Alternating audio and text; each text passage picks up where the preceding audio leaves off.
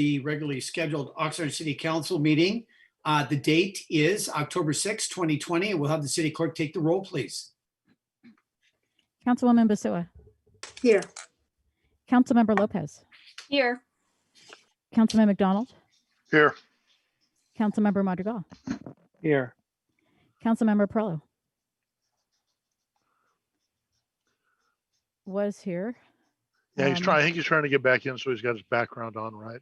Okay, I'll come back to him. Mayor Pro Tem Ramirez. I'm here. Mayor Flynn.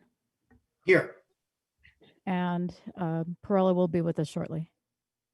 All right, the city council will be entering closed session, and I have a statement to read prior to entering closed session. The city council will recess to a closed session pursuant to Government Code Section 54956.9D1 to confer with its attorneys. The title of litigation being discussed is James Langford versus City of Oxnard. And Madame City Clerk, just very quickly, I don't believe we have any public speakers on this item. Is that correct? Correct, not for closed session. The appointment item. Very well. We'll recess now to closed session. And the city council has an appointment item at 5 o'clock in 20 minutes. I'm sorry for the delay. Thank you.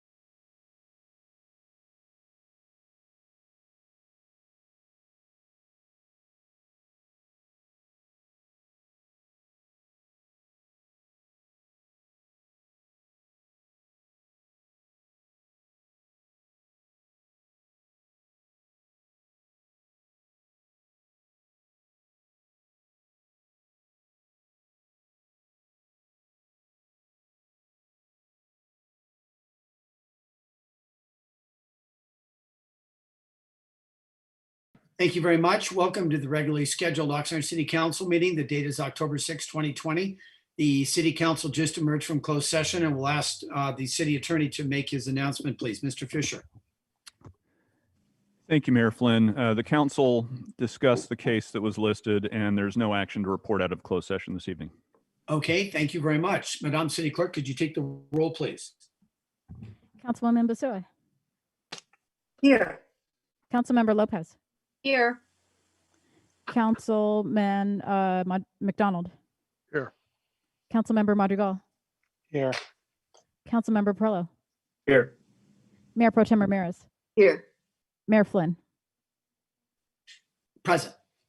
Mayor, we have a quorum. The agenda for this meeting was posted in the City Hall kiosk on Thursday, September 24th, with an amendment posted on Monday, September 28th. Okay, very well. And now we'll be going into the opening ceremonies. And the tradition is in the City Council that after a pledge to the nation, there will be a brief moment of silence. Are there any requests by members of the council for the brief moment of silence, please? I have one. Mayor Pro Tem. It just simply remembering that over 210,000 people who died in our country of COVID. Thank you very much. All rise, please. And Council Member Lopez, could you lead us in the pledge, please? Yes, please join in the pledge by placing your hand over your heart. Ready, begin. I pledge allegiance to the flag of the United States of America and to the republic for which it stands, one nation, under God, indivisible, with liberty and justice for all.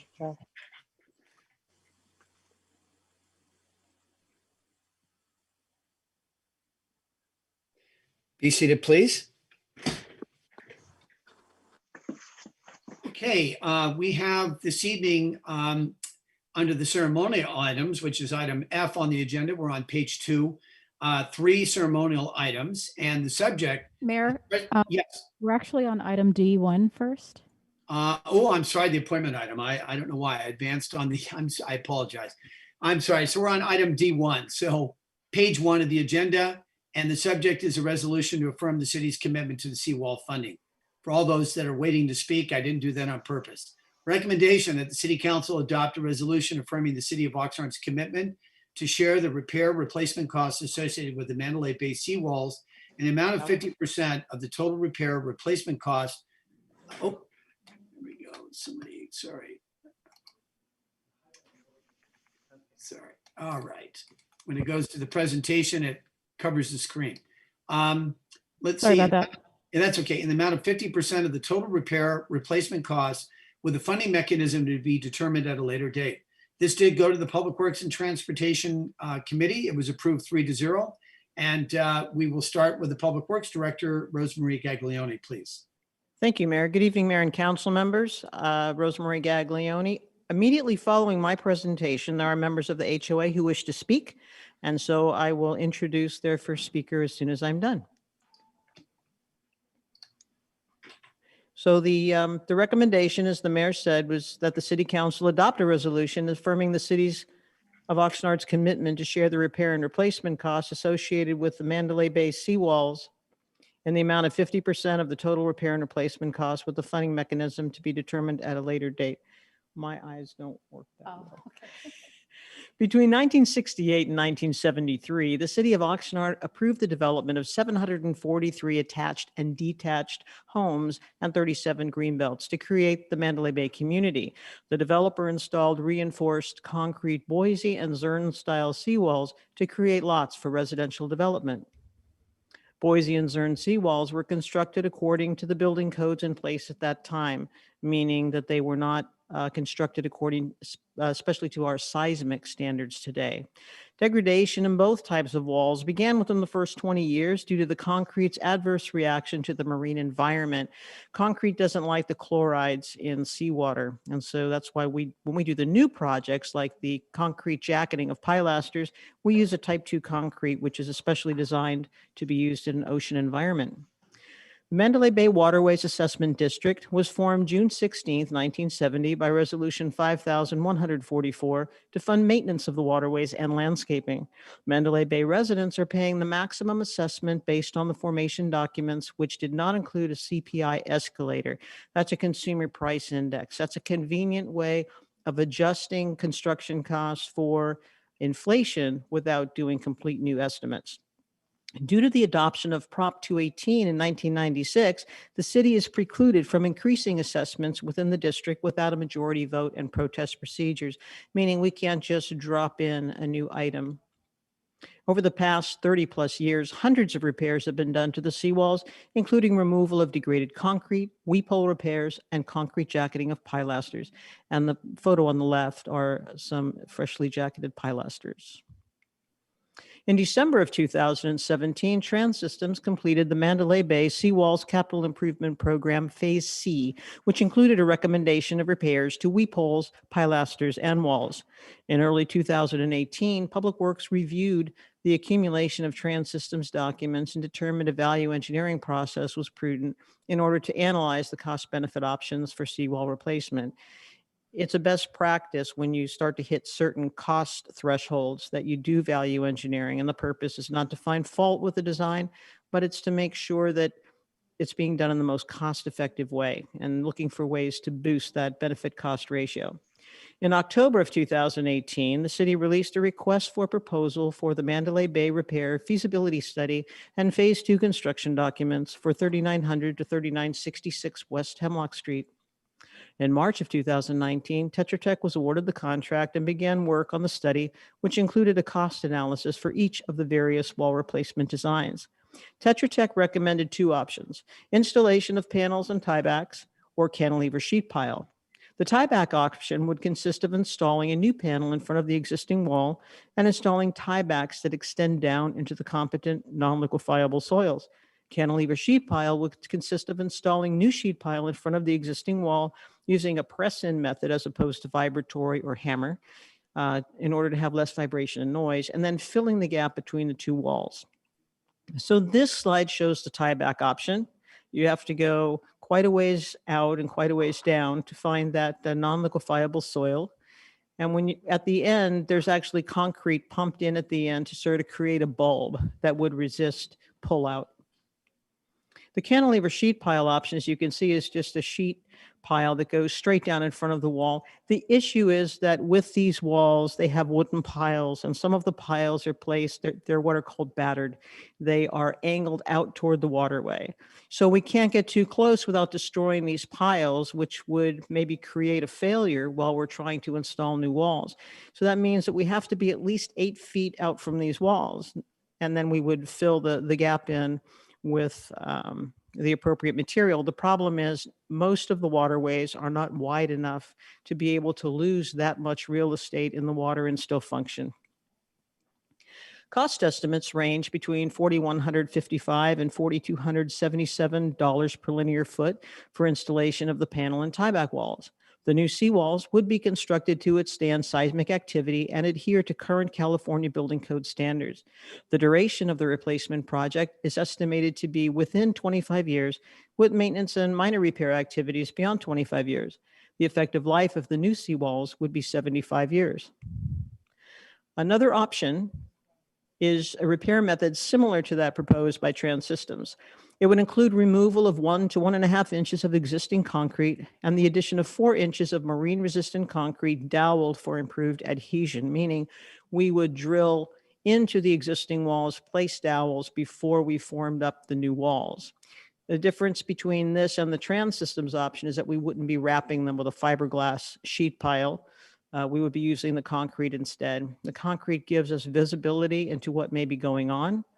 And there aren't that many manufacturers of this fiberglass sheet pile material, so this would be a way to keep costs down. It would be non-structural to slow the deterioration. The effective life of repairs would be approximately 20 years. It may last longer, but 20 years is reasonable to assume. The seawalls would be monitored for any sign of movement. If they begin to move, then one of these replacement options would be necessary. Stakeholders, including city staff, residents, and consultants, have been meeting over the last 3 years to discuss replacement and funding options. Residents are working to engage their neighbors to form a bonded community facilities district, or CFD, to fund 50% of the obligation, with the city funding the other 50%. The city will continue to pay 50% of ongoing repair costs as funds are available through the Mandalay Bay Waterways Assessment District. Through annual meetings, person-to-person coordination, and engagement, consultants will work to survey registered voters on approval of the CFD. Approval of this resolution affirms the City Council's commitment to fund 50% of the seawall replacement costs. Overall estimates for the project are approximately $200 million adjusted for inflation, 100 of which would be borne by the city. Funds will be allocated when a funding method is determined. That concludes my presentation. And Mr. Mayor, would you like to ask any questions of me first, or would you like me to bring Debbie Mitchell on at this time? I think Debbie Mitchell will go with her first, please. Can we Great. ask a technical question first, Mayor, please? Actually, if there's a clarification, Councilman Perrello, one of the things we want to make sure we do, because we do have a number of speakers, one of the things we want to make sure we do is stay within the council members' realm of question asking. So is there something that was just Yes. presented that you're not clear about? Yes, and I want the public to totally understand. Ms. Gaglione, can you Yeah. please explain that there would not be enough distance if we separated the wall by turning the area that we would lose, and the why? It's because of the boats being able to turn? Yes. So Can you please explain that? when we look at putting the cantilever sheet pile, we need 8 to 10 feet between the existing wall and the new wall. That's 8 to 10 feet lost, plus it's 2 to 3 feet in width for the sheet pile. And so you're effectively taking 12, 13 feet from either side of a waterway. Some of these waterways then would be so narrow that, it wouldn't be convenient to have a dock. If people on both sides want to have a dock and a boat and be able to move it all, that probably wouldn't happen. Thank you very much. I appreciate it, Mayor. Thank you. I think it helps the public. Thank you. Thank you very much. So now, Go ahead. Debbie Mitchell is waiting in the wings to present for the HOA. Thank you. Debbie Mitchell, please. Hi, good afternoon. Can you hear me okay? Yes. Okay. Good afternoon, and thank you for hearing us. My name is Debbie Mitchell. I'm Vice President of Channel Islands Waterfront Homeowners Association, representing over 743 homeowners in Mandalay Bay, also known as Special District Waterways 1. At the Public Works and Transportation meeting on 7/28/20, we objected to the concept of tying the 50-50 split to the formation of a CFD because that would have placed us in a position of potentially changing nothing for years in the event of turnover within the city staff or additional unforeseen circumstances like those we've seen for decades. I want to begin by acknowledging the financial condition of the city, the county, the state, the country, and to commend council and staff on an amazing job through this most challenging time. I intend to give you background on Mandalay that is not a part of the staff report to give you a broader view from homeowners and residents' perspectives that there have been many meeting with the city for decades through staff and council turnovers, through economic swings in all directions, although 2020 does win for extremes. Next slide, please. The city owns the seawalls. There are many homeowners who feel that the city owns the seawalls and that therefore they are responsible for them. There are many homeowners that feel if the city is incapable of footing the expense and the needs for work on the seawalls, that the city should first take the responsibility for ignoring decades of doing nothing about addressing the problem and approach the homeowners with a plan for partnership that both mitigates the expense of the delay and exhibits a working relationship based on transparency and a voice at the table. This is a huge capital improvement project, and the funding and planning delays have exponentially multiplied the current investment requirement. Next slide. The assessment district was formed in 1972. The original documents stated that the city would levy a special assessment each tax year to pay for such expenses, and portions of which that must be paid by the district. So if they never increased the assessment, they must be approving a sufficient levy. Next slide, please. So that you understand the reticence of the homeowners,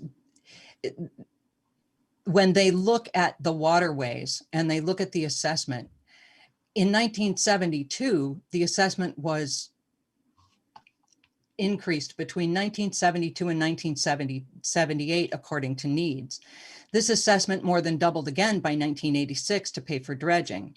This assessment more than doubled again by 1993.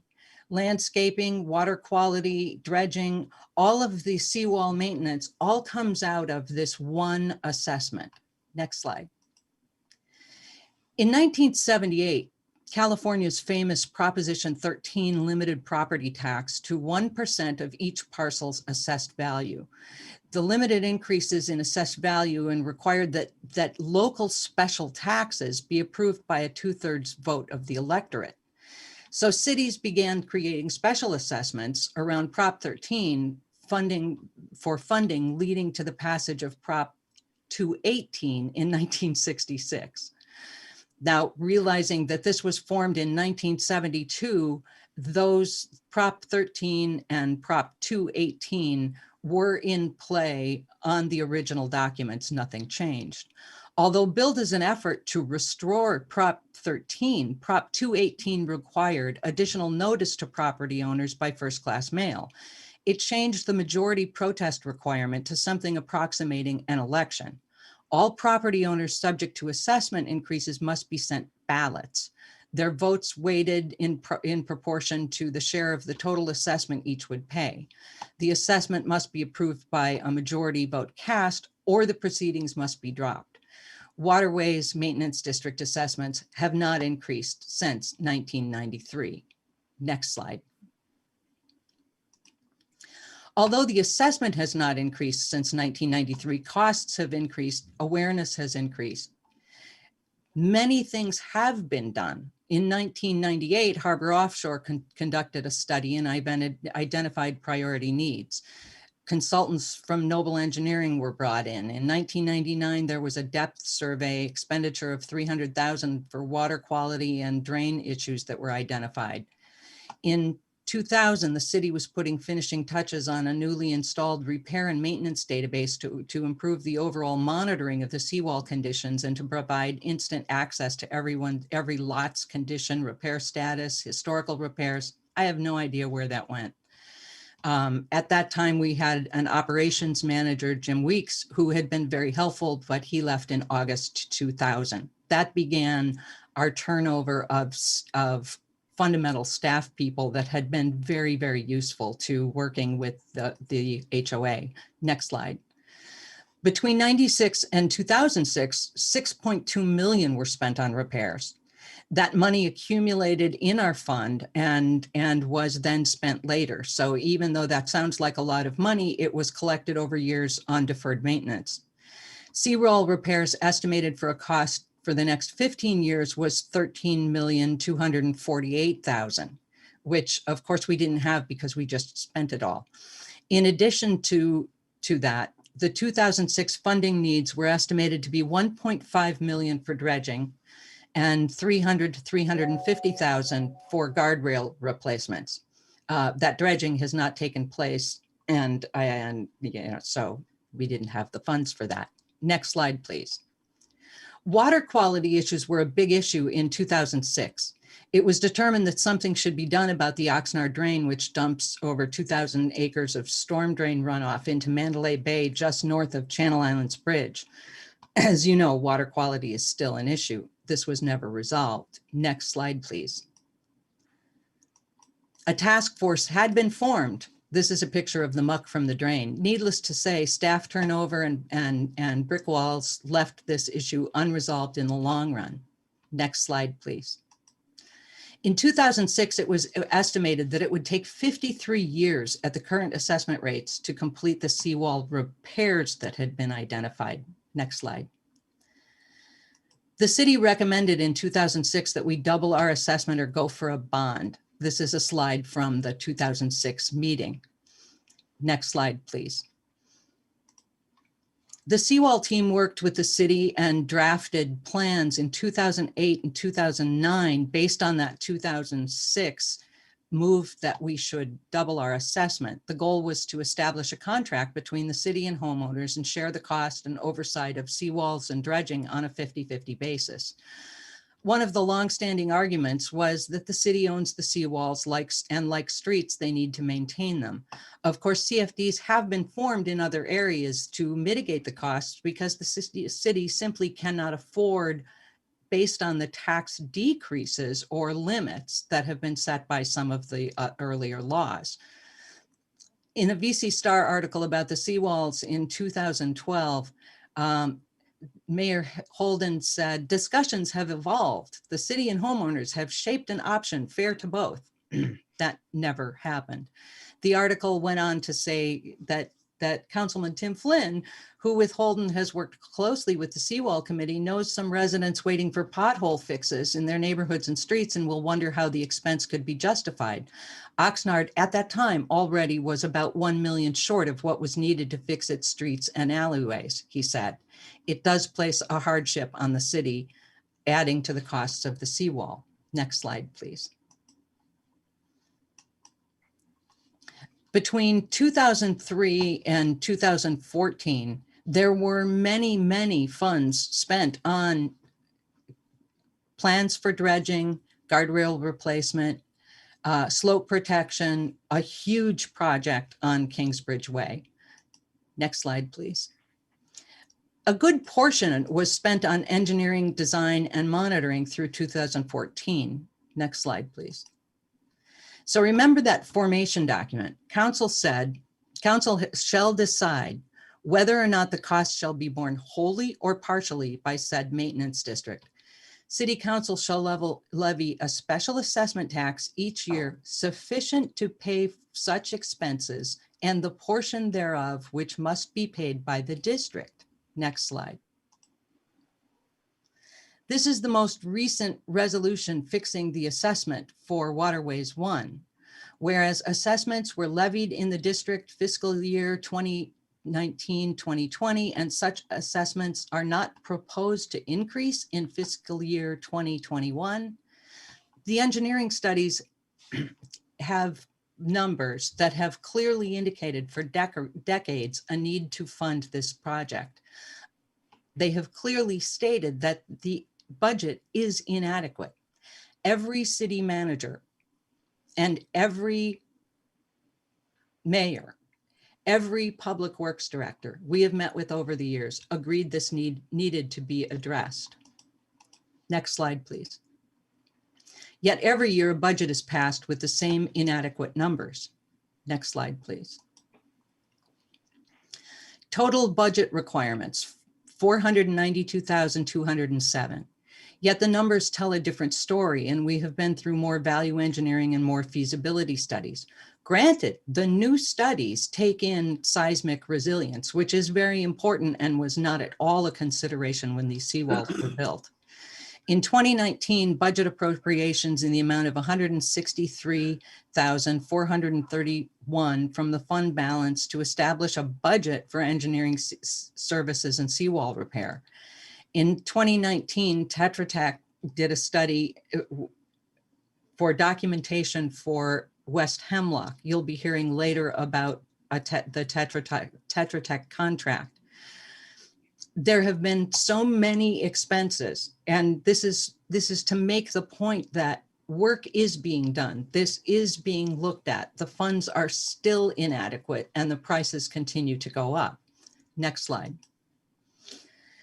Our HOA has been meeting with the city for decades regarding the resources needed to address seawalls, water quality, dredging, landscaping, and methods and processes for increasing funding.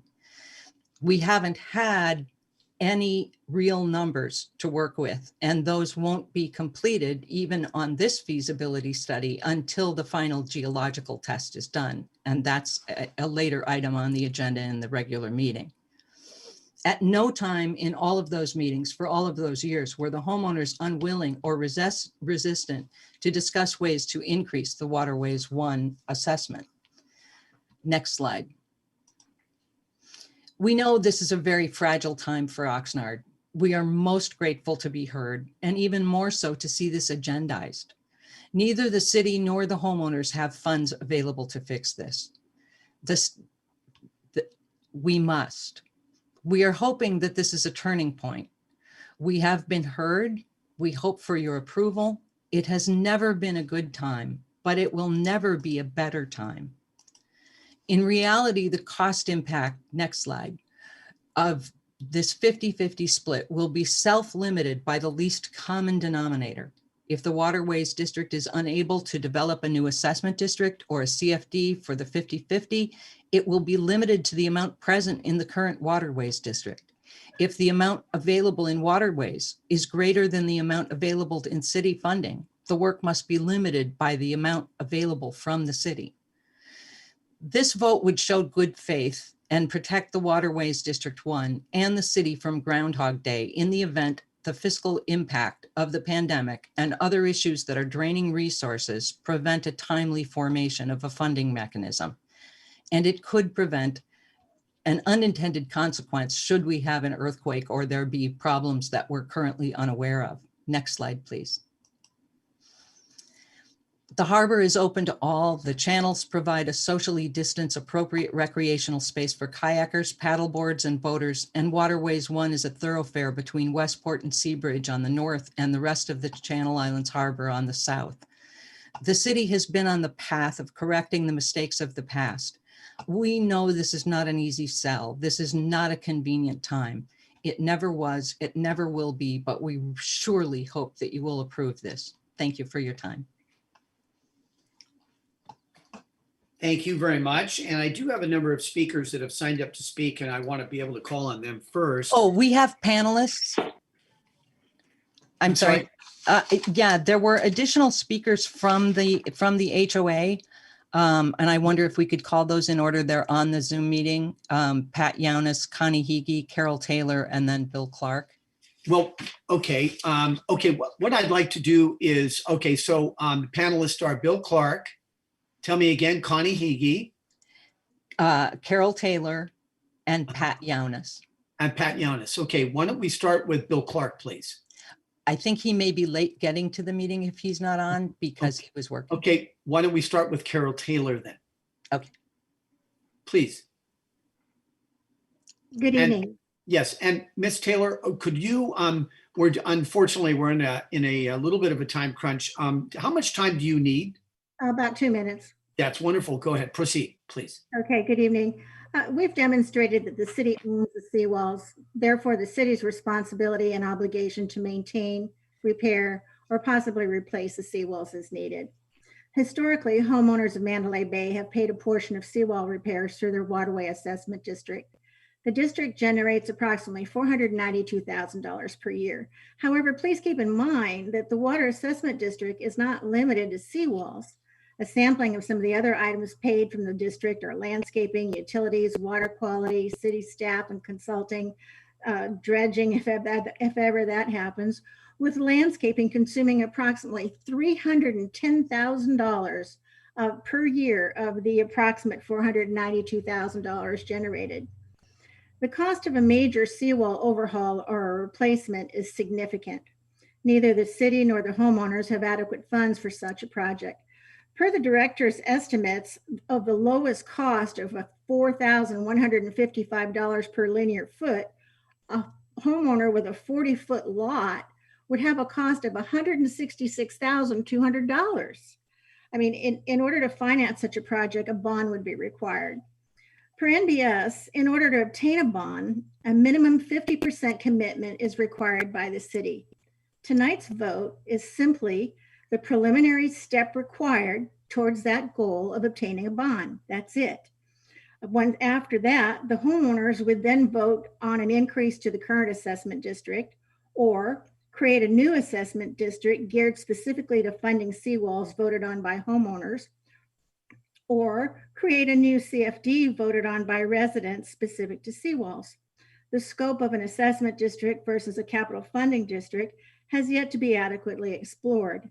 But at that time, the value of public versus private benefit will be calculated with corresponding proportionate allocations shared by both homeowners and the city. The city needs to commit to the partnership with the homeowners to work towards creating an effective and viable funding mechanism and move forward with its responsibilities to adequately monitor, maintain, repair, and possibly replace aging seawalls. Ongoing delays and procrastinations are not an acceptable strategy. The vote must happen in order to move forward with the preliminary steps for the partnership in obtaining a bond and the city's obligation to meet the needs of the aging seawalls. I sometimes joke that the channels are really the alleys behind our homes. So anyhow, we need your help on this and we really appreciate it. Thank you. Thank you very much. The next speaker is Connie Heege, please. Mayor, I think she was having some trouble joining. I did resend her the link, but if you want to move on to a different speaker. Yes. And Bill Clark, is he present? So Bill Clark is not present. Carol Taylor just spoke. Connie Heege's having problems. And the last, let's see, Jim Cowell. Was he also, Ms. Mitchell, was Jim Cowell on the panel? Bill Clark just joined. Okay, how about if we go with Bill Clark? Dr. Clark, please. He needs to unmute. Mayor, can you hear me? Yes, I can. Yes, Mayor, City Council Mayor, my name is Bill Clark, and I'm the president of the Channel Islands Homeowners Association. I come before you tonight to support the resolution to evenly divide the cost of the seawall repair and replacement between the city and the homeowners. As you are well aware, the Homeowners Association and the city has been working on this issue for almost 20 years. This resolution is a major step in the right direction towards a final solution to this long-standing problem. Unfortunately, ever since the state of California changed the laws that governed the fundings of assessment districts in the early 1990s, none of the leaders before us have been willing to address the funding of the seawall repairs. This is not a popular subject, but one that needs stout leadership to bring about a final resolution. The degradation of the seawalls does not stop for pandemics, elections, or economic downturns. A healthy, vibrant harbor is important to the reputation and economic future of all of Oxnard. While the city took over ownership of the seawalls soon after the development was completed in the early 1970s, the homeowners have always understood that we need to be active participants in assuring that together we maintain the integrity of the walls. The passage of this resolution will empower the Homeowners Association to go before the homeowners to prove to them that City Council understands the problem, the council understands the responsibility, and the council is a willing partner in this project. Without this resolution, it will be almost impossible for us to get the homeowners' approval for a new assessment district to fund the repairs. While there are those who would argue that the homeowners are the primary beneficiaries of this project, it is ultimately the city of Oxnard who is responsible for these seawalls. The city of Oxnard owns the seawalls, and it's up to the city of Oxnard to maintain them. The seawalls do not just hold back dirt, they support homes and they support decks. People live in those homes, children play on those decks. A collapse of the seawall could lead to a serious injury and worst case, someone's death. A collapse of a portion of the seawalls will not only compromise the adjacent homes, but will lead to a loss of property values throughout the harbor.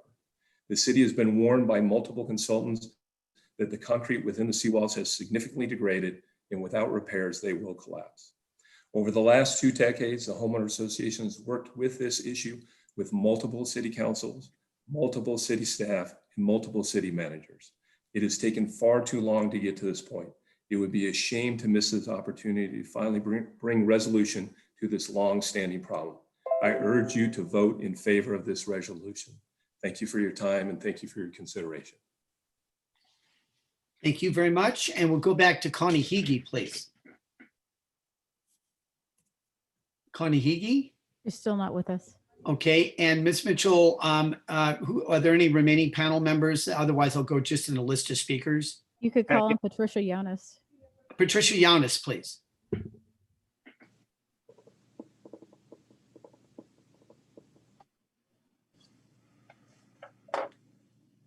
Patricia Yanis? Okay, why don't we go then with We're I'm just waiting here. her to unmute. There she goes. Oh, There- okay, there we go. Thank you. Good evening, Honorable Mayor, council members, Mr. Noonian, staff members, and members of the public. My name is Patricia Eunice, and my husband and I are residents of Mandalay Bay. I'm here to give some lingering thoughts that many people may have. The short and the sweet, the bottom line of who owns the seawall, the seawalls. The city owns the seawalls, just like it owns the public parks and the streets. As we all know, over the last 18 or so years, the city has vacillated on seawall ownership. It seems that, like to us, that when it was beneficial to the city, it owned the seawall, but when it was not beneficial, the seawalls belonged to property owners. There have been lawyers and lawsuits over this, but in truth, it's all very, very simple. Anyone can go to the county surveyor's office and pull up the track maps for Mandalay Bay. There are 6 of them. Track maps are the plans created by a developer who is proposing a project on or development on raw land. They show what is to be built and where. They show the public areas and they show the private areas. Track maps are created in 2 tiers, tentative and final. They take a long time to process and have tremendous scrutiny. They are processed through the city and in certain cases through the county. When completed, they are signed as approved by the developer, the registered engineer who created the map. And guess what? There's no you can't self-process these. The county tax collector and the treasurer, the city tax collector and treasurer, the city engineer, and then the city planning commission, and ultimately the city council.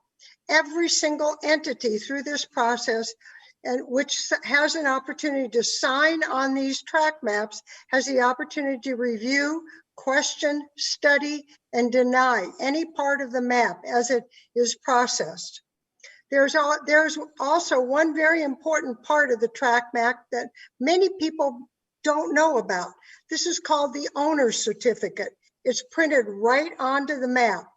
Among other statements, the owner's certificate states specifically the areas to be dedicated for public use, i.e. the city. Public use means those areas will become assets to the city upon completion. In the case of Mandalay Bay, these are clearly identified as the streets, the parks, the roads, and the channels. Interestingly and importantly, included on the owner's certificates on each Mandalay Bay track map is a statement regarding easements over the public area channels given to every property owner adjacent to that area to construct docks, gangways, and decks. In every case, the city council in writing accepted these track maps as described and dedicated, thereby accepting the streets and the parks and the parking areas and the seawalls and the water in the channels. By its own hand, the city of Oxnard accepted the developer's dedication to the city of Oxnard, the city and channels within Mandalay Bay. And this is where we are today. It is truly, they are truly the city's asset, but the homeowners are anxious to participate. Thank you very much for your time and attention. Vote yes. Thank you very much. Okay, why don't we go to the top of the list and just make sure I get through So we everyone. have Connie Hagee on now. Connie's now on. Okay, Connie. Great, thank you so much, and apologize for the technical challenges here. First, I want to thank you for your review and consideration of the resolution to affirm the city's commitment to seawall funding, which I encourage you to approve. However, I would like to bring a few concerns to your attention regarding statements made in the document D1. First of all, on pages 8, 9, and 11, the document states that city staff and others have been meeting with residents from Channel Islands HOA over the last 3 years to discuss funding methodologies for the repair and replacement of the seawalls. Representatives from the HOA board, the HOA communications team, and the Seawall committee have met with the city. However, on these discussions, at least in my opinion, were more in the format of a focus group rather than a meeting, where the city representatives presented unvetted solutions and unrealistic financing options. All of the information was in draft form with many unknowns, and nothing was presented in a form that could be shared with other residents. Page 11, the committee outcomes section states the Public Works and Transportation Committee voted 3-0 on July 28th to approve the staff recommendations with one change, which was striking the CFD formation requirement. However, the reference to forming a CFD continues to be stated twice on page 75. These references need to be revised, I think. Page 12, in the finance impact section, I'm wondering what is intended by the word final in the following sentence, which is, while approval of this resolution affirms the City Council's commitment to 50% of the final seawall obligations, there is no immediate financial impact. So I wasn't sure what was meant by the word final there. Also on page 12 in the financial impact section, there's a sentence that states, Public Works continues to seek grant funding to offset the city's financial obligation to the seawall replacements. If grants are obtained, these funds should offset the total cost, with the remaining expenses divided appropriately between the city and the residents, not just the city's financial obligation. Next, the sections in the document that describe the tieback method for seawall replacement do not provide information as to how much space will be lost in the channels for this method. It is stated that 8 feet per wall would be lost using the cantilever method, but no information of the losses covered for the tieback method.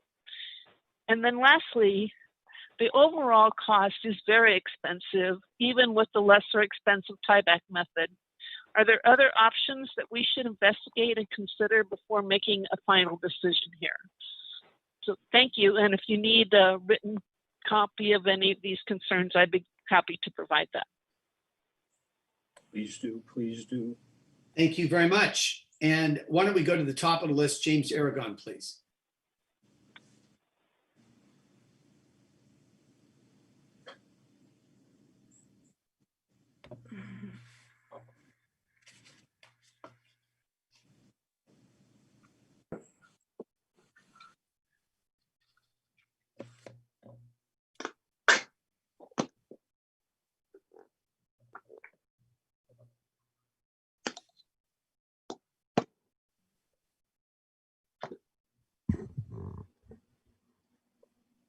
Hi, James. You have 3 minutes to speak on the seawalls item, beginning now.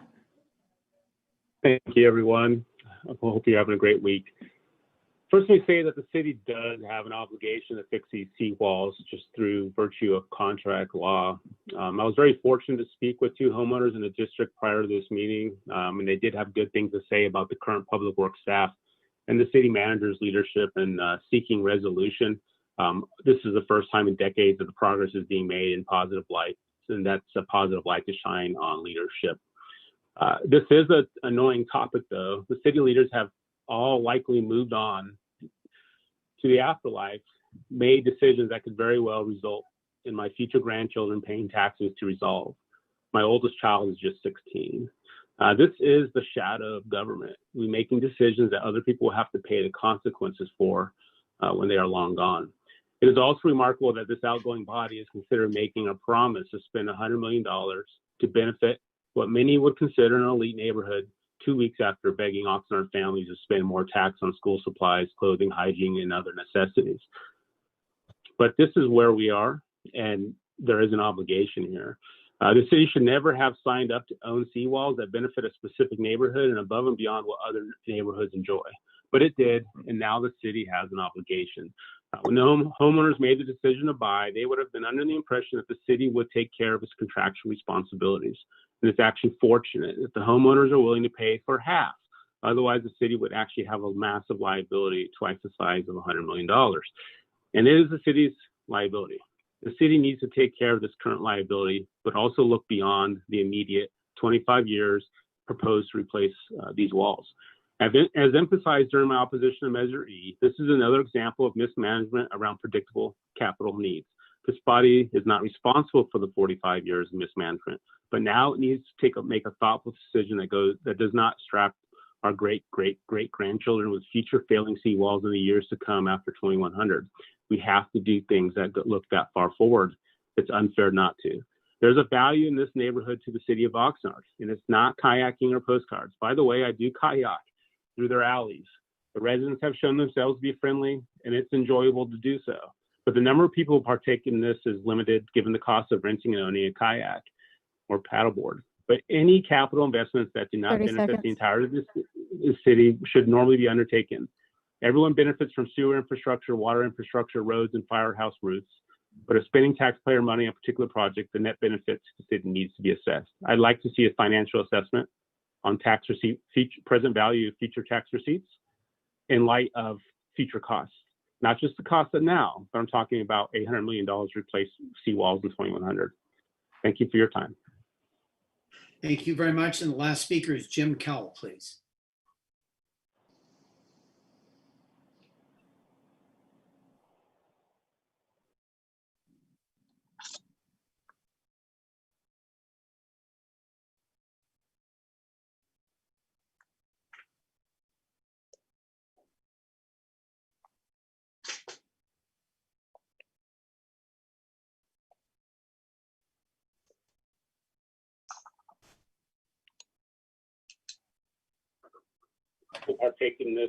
Hi, Jim.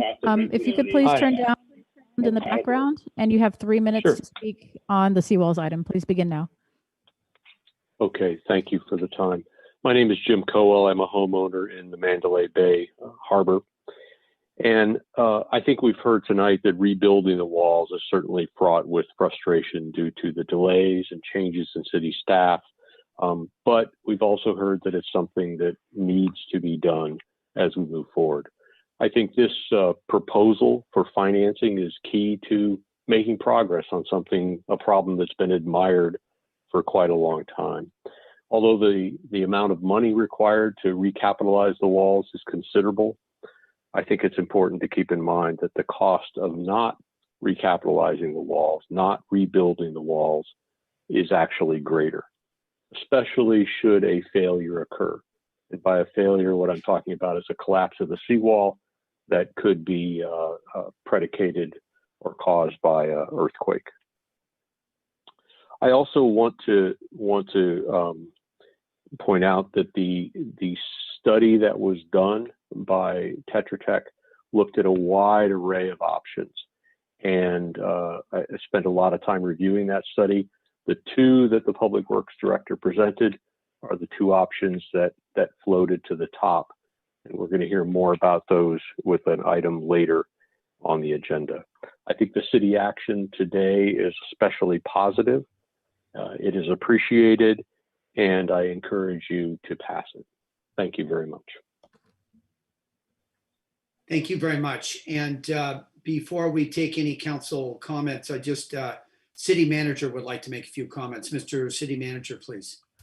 Thank you, Mr. Mayor. Obviously, with the long history that Ms. Mitchell provided at the beginning of the public comments, should be more than enough for us to understand the context mixed with the frustration and the realities. As to one of the public speakers discussing bad decision-making in the past, what I have to say about that is it's really difficult to go back that far and understand what the set of circumstances were back then, also what the codes were relative to seismic safety. Obviously, they weren't existent back that far. So no one has a crystal ball when they're making these sorts of decisions. So I think what we're confronted with today is what it is, and we just need to move forward. In terms of the expense and the cost going into the out years, that actually makes sense when you're looking at a capital project such as this. It should be paid for across generations into the future, because they're the ones who will also be benefiting from the expense that we incur today in order to make these kind of fixes. So whether it's the seawalls or roads or bridges or tunnels, all these things should be paid for cross-generational, multi-generationally. It shouldn't be burdened by only the generation of the present. And then finally, I just want to say that I insisted on having this item come before the council for formal action, because in the time that I've been here, I've heard both from the residents and from some city staff that my predecessor made this commitment publicly. And my only concern with that is, as a city manager, you don't have the authority to make the commitment. You only have the authority to commit that you will recommend it to the city council, which is what I am doing tonight. But it is important, in my opinion, which is why we're making the recommendation, is to make this commitment formal so that we can actually proceed and get on to the business of fixing the seawalls. Thank you. Thank you very much. And what I'd like to do, just is let the council know we have 7 minutes to go to the regular part of the meeting. And I don't see any hands raised here. Mr. Councilman Perello, you're the chairman of this Public Works Committee. I'll just ask you to make any comments that you would like to make. First off, as distasteful as the price is, this has to be done, ladies and gentlemen. The speakers have mentioned it. The city manager mentioned it. I want to thank the Channel Islands Homeowners Association that have been speaking up. Mitchell, Taylor, Clark, Yanos, and Hagee. And again, Hagee, please, the notes that you have, please share them with the council and the city. This is something that in the past, we didn't know about the earthquake. We didn't know about the rules at the road. We can go back and look, but you have to deal with the here and now. And the here and now are, this needs to be addressed. And this is the best that we have at the present time. And I would, if no other comments, I would make the motion to support this. I have a comment. Mayor Pro Tem. Thank you. Just very quickly, I want to thank the homeowners for their patience and cooperation, and thank the city manager for fashioning this proposal, this agreement. And I think there's a lot of lessons to be learned here for future council people everywhere. We didn't know what we didn't know, apparently, back when. I consider the city an organic whole, and I know that people are going to say what we just heard a little bit of, why this particular area of the city getting the attention. But when one part of the city doesn't get the attention, everybody ultimately suffers because of our obligations. So I totally support this. And I think we have to try to make it work before much more time passes. So I'll do the second, if you don't mind. Thank you. Thank you. Thank you very much. Any further comments by members of the council? So I'd just like to make a concluding remark before we take our vote here and do that so publicly. I've been involved in this issue since I was first elected to the city council in 2004. And I'll say that there was a common denominator from 2004 until 2020, money, and large amounts of money. And the reason why this was not acted on earlier is because of the money. And I would just say that it goes back even further than the last city manager making a commitment. There was tacit commitments made by previous members of the city council, without me being specific, about a 50-50 split, which was advocated actually by, I believe, the homeowners group from the very inception of this. I think this is a fair compromise. It is a difficult pill to swallow, not only for the city, but certainly for the homeowners. And so I just want to commend the city manager for finally bringing it forward. And I asked that it be brought forward first to the committee. It was brought forward to the committee. And now we're taking that final vote tonight. So let's go ahead and take the vote. Madam City Clerk, we have a motion by Committee Chair and Councilman Perello, and a second by Mayor Pro Tem Ramirez. Mayor Pro Tem Ramirez, Yes. Councilwoman Basua, Yes. Councilmember Perrello, Yes. Councilmember Madrigal, Yes. Mayor Flynn, Aye. Councilman McDonald, Aye. Councilmember Lopez. Yes. The motion carries 7-0. Very well. So it's excellent that we're on time. I will have an announcement because of the amount of speakers and the agenda, the size of the agenda. Once the meeting starts, we have 3 minutes. We'll take a 3-minute break until 6 p.m., please.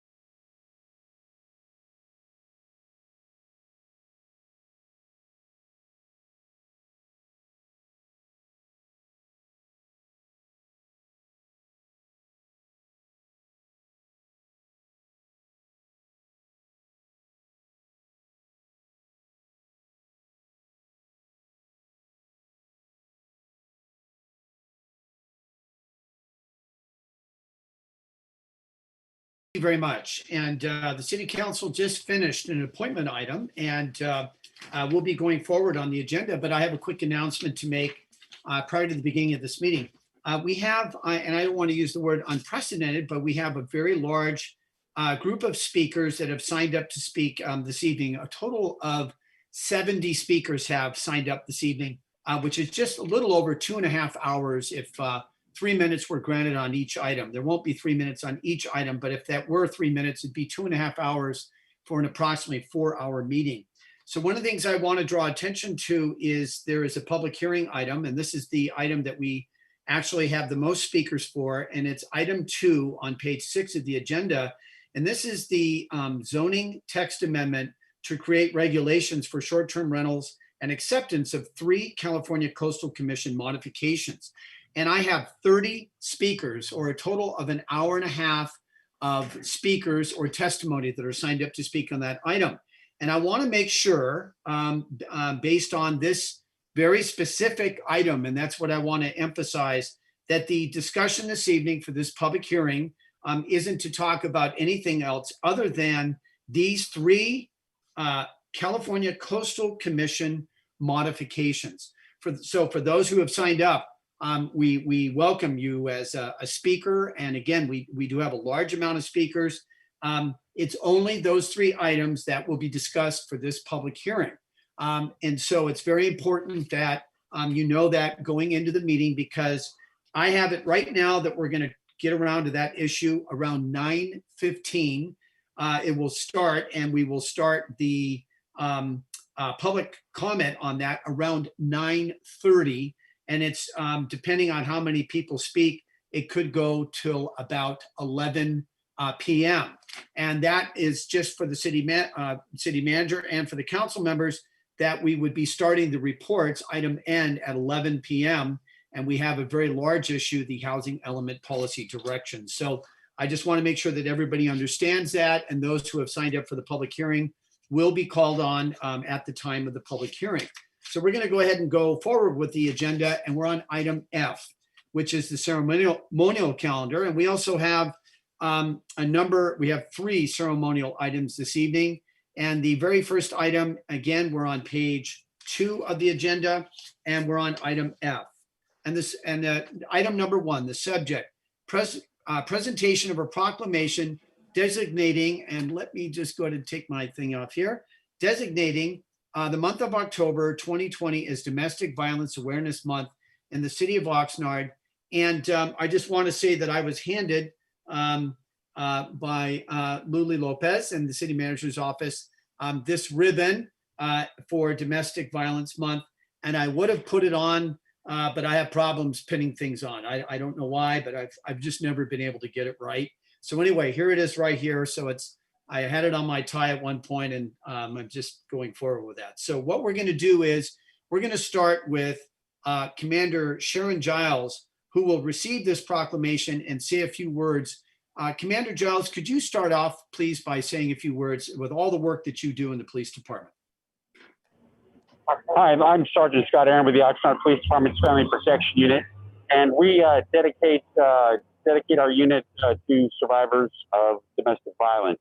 And we want to send a message out that there's hope and there's help out there, partnering with partner agencies like the Seroptimist that donated the funds for the banner that hangs across C Street, as well as the Family Justice Center, Interface, Coalition, and I can't pronounce it. And Líderes Campesinas, who have come out here, and we have representatives from each of the partner agencies out here that help us not only with the prosecution but in victim advocacy. Hey, thank you very much. Oh my goodness! Wow! Wow! Thank you very much. Thank you very much. Wow. So we want to make sure we see everyone, and we are seeing everyone if they can hear us. There we go. Wonderful. Wow. Very well. Thank you very much. Commander Giles, would you like to make any comments? Hi, Mayor. For everyone out there, I'm Commander Giles. I am the commander over the Investigation Bureau for the Oxnard Police Department, and Sergeant Aaron works for me. I'm very proud of the Family Protection Unit at Oxnard PD. We are very proactive in our engagement with the community. Oxnard, the city of Oxnard, just so the public knows, is that we have a family protection unit that specializes in violence, sexual assault, domestic violence. missing persons, elder abuse. And it's a special wing in the police department where all of these victims of these crimes can come through this department and this unit. And they're treated with great respect. And we appreciate all the partnerships that we have here today. We couldn't do our job without all these people and all of these organizations. And we're very grateful for that. And we're grateful to the city of Oxnard for giving us the opportunity to have this specialized unit. Thank you very much. And now we can see everyone. So we want to thank everyone and that's there, and Commander Giles and all of you for acknowledging all your hard work. And we just want to say to you that we all see you here on the camera. Okay. All right, great. All right. We can wave to you too. So this proclamation, Domestic Violence Awareness Month, whereas October is designated as Domestic Violence Awareness Month, and whereas domestic violence is a crime which affects all races, cultures, and social demographics and has a profound impact on the family and community, whereas children that grew up in violent homes are believed to be abused and neglected at a higher rate than the national average, and whereas only a coordinated community effort will put a stop to this atrocious crime. Domestic Violence Awareness Month provides an excellent opportunity for residents to learn more about preventing domestic violence and to show support for numerous organizations and individuals who provide critical advocacy services and assistance to victims. We recognize the survivors and victims of abuse whose courage inspires us. We recommit to offering a helping hand to those most in need, and we remind them that we are not alone. We must continue to stand alongside advocates, victim service providers, law enforcement, and our criminal justice system as they hold offenders accountable and provide care and support to survivors during the darkest moments of their life. Whereas the City of Oxnard Police Department urge all of its residents to take a stand against domestic violence by raising awareness about the issue and resources available to victims seeking to escape abuse. And whereas we will continue our efforts to end violence in our homes, schools, and communities, therefore I, Tim Flynn, Mayor of the City of Oxnard, do hereby proclaim Domestic Violence Awareness Month in the City of Oxnard and encourage all residents to participate in programs and outreach efforts aimed towards educating and supporting those who are victims of domestic violence. Thank you very much. Thank you. If we could have everyone wave there. Could you all wave? I hope you can hear us. Can you all wave? Thank you very much. There, good, great. You can all hear us. Thank you for your hard work, all of you. Thank you so much. Thank you. Have a nice evening. Thank you. Thank you. Thank you. And now we will transition to item 2 under the ceremonial calendar. The subject, presentation of a proclamation designating the week of October 4th through the 10th, 2020 as Code Enforcement Officer Appreciation Week. And we're actually, before we issue this proclamation, we'll call on Roger Brooks, the Code Compliance Manager, and he will be also accepting the proclamation. Mr. Brooks. Thank you, Mayor Pro Tem, Council, and City staff. I'd like to share, I'm happy to be here and to share some of the accomplishments of our Code Compliance Unit this year. We are comprised of 2 admin staff and 8 field inspectors, which consist of 1 senior inspector, 4 general case inspectors, 2 CDBG inspectors, and 1 Safe Home, Safe Families inspector. All of our inspectors completed their certification this year, are now state certified code enforcement officers. Yearly, we complete about 4,000 cases per year, resulting in about 12,000 inspections. We are very lucky and successful as we have about an 80% case completion rate within 30 days of the case starting, voluntary compliance. We have about 1,200 residential units in the Safe Home, Safe Families repeat offender program that we're improving those homes for. We also were very successful this year in obtaining a receivership on 2 downtown blighted properties. So we really look forward to seeing those properties improved in the near future. One of the curveballs we were thrown this year was the COVID-19 epidemic. So, I mean, we have police, fire, and medical who do their job excellent every day, but they are tasked and they're pretty full. So as a Swiss Army knife of the city, code compliance was looked at to handle the COVID-19 issues. With that, as ambassadors for the county, we've conducted over 2,000 inspections at businesses that were registered, ensuring that they're following protocols and procedures required by the county. In addition to that, we've visited 1,000 businesses due to complaints received, and we've been 100% effective in getting voluntary compliance with those complaints. So COVID-19 alone has added 3,000 inspections for us this year. So we are thankful for the proclamation. Thank you for the appreciation. It's been a tough year, but we will continue to always seek voluntary compliance and making the city a safer place to live and work. Thank you. Thank you very much. And I will read this proclamation now. It's Code Enforcement Officer Appreciation Week, October 4th through the 10th. Whereas the state of California has proclaimed the second week of October as Code Enforcement Officer Appreciation Week. And whereas code enforcement officers provide for safety, health, and welfare of the residents of Oxnard through the enforcement of local, state, and federal laws and ordinances dealing with various issues of building, zoning, housing, environmental health, and life and safety. And whereas code enforcement officers have challenging and demanding roles and often do not receive recognition for the job they do in improving quality of life for residents and businesses of local communities. And whereas the role of many code enforcement officers has expanded in recent years, with jurisdictions increasingly relying on their expertise and guidance. Whereas code enforcement officers' duties have been instrumental during the COVID-19 pandemic and have met and surpassed the expectations placed upon them in support of Oxnard businesses. Whereas code enforcement officers are dedicated, highly qualified, and highly trained professionals who share the goals of preventing neighborhood deterioration, enhancing communities, ensuring safety, preserving property values through knowledge, training, and application of housing, zoning, and nuisance laws.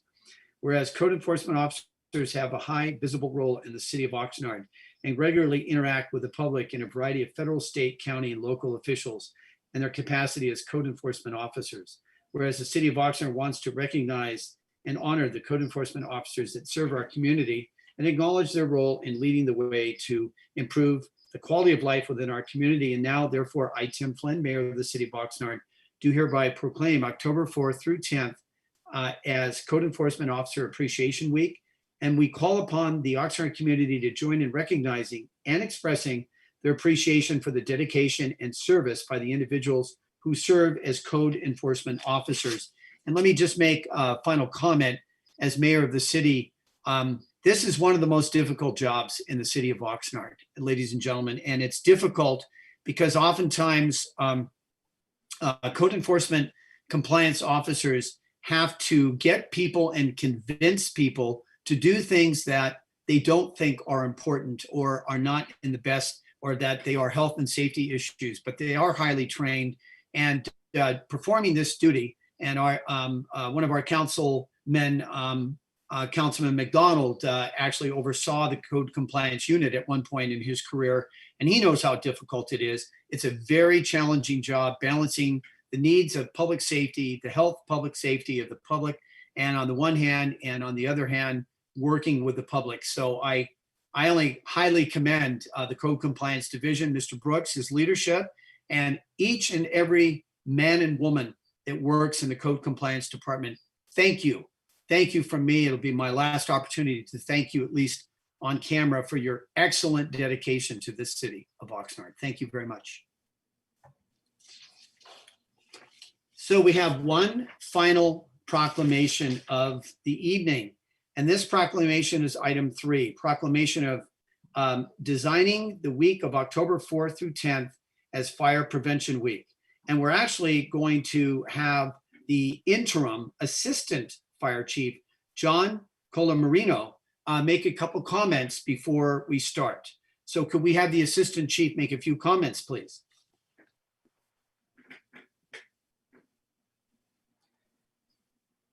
Good evening, Mayor Pro Tem, members of the council and city staff. Thank you for having us here tonight. We appreciate your help in designating that week as Fire Prevention Week. So everybody understands the primary mission of the Oxnard Fire Department, of any fire department, is actually fire prevention. It's not that it doesn't get the most glory, it doesn't have the most flash, but it is by far the most important mission that we take part in. In the United States is actually has the highest rate of fire deaths in the home of any developed country in the world. And with that in mind, this year, the Oxnard Fire Department is choosing to focus our efforts on fire prevention in the home. And we're going to be focusing on that through an aggressive social media campaign. We can't actually go into people's homes and do fire prevention inspections, but with help, hopefully with designating this week as Fire Prevention Week and through our aggressive social media campaigns, we can make a difference and lower the rate of residential structure fires in our city, and in turn, keep our residents that much safer. Thank you. Thank you very much. And I'd like to read this proclamation now. Whereas the city of Oxnard is committed to ensuring the safety and security of those living in and visiting our city. Whereas fire is a serious public safety concern both locally and nationally, and homes are the locations where people are at greatest risk from fire. Home fires killed 2,720 people in the United States in 2018, according to the National Fire Protection Association, otherwise known as NFPA. And fire departments in the United States responded to 363,000 home fires.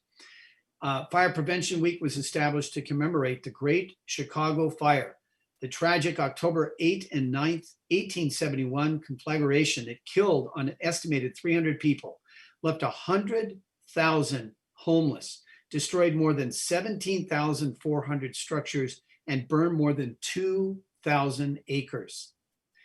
The 2020 Fire Prevention Week theme, Serve Up Fire Safety in the Kitchen, effectively serves to remind us to focus on cooking safely and preventing kitchen fires at home, whereas working smoke alarms cut the risk of dying in home fires in half. 3 out of 5 home fire deaths result from fires in properties without working smoke alarms, usually because batteries are missing, disconnected, or dead.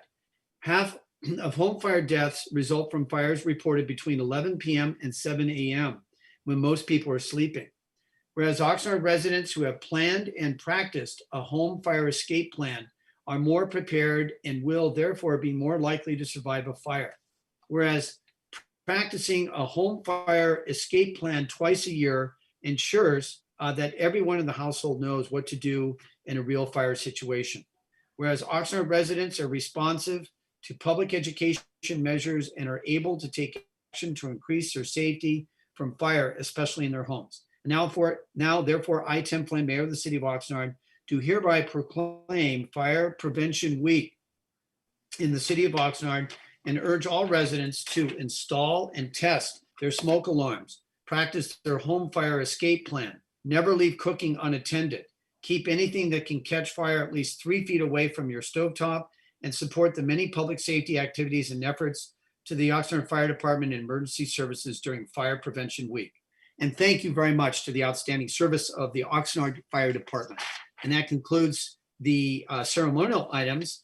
And now we will go to item G, and which is public comments on items. Yes, Mayor Pro Tem, I'm sorry. I was just trying to check your message. Thank you. Just really quickly, if the Assistant Chief is still there, I'd like to ask him one question that I think it would be helpful to the public. It's my understanding that a lot of the fires in our city are caused by people using candles, which is very popular sometimes for even religious reasons. And if he's still there, if he could respond to that. Yes, I am. And that is correct. We do have, I don't have the exact numbers of structure fires that are caused by candles, but it is a fairly common occurrence. And many times those candles are used as part of possibly a religious shrine. Sometimes they're used just for lighting. Sometimes we respond to homes that have no power or when the power is out. So candles definitely are I don't know if I would call them a leading cause, but it's a very prevalent cause for structure fires, residential structure fires in our city. Thank you. Just be careful. Thank you. Thank you very much. And now we'll go to item G on the agenda, public comments on items not on the agenda. Sorry about that, Mayor Pro Tem. I didn't see your message, and I was trying to fumble with my phone at the same time. Problems multitasking. At this time, the legislative body will consider public comments for a maximum of 30 minutes. A person may address the legislative body only on matters not appearing on the agenda and within the subject matter jurisdiction of the legislative body. Speaker requests can be submitted as set forth on the first page of the agenda. Based on the number of speaker requests submitted, the presiding officer may impose time limits per speaker. Typically, speakers are limited to 3 minutes, but shorter times may be established as deemed necessary. The legislative body cannot enter into a detailed discussion or take any action on any items presented during public comments at this time. Such items may only be referred to the city manager for administrative action or scheduled on a subsequent agenda for discussion. Persons wishing to speak on public hearing items should do so at the time of the hearing. And so we do have a number of individuals signed up for items not on the agenda. Each person is going to be allowed 1.5 minutes, so 1.5 minutes.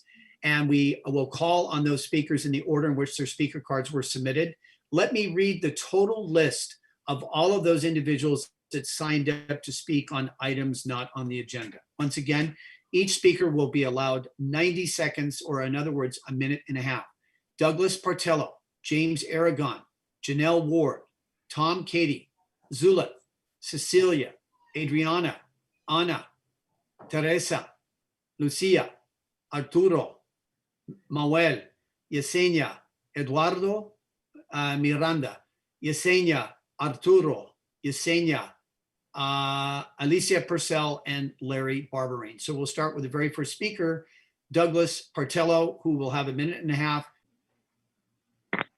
Hi, Douglas. You have 1.5 minutes. Please begin now. Hi, Douglas. You have 1.5 minutes. Hello, good evening. There are many cities that have a city council and city manager form a local government. They rely upon the city manager and professionalism to keep the government functioning, to provide services necessary, and be accountable and transparent to spending of taxpayer dollars. At any level of government, there must be checks and balances. Political systems have abuse of power. Proponents of the city council, city manager assert professionalism provides checks and balances that reduce corruption and produces better results. Professionalism does not guarantee the absence of corruption, cronyism, or conflict of interest, or even politics. We now see our local leaders putting their foot heavily on the scale on a measure before the voters soon. A 2015 University of Illinois study found that this assertion of professionalism that avoids corruption is inconclusive. It did find that city council, city manager, cities experience lower voter turnout.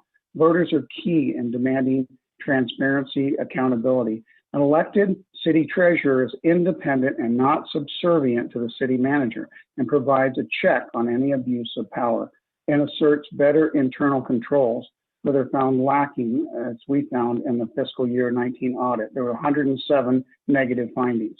There's no suggestion that our current city manager is involved in corruption or has anything but the best interest. But this system that's now in place without an independent... Mr. Partello, your time's up, please. Thank you. Very next speaker is James Aragon, to be followed by Janelle Ward, please.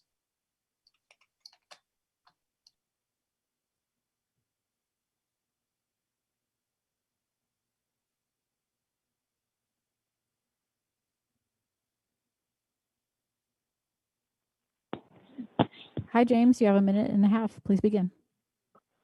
Okay, thank you. And just a little bit disappointed. I'm not going to have enough time here, so I'm going to try to synopsize what I was going to try to. Hi, James. You have 1.5 minutes. Oh. Please begin. I'm like a rookie. All right. Yeah, so a few weeks ago, a council member made a remark indicating those who broke the law in the past should suffer the consequences today, even if the activity is not only completely legal today, but supported by this very city council. What I wanted to do was give a commemorative 70th anniversary of Sophie Scholl. I'll do it really short. She was caught spreading anti-Nazi leaflets in Munich in 1942 at the University of Munich. And after a speedy trial, she was beheaded at the age of 21. She was interrogated. The Germans kept great notes because of great bureaucrats. And basically her interrogator said, don't you feel bad about going against your community, your countrymen, your soldiers? And she says, what do you mean, freedom of speech? He says, no, I'm speaking of the law. You broke the law. And she said, laws always change. conscience doesn't. I'm not pretending that smoking a joint has the moral equivalency of resisting one of the most murderous regimes in human history, but I am arguing that laws are not the equivalency of morality. In fact, there are too many laws that are in fact immoral. Such laws include those that criminalize victimless acts like smoking a bowl. It is immoral to expect persons to carry a lifetime burden of having been labeled a criminal for something that hurt no one, especially when voting, rightfully I'll say, in favor of that very same activity. I'm not arguing this council Time's up. member is immoral. Only their comments were short-sighted and should consider revising their outlook.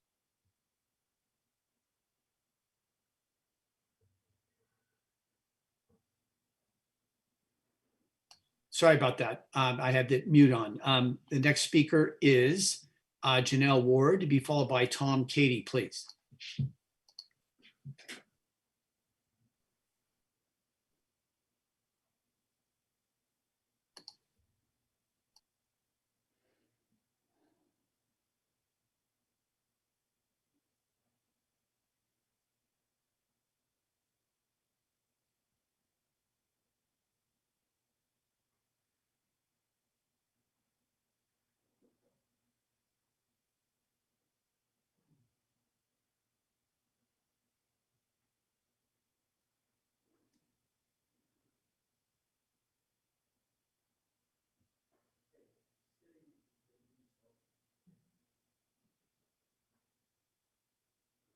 It doesn't seem like the call's going through.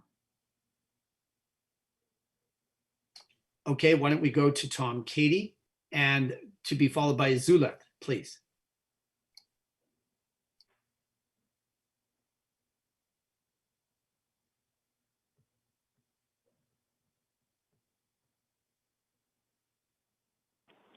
Hello. Hi, Tom. You have a minute and a half. Please begin. Okay, thank you. I want to speak about my concern over how our city council and management is being depicted. I recently came across an announcement that was for last year's California Libertarian Party's, their 10th annual conference. And in the announcement, their chair, Mimi Robeson, listed several featured speakers, and then also indicated that Alicia Matson and Aaron Starr would discuss their new efforts in Oxnard, where they're fighting the corrupt city council.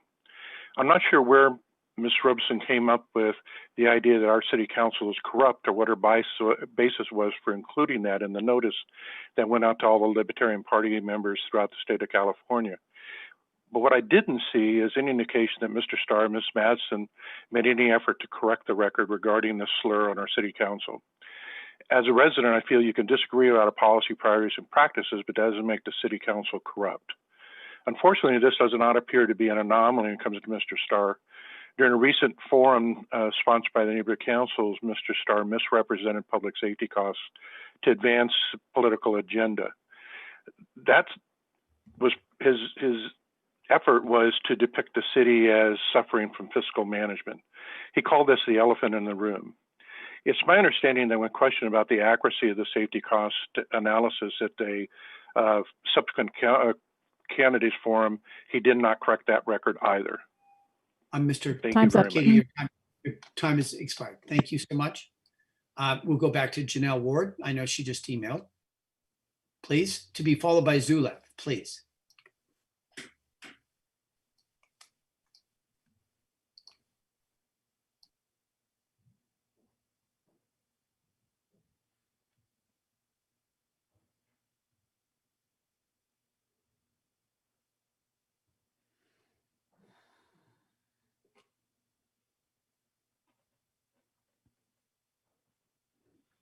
Hi, Janelle. You have a minute and a half. Please begin. Hi, this is Janelle Ward. I am a longtime resident in the city of Oxnard since 1989, and I just wanted to get on and talk to you about the homeless issue I feel like we have in our city.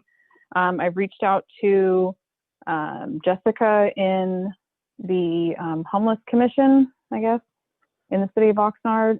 So I'm going to be working with her on the various issues, but she didn't really have any concrete information on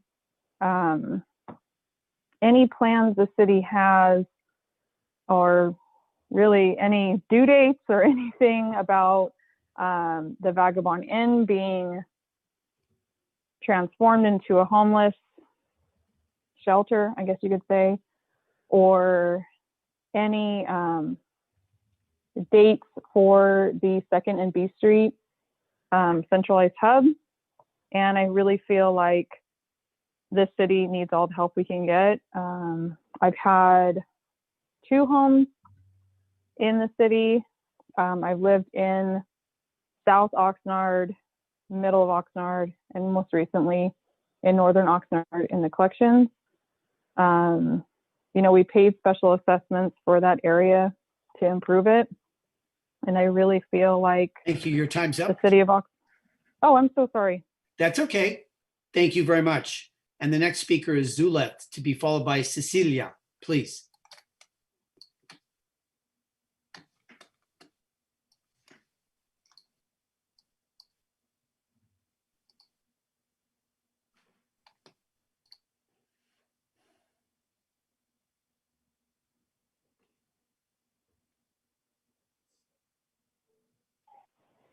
Hi, Zuleth.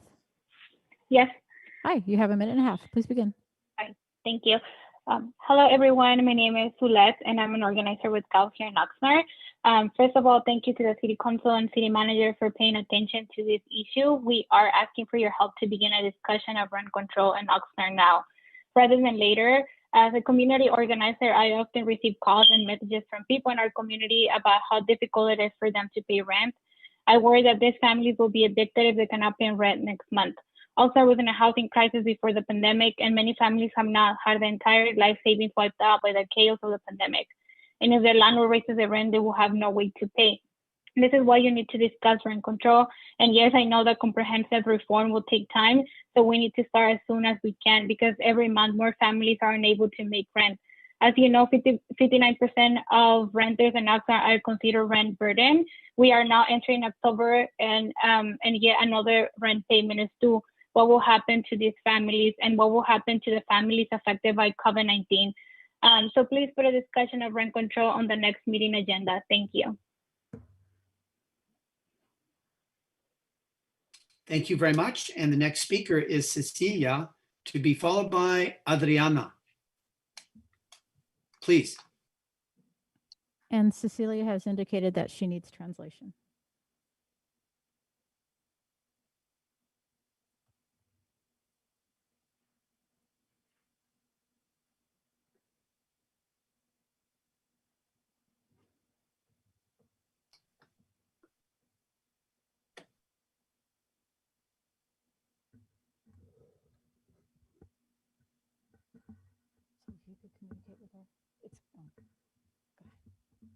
Bueno. Hello? Sí? Sí, momento, señora. Do we have the translator that's available, Okay. please? Momento, señora. Yes, Mr. Mayor, I'm at the mic. Okay, thank Señora, you. tiene 3 minutos para hablar. Por favor, hable en forma pausada y yo con mucho gusto le interpreto. Ok. Hola, buenas noches, miembros del Consejo de Oxnard. Hello, Mi good nombre es evening, Cecilia members of y the hoy, council. My name is Cecilia. y hoy estoy aquí para pedirles que se discuta el tema del control de renta en su próxima junta. I am here to ask you to please include conversations on rent control during your next meeting. También le quería dar las gracias al gerente de la ciudad por su presentación. I also want to thank the city manager for his presentation. Y al consejo y a los miembros del consejo que pidieron que se pusiera este tema en la agenda. And to the council members that have asked that this issue is part of the agenda. Esto es urgente para mi familia y muchas familias de Oxnard. This is pressing for my family and for many families in Oxnard. ¿Sabe usted qué pasaría si me suben la renta en los próximos meses? ¿Tendría que pedir dinero prestado o sacar un préstamo? Do you know what would happen to me if my rent went up in the next few months? I would have to borrow money or I would have to go get a loan. Para que no nos saquen. So we wouldn't get pero me evicted. seguiría endeudando y no tendría dinero. But I would continue to acquire debt and I wouldn't have any money. Para pagar préstamos, yo no he trabajado tiempo completo y no tengo dinero para que me suban la renta. Not worked full time and I don't have the money to pay for that. Ya que no hay un control estable, estoy aquí para volverle a pedir que se discuta un control de renta para nosotros los residentes de Oxnard. I am here again no to podemos ask you esperar más tiempo. to discuss rent control for us, the citizens that live here in Oxnard. We cannot wait any longer. Muchas gracias. Es Thank todo. you very much. That's all. Gracias, señora. Okay. Gracias. Gracias. The next speaker is Adriana, to be followed by Anna. And Adriana also needs a translator, please.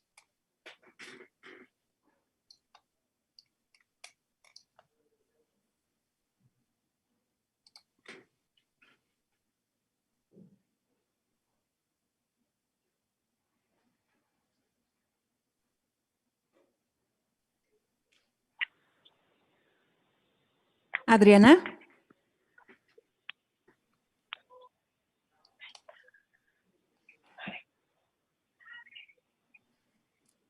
Adriana. Bueno, ok. Señorita Adriana, tiene 3 minutos. Sí. Por favor, hable en forma pausada para que la interprete. Ok. Hola, buenas tardes a todos. Mi nombre es Adriana. Hello, good evening. My name is Adriana. Hoy estoy aquí para pedirles que por favor incluya el tema de control de rentas en su próxima junta. I am here to ask you today to include rent control issue in your meeting next time. Sé que han estado trabajando duro en este tema para ayudarnos a nosotros, los residentes de Oxnard, pero creo que este tema no debe dejarse pasar. For the residents of Oxnard, but I don't think we should miss this issue. Ni que nosotros sigamos esperando más tiempo para que se haga algo. And we shouldn't be waiting any longer for something to be done. Yo soy trabajadora del campo y desde que empezó la pandemia se me redujeron las horas de trabajo. I am a field worker and since the pandemic started, my work hours were reduced. Tengo mucho miedo de que me suban la renta y de no poder pagar. I am so afraid that my rent is going to go up and I won't be able to pay for it. Porque si no puedo pagar, no tendría un lugar donde vivir para mí y mis hijos. If I could not pay, I will be unable to find a place for me and my children to live. Además, ahorita durante la pandemia sería muy peligroso irnos a un lugar donde nos podemos enfermar. And it would be very dangerous for us to go during the pandemic to a place where we could get sick. Y también mis hijos necesitan un espacio seguro donde hacer sus tareas y sus clases en línea. My children also need a safe space to do their homework and take their online classes. Por eso hoy yo y los residentes de Oxnard le pedimos que hagan el tema de control de rentas. That's why I and the residents of Oxnard are asking you to talk about the rent control issue. La renta parte de su agenda. Gracias. As part of your agenda. Thank you. Thank you very much. Muchas gracias, señora. Gracias. Gracias. Okay, I believe the next speaker is Ana, to be followed by Teresa. They both need translators, please. Thank you.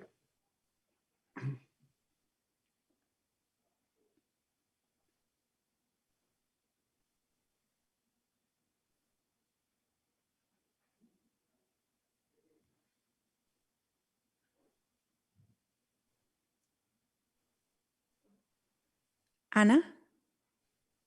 Sí. Tiene 3 minutos. Por favor, hable en forma pausada para poder interpretarle. Gracias. Hola, buenas noches. Good evening. Hello. Mi nombre es Ana, soy campesina. I am Anna. I am a field worker. Residente de Oxnard. And I'm a resident of Oxnard.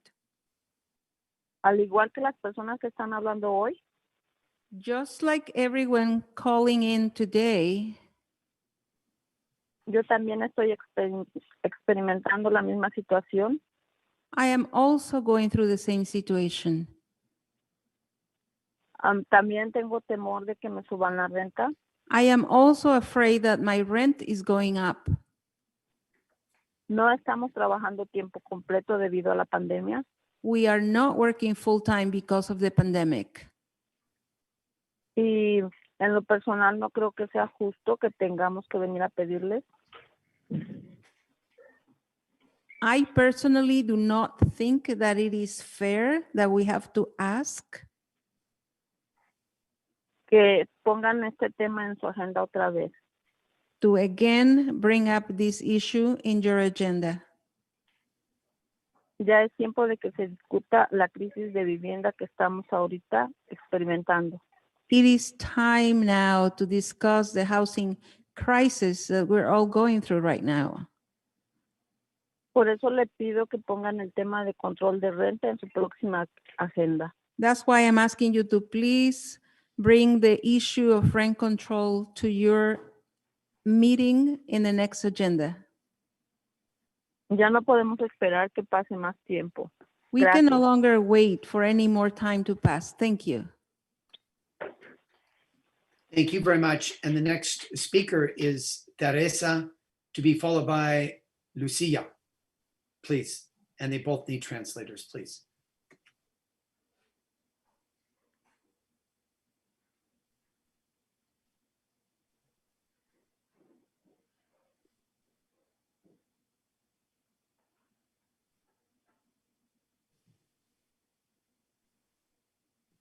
Bueno. Señorita Teresa, tiene 3 minutos para hablar. Hable en forma pausada para que le interprete. Gracias. Ok.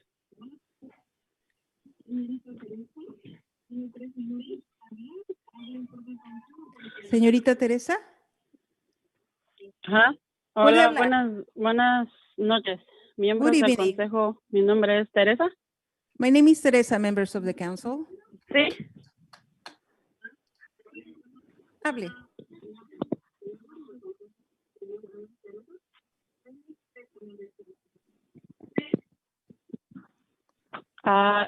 Hoy estoy aquí para pedirles que se pongan en el tema de control de renta en la agenda. I am here to ask you to place the rent control issue in the agenda.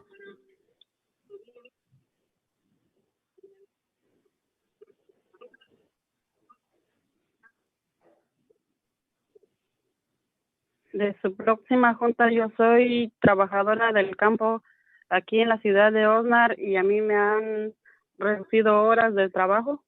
In your next meeting, I am an agricultural worker here in Oxnard and my work hours have been reduced.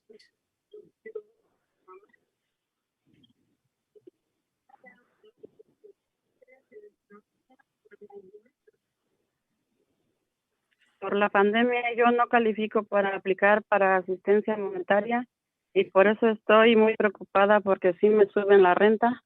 Because of the pandemic, and also I do not qualify for food assistance. That's why I'm worried about this.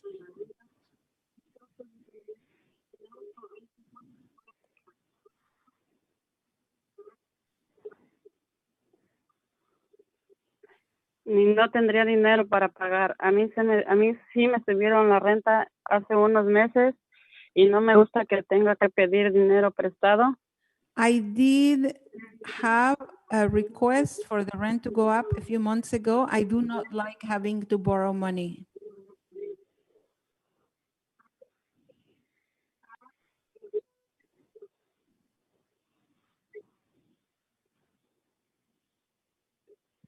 Pero lo hago porque no quiero que me corran a mí y a mis hijos. Les doy las gracias por la presentación de la junta pasada.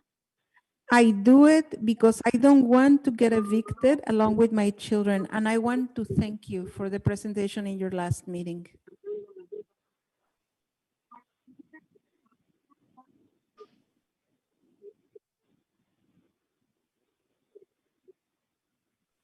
Pero es necesario que incluya el tema de control de renta en su próxima junta.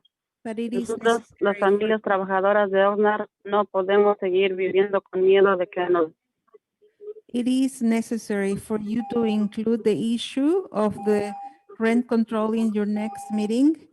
It is not fair that we continue to live in fear, we, the families in Oxnard. Muchas gracias, señora.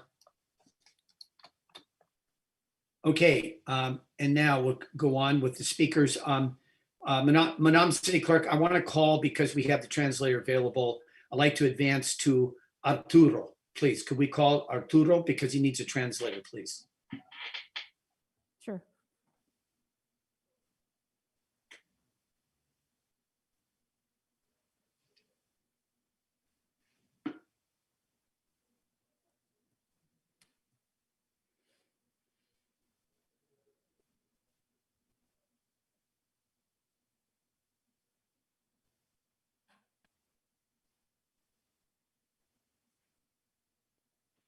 Usa el detalle que tengo grabado. No sabes. Señor Arturo, Sí, tiene 3 minutos para hablar. Hable en forma pausada para que le interprete. sí, buenas tardes a todos los del concilio ahí. Mi nombre es Arturo Villanueva. Good afternoon, everyone in the council. My name is Arturo Villanueva. Y pues yo, mucho tiempo sufrí como rentero, no sabía mis derechos de rentero. For a long time, I suffered as a tenant. I didn't know that I had rights. Hasta que me mudé a un área más mejor, pero pues también pago más cantidad de renta.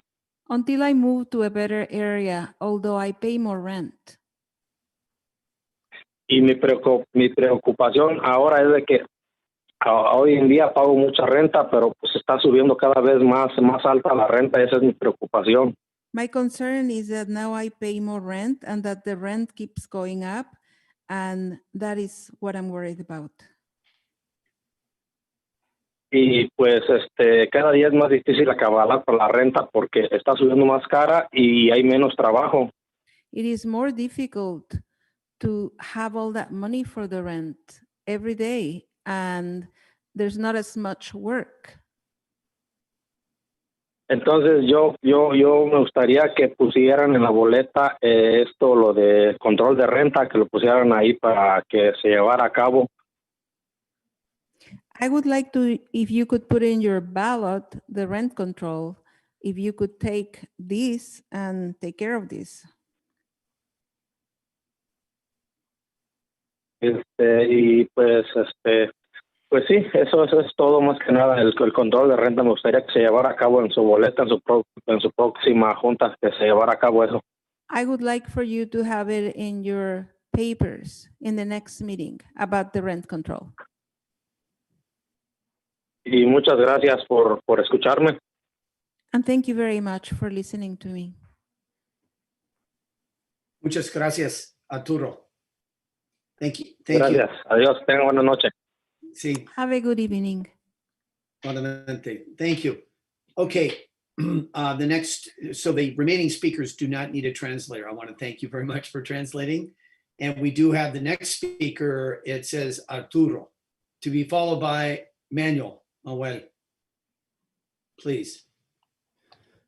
Mr. Mayor, this is the city manager. While we're contacting the next speaker, I'd like to recommend to everyone who's calling in tonight to discuss rent issues. I ask that they pay attention to the first public hearing item we have later on the agenda, because there's a related item for the possibility of rental assistance very soon. Thank you.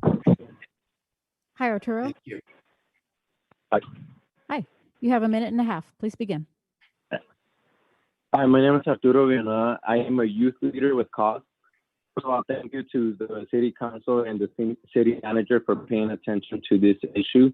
We are asking for your help to begin a discussion of rent control in Oxnard now, rather than later.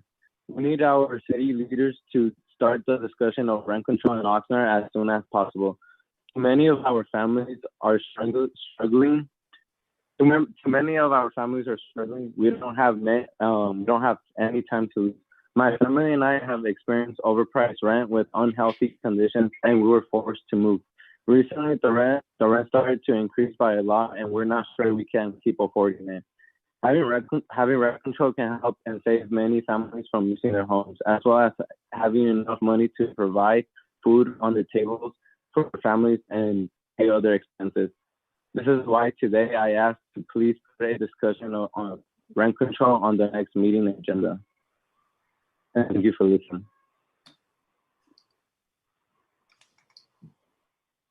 Thank you very much. And the next speaker is Manuel, to be followed by Yesenia, please.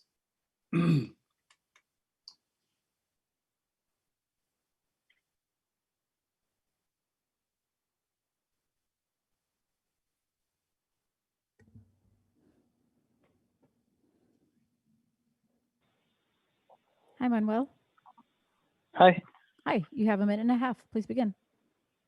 Okay. Give me a second. Okay. Hi, my name is Manuel Perez. I am a youth leader with Cause. First of all, thank you to the City Council and the City Manager for paying attention to this issue. We're asking for your help to begin a discussion for rent control in Oxnard rather than later. Now, rather than later, we need our city leaders to start discussing of rent control in Oxnard as soon as possible. Too many of our families are struggling. We don't have any time to lose. More increase in rent means more work, in which my family is having experiences with. This is urgent because I don't want to end up in the streets with my own family or end up moving to a more cramped house. This is why today I asked to please put a discussion of rent control on the next meeting agenda. Thank you. Thank you very much. You're welcome. Yes, thank you very much. And the next speaker is Yesenia, to be followed by Eduardo Miranda, please.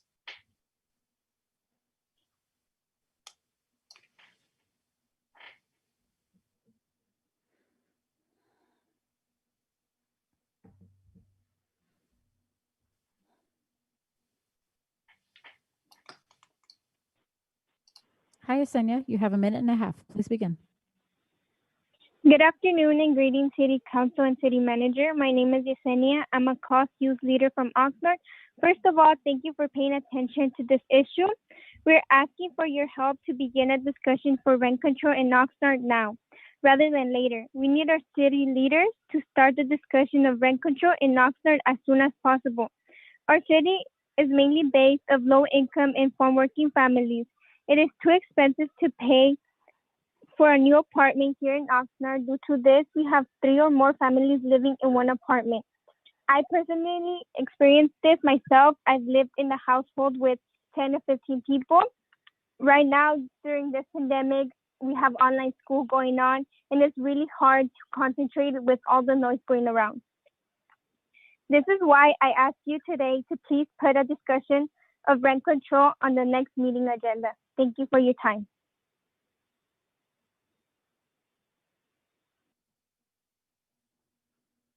Thank you very much. And let's see, sorry, I had it on mute. Eduardo Miranda, to be followed by Yesenia, please.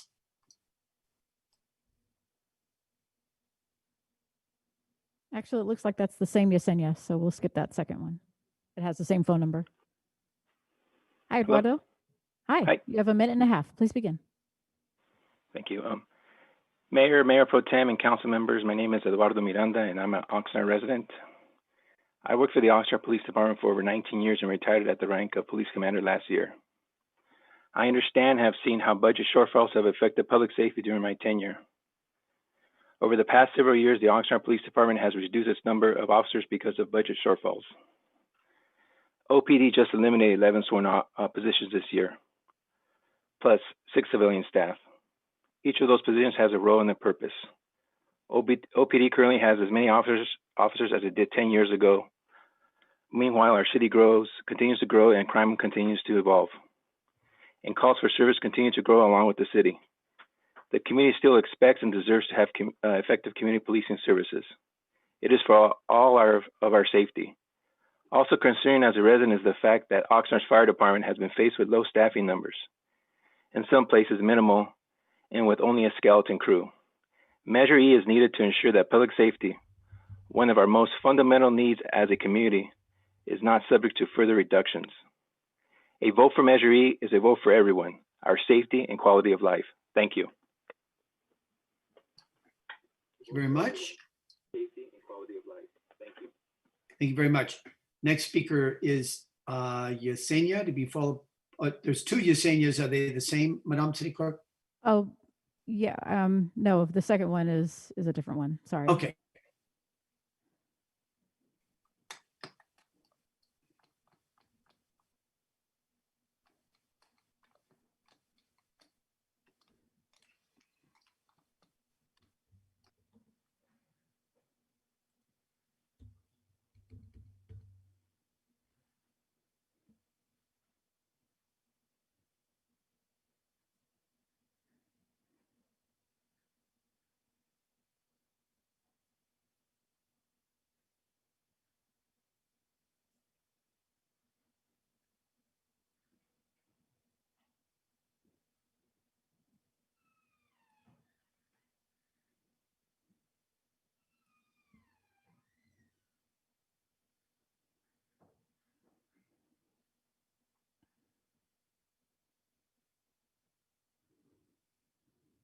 Okay. Doesn't look like it went through.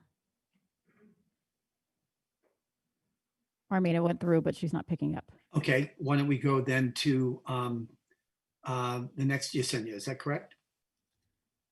No, the second one, or I guess the third one is the one I tried.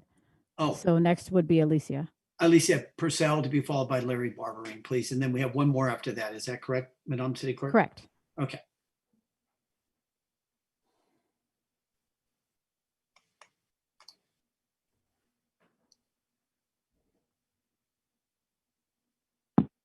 Hi, Alicia, you have a minute and a half. Please begin. Thank you. I want to speak about the so-called sunshine ordinance. The city manager has brought it up a lot lately to claim the city substantially increased transparency. And in theory, it requires the city to post agendas 12 days in advance of council meetings rather than just the 72 hours required by the Brown Act. I want to read from section 2-224A, which contains a list of exceptions to that requirement. Urgency items where the public interest and necessity demand immediate council action to avoid harm to or to safeguard life, health, or property, or to mitigate severe economic impacts. B, grant opportunities. C, considerations of appeals, final maps or parcel maps, or other items requiring timely consideration pursuant to statute or ordinance. D, ceremonial items. And E, closed session items. Yet we see agenda items added in fewer than 12 days before a meeting, even when the items don't fit these exceptions. Item H2 on tonight's agenda is an example. It was not on the original agenda. It was added 8 days ago, less than 12. So apparently there's another unitemized exception when the city manager wants to use his bully pulpit to argue with his political opponents. Then he's less interested in sunshine. So maybe we need to rename it the Ain't No Sunshine Ordinance. Thank you. Ain't No Sunshine Ordinance. Thank you. Thank you very much. Larry Barbering, please.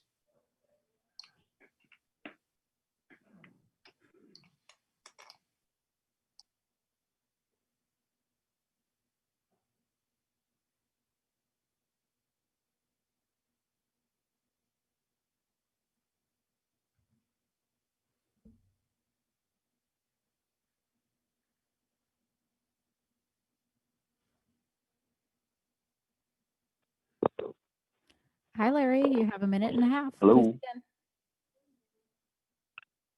Thank you. First of all, happy Columbus Day coming up this Monday as we celebrate an imperfect but great man who incidentally was taken back in chains to Spain Why? Because he was protecting the natives, and the other Spaniards and such did not like that. A happy Navy birthday coming up this Tuesday. Been great for our community. No matter where we stand on Measure E, I honor all your service there, all you council people and the staff. At least you guys have taken a position on E, whereas some of the candidates still have not made a clear position on that. I'm the son of 2 county retirees, so I honor public service there. I just think instead of a burden, like Measure E would be a new burden on taxes for the citizenry, we need to address what we can do more efficiently in government, including, pension reform for those newly coming into the public workforce, look at benefits and such. Limited government means that you're there to secure our rights where you can do it more efficiently and cost effectively and safely than the public. But we're already and we are continuing to give towards that $550 million city budget, and we don't need another tax increase in very high tax California. And all of us have been hit by the lockdowns, and this is just showing where we Thank you very much. Thank you. And then the last speaker is Alberto Sanchez.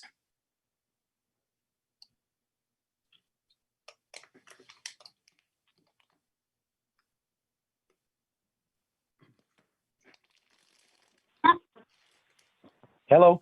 Hi, you have a minute and a half. Please begin. Thank you. Good evening, City Council, staff, and residents of Oxnard. My name is Alberto Santana. I have lived in the city my entire life, over 50 years. I have seen our city grow larger, especially in the past several years. Measure E is extremely important and much needed in our city.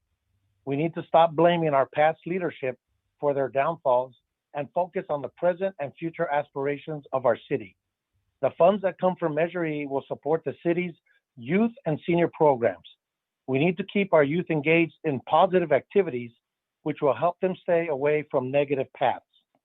Our police and fire departments have taken some large hits to their overall staffing numbers. We need to bring them back up to suitable standards in order for our city to be successful. Just imagine when you call 911 in an emergency and they put you on hold or tell you that it's going to take 20 minutes for help to arrive. That is not acceptable, but that is where we are headed if we do not pass Measure E. In addition, we need to strengthen our emergency preparedness so that we are proactive and ready when the next big health emergency arises. For example, a large earthquake, which we all know is just a matter of time. In the upcoming election, please join myself and many other Oxnard residents to pass Measure E. Thank you for your continued support of our great city. Yes on Measure E. And that concludes the speakers on items not on the agenda. And now we'll go to item H, which is a report of the city manager. And we'll start. Mr. Nguyen, please. Thank you, Mr. Mayor. We have several updates this evening, so I'm going to actually hand it over to the city attorney for the first item. Thank you, City Manager. The item I want to address is to bring to the public's attention that Governor Newsom on September 23rd signed a new executive order that extends the time frame from a prior executive order that had been previously extended somewhat, that allows local governments to provide commercial eviction protections. So that was the first director order that the city manager signed that the council ratified. So that order has built into it some language extending it, allowing it to be extended upon extension by the governor of the governor's authority for that commercial eviction protection. So under the new executive order by Governor Newsom, that deadline is now extended to March 31st of next year, 2021. So the existing protections for commercial tenancies stay in place from eviction, and those are spelled out in the Director Order 20-01 that is posted on the city's website, provides the basis by which a commercial tenant can submit to their landlord a COVID-related justification for inability to pay rent. So if commercial tenants have questions on that, they can contact the city, and we can provide some explanation of how the order works. And we wanted to bring that to people's attention because we know that that is a major issue on people's minds these days. Thank you. And then I have a few COVID updates, a few community updates for item 1, and then I'll go on to item 2. So as I start, we have this slide on the screen, vcreopens.com. So I want to, all of our businesses, please refer to this website for information about businesses reopening. And I'll touch on that in a moment. Over the last several months, frankly, since the pandemic begun, I emphasized how important it was for me and all of us that we do our best to keep our employees safe, especially all of our frontline employees. And I've made the point that even if we just have to quarantine a batch of any of our employees, that would provide a financial strain on us, because we simply don't have enough bodies to backfill with straight time, and unfortunately we would have to resort to spending overtime. And we've been doing a very good job throughout this pandemic keeping people safe. But a week ago, we did have such an incident within our fire service where we ended up having to quarantine 12 personnel, 10 of whom were frontline firefighters. We were able to get through that period, and with only one person having a positive test, but everyone else is coming back out now with a clear test so far. And we had to recall those firefighters that were out across the state providing mutual aid in some of the wildfires in California. So we had to recall them back here just to provide station coverage. But I've been very anxious and nervous this past week, because had we had a secondary requirement to quarantine another group, we would have been absolutely shorthanded with our fire service. So good news at this point that we got through this particular quarantining period of 12 personnel, and we look like we're going to come out of it fine this week. But I share that with you because it's important for your awareness. Next item I have is that the county as a whole has made some progress, and we are making progress in terms of the state's regulations on reopening various sectors in our economy. So again, there's a slew of businesses that will be allowed to open again now, gyms, hair salons, and so on, restaurants. There are regulations for each sector. So please, if you haven't done it, if you're a business owner or a manager, please go to vcreopens.com. Review the exact guidelines for your sector, whether you're a restaurant or a gymnasium or a nail salon.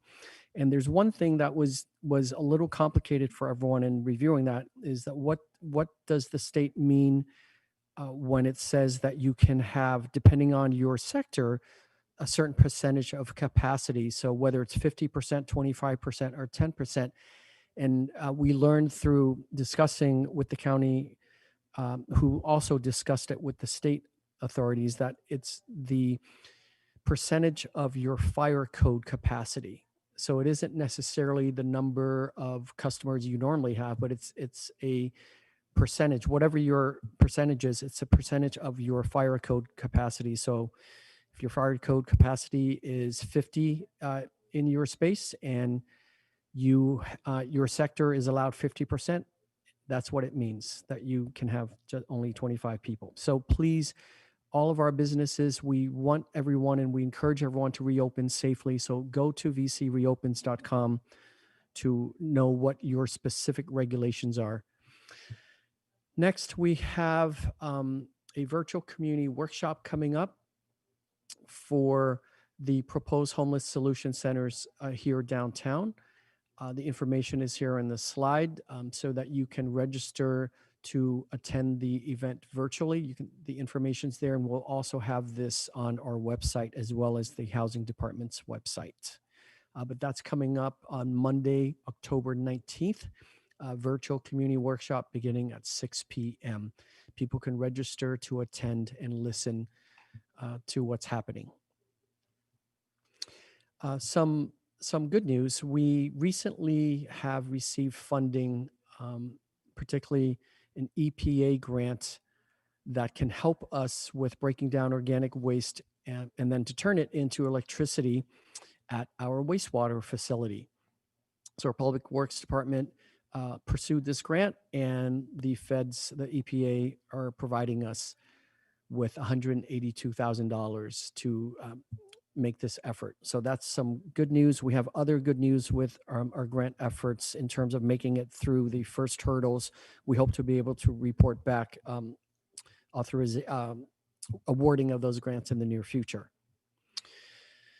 Okay, so the ping pong game of the census deadline continues. So at the last meeting, we were stressing that the census was ending on September 30, and whatever is happening back and forth in the courts in Washington, it's now been re-extended to the end of this month.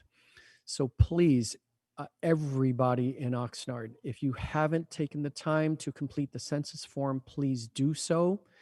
You can do it in, on average about 10 minutes. It might take a little bit longer for some of us, but please fill this out. It is crucial for the federal funding for programs like education and healthcare for our community for the next 10 years. We have reached the 69.5% response rate, but we can do better, and we really want to try. So please, please, please, please fill out the census. If you need help, please get help. It's actually quite simple once you get into it, and we can all do this if we haven't done so from tonight through October 31st. Again, the census deadline has been extended yet again through October 31st. So we encourage everyone in Oxnard to please, please, please fill out the census. It will dictate the funding that we as a community receive from the federal government for the next 10 years. It is very, very important. 69.5% is decent, but we hope to do better. The more accurate of a count we get, the more funding we are likely to receive for the next 10 years. A couple of public works efforts to clean up homeless encampments. Just so you can see a couple of before and after shots there. These cleanups take a lot of work and effort and resources. We do our best to keep with them. This is just the most recent. In September, we did about a dozen of these, and we'll continue to do them as they spring up and as we're able to. But it's something that we try our best to keep on top of, even though there's a lot and it's difficult. Finally, to end this section on a positive note, even during the pandemic, we have our youth programs and our arts program are alive and well. So we're going to show a 90-second video of I suppose it's sort of like the grand opening celebration of the new mural in our downtown. So Madam Clerk, if you can hit play. Thank you.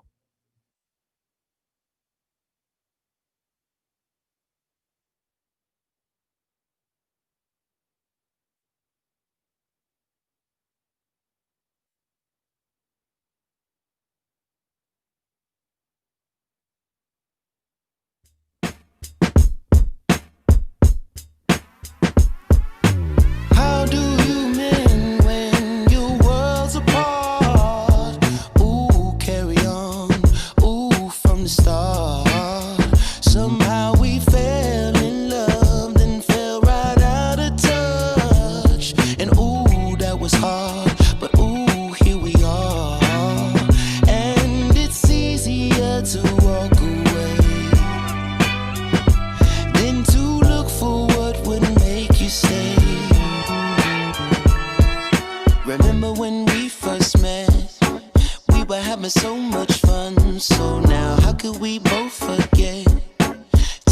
each other were the one. We would make love at the drop of a hat. Remember that?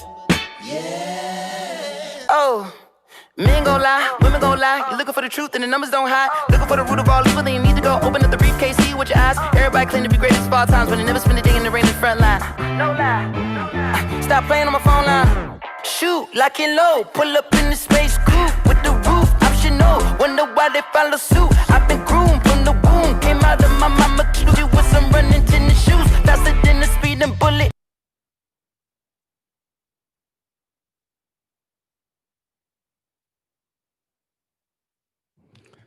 Thank you.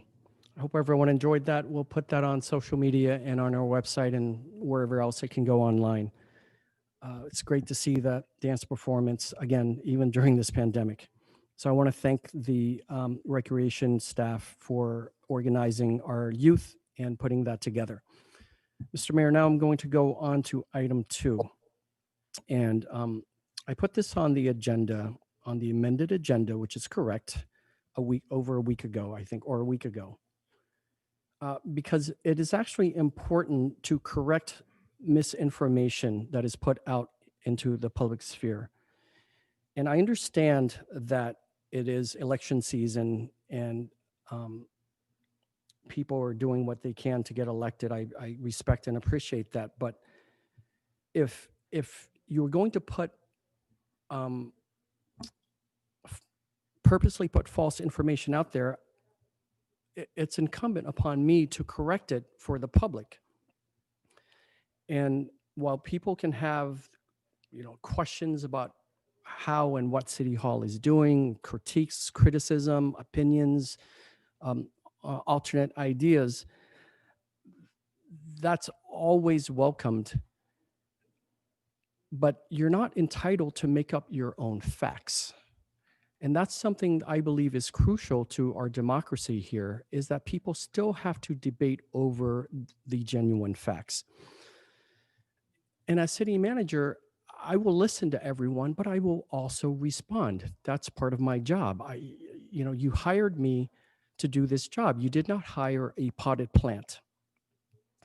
So I want to talk about this information that one of our candidates, Mr. Aaron Starr, put out in a public forum recently, where, I believe this was in opposition to Measure E, that he was trying to convince the public, where he compared our public safety costs to other cities in the county. Now, there are a few glaring problems with putting this information out there in the way that he did.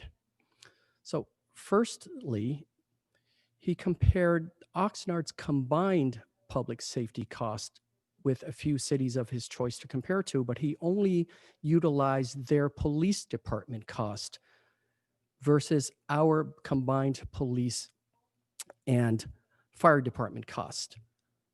So that's this column here, where he's got Port Hueneme, Camarillo, Thousand Oaks, Simi Valley, and then Oxnard. So when you compare only their police to our police and fire, obviously our per capita cost is going to be much greater than theirs. But how is that, just on the numbers aspect, how is that even a genuine comparison? So so those were his false facts, but here's the truth. If you look at those same cities, if you look at their combined police and fire, you can see, here's the reality. It's much higher than what Mr. Starr put out to the public. And then what it shows is we're actually not that much higher. And in fact, if you look at it through the entire county and did the correct comparison, just in terms of numbers, you can see we are right in the middle, where some of these other cities actually pay much more for public safety per capita than we do. We're about in the middle. Now, the numbers comparison is false. But in addition to that, what this also does is it demonstrates an utter lack of understanding of how police services work and how cities operate. This is not a situation, as Mr. Starr claims, where larger cities' police departments should have economies of scale. It actually doesn't work that way. So you don't compare large cities like ours to tiny cities like Port Hueneme. They're completely different policing needs, completely different socioeconomic conditions and circumstances, and completely different patrolling strategies and so on. And to say that we should compare it to larger cities or smaller cities and discuss economies of scale, well, then why don't we compare ourselves to Los Angeles? But it doesn't make sense to do that when it comes to policing. So I'll give you an example. In LA, for the longest time, all of their stations were open 24/7 because they have different needs in a large city. And at those stations, they would be staffed. The front counter for public interaction were staffed with sworn officers. In smaller cities, you don't have that. In smaller cities, stations are open during regular business hours, and their front desks were normally staffed with civilian employees. So that's just one example of why you wouldn't do this. It just shows an utter lack of understanding about how a city is run and how police departments are deployed. And I raise this because I think it's very dangerous to put false information out there into the public.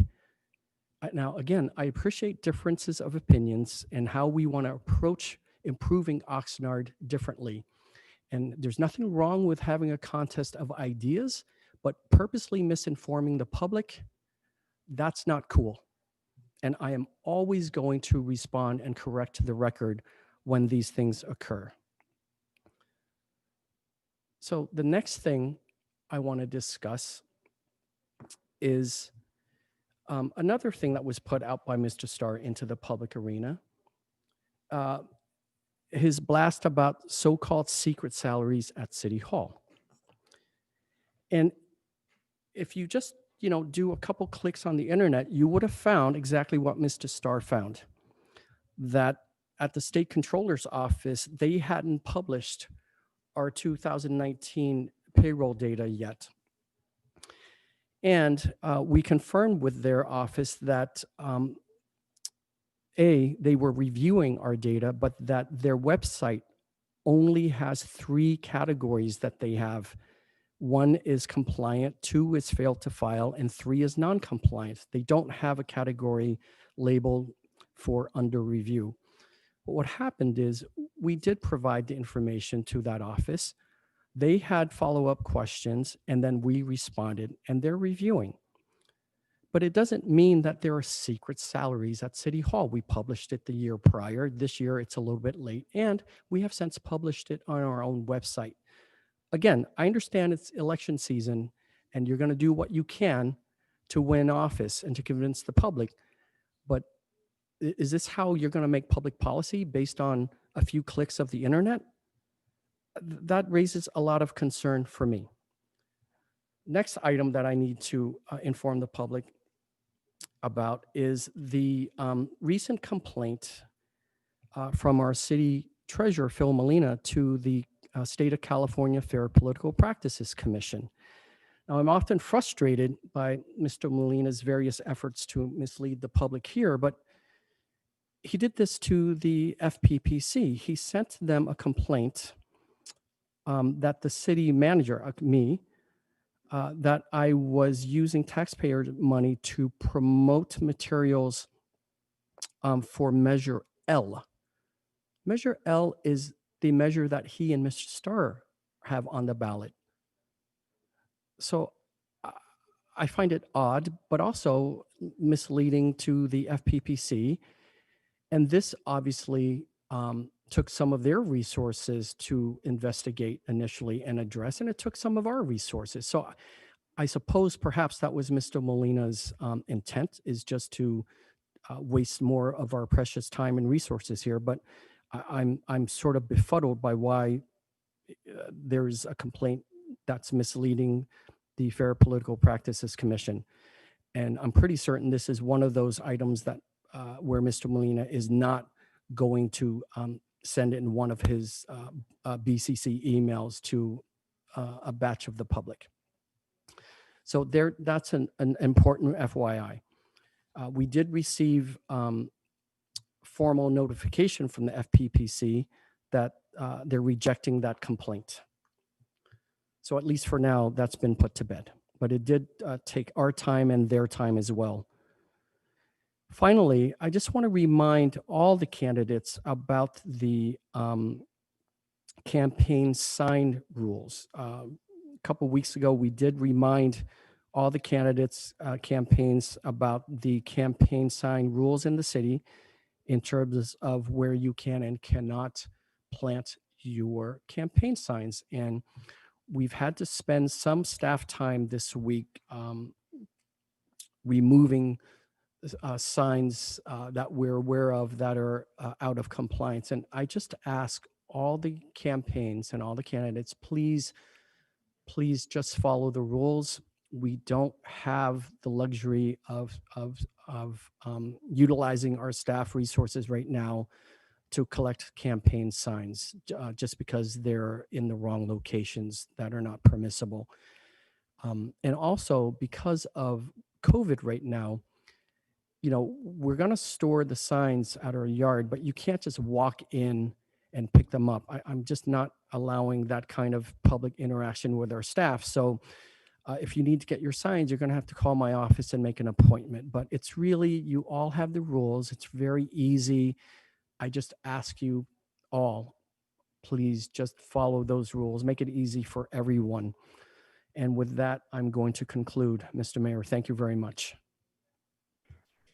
Thank you very much, Mr. City Manager. And it appears that, let's see, that we have a series of speakers on this presentation that the City Manager just gave.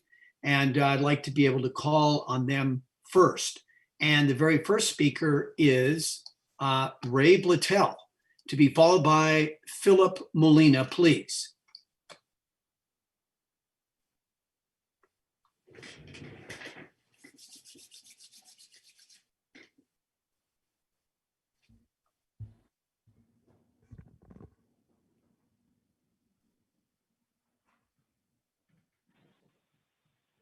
Hi, Ray. You have 3 minutes. Please begin now. Thank you. Mayor and council members, now we're talking about in comparisons to cities. Earlier comparisons were made to support new agreements with the city's unions, with the resultant cost to taxpayers of more than $20 million over the next 3 years. And this is just for health benefits alone. And this cost will continue well beyond the third year. Most recently, a comparison was made with Huntington Beach, comparing general fund dollars, quantity of fire personnel, and department budgets. This was straight from the briefing to City Council promoting Measure E. But why Huntington Beach of all cities? Although similar in physical size and population, the similarity stops there. One must also consider the demographics of each city. For Huntington Beach, the average household income is actually $34,120 greater compared to Oxnard. The poverty rate for Huntington Beach is 5.5% less, and the median home value is 70% higher. Furthermore, Huntington Beach is the second most prosperous city in Southern California, with 22.1% of its population earning greater than $150,000 per year. I'm going to repeat that. 22.1% of its population earning greater than $150,000 per year. That's almost one person in every four with an income greater than $150,000. Can you say that same about Oxnard? Not even close. So stop these unfair and certainly biased comparisons. Comparisons are fine, but let's please be fair. Thank you very much.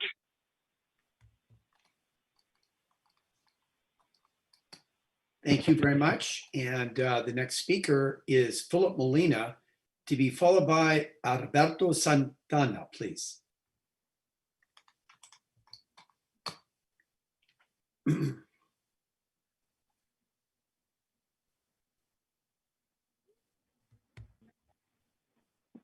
Hello, am I live?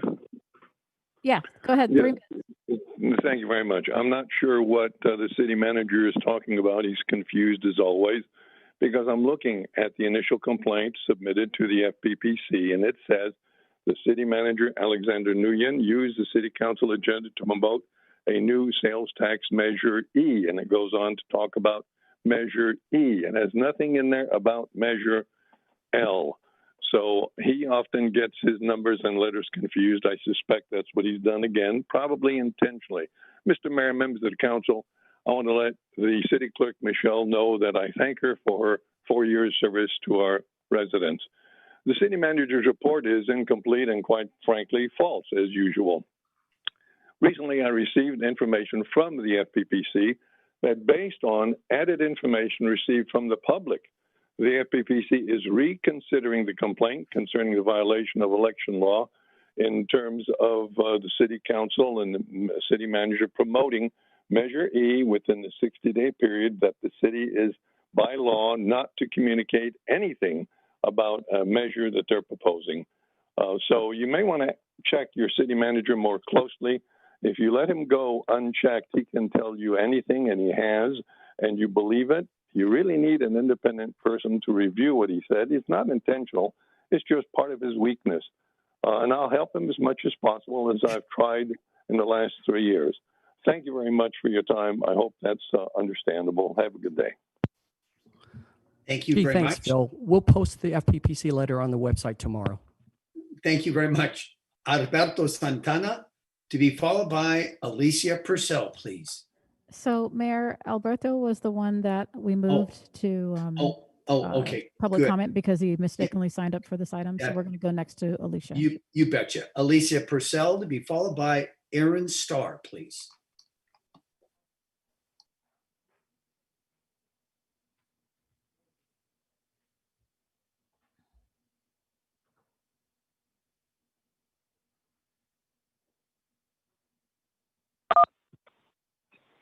Hi, Alicia. 3 minutes. Please begin. Thank you. So with the city manager's love for proclaiming his dedication to transparency and sunshine, it's particularly interesting to see when the actions don't match the words. The slides for this item were also not included in the agenda packet at all. Several others had previously noted that the city's payroll data was not available from either the state or Transparent California, but there was no urgency from the city to get it remedied. The city only acted when somebody with a larger microphone pointed it out. So last week, the filing status changed from failure to file to non-compliant, and the city crowed about that, but I'm not sure how non-compliant is better. There was no explanation of what was not compliant, or, more importantly, why the city hadn't remedied it in 3 months. If the city's only interested in fixing it when the failure is more widely known, well, I guess that says something. I did notice that now the 2019 data is finally showing in Transparent California when it wasn't before, so at least there's progress. So these are things that should have happened in the regular course of business if the city is dedicated to transparency, but it didn't happen until the public put sunlight on it. About the issue of campaign signs, I just want to quickly note there's not much excuse for the incumbent council members to be again violating this ordinance.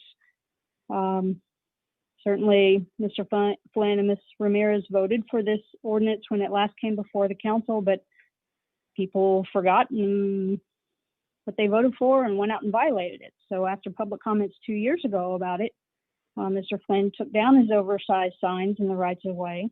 And then this year he ordered new signs that were again oversized and put them up in the rights of way. So Ms. Ramirez's signs are not oversized, but I do see them in the rights of way, and I don't, it could be their staff, but regardless, they're there. So, this is just another example of things that make the public tired of elected officials who will vote for laws for other people to follow, but then they don't follow them themselves. So that's what I wanted to say. Thank you. Thank you very much. And the next speaker is Aaron Starr, please.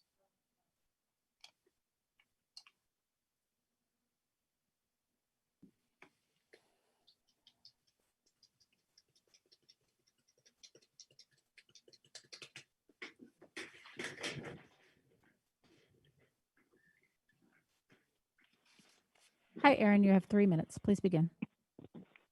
Thank you. I've known a number of city managers over the years, mostly in Simi Valley where I grew up, and never have I seen a city manager inject himself into a political campaign and mention candidates by name. I'm really shocked as to how inappropriate this behavior is. And I would think that this city manager, like all other city managers, know better than that. One of the reasons why we propose Measure M, the Oxnard Open Meetings Act, is so that we aren't blindsided with last-minute presentations. The public deserves to be able to see these in advance so that they can take the time to investigate the veracity of the information. Instead, what happens is that we have a city manager blindsiding the public with information that he claims is correct, but who knows? He's certainly not the arbiter of truth. And certainly we should have the ability to see these in advance so that people can question them. One of the reasons why we need Measure L, the Oxnard Fiscal Transparency and Accountability Act, is so that all the power and information is not in the hands of one person who filters all the information to city council, to the public. We need to divide up the duties to multiple people so that there's not this concentration of power. Now, speaking on my own behalf, I think the city manager knows very well that when I gave my presentation, up front I said, I don't have all the answers, but I do have questions. And I said, here's what I see. I see public safety spending by city, and each city calls it public safety. And I said, there seems to be a disparity. I don't know why. I'd like to know why. And I'm very careful about what I say out there. But I can tell you this, I think it's a point well taken that 4 of those cities have only police costs and that we have police and fire combined. But having said that, let's try and look at this from an apples to apples comparison.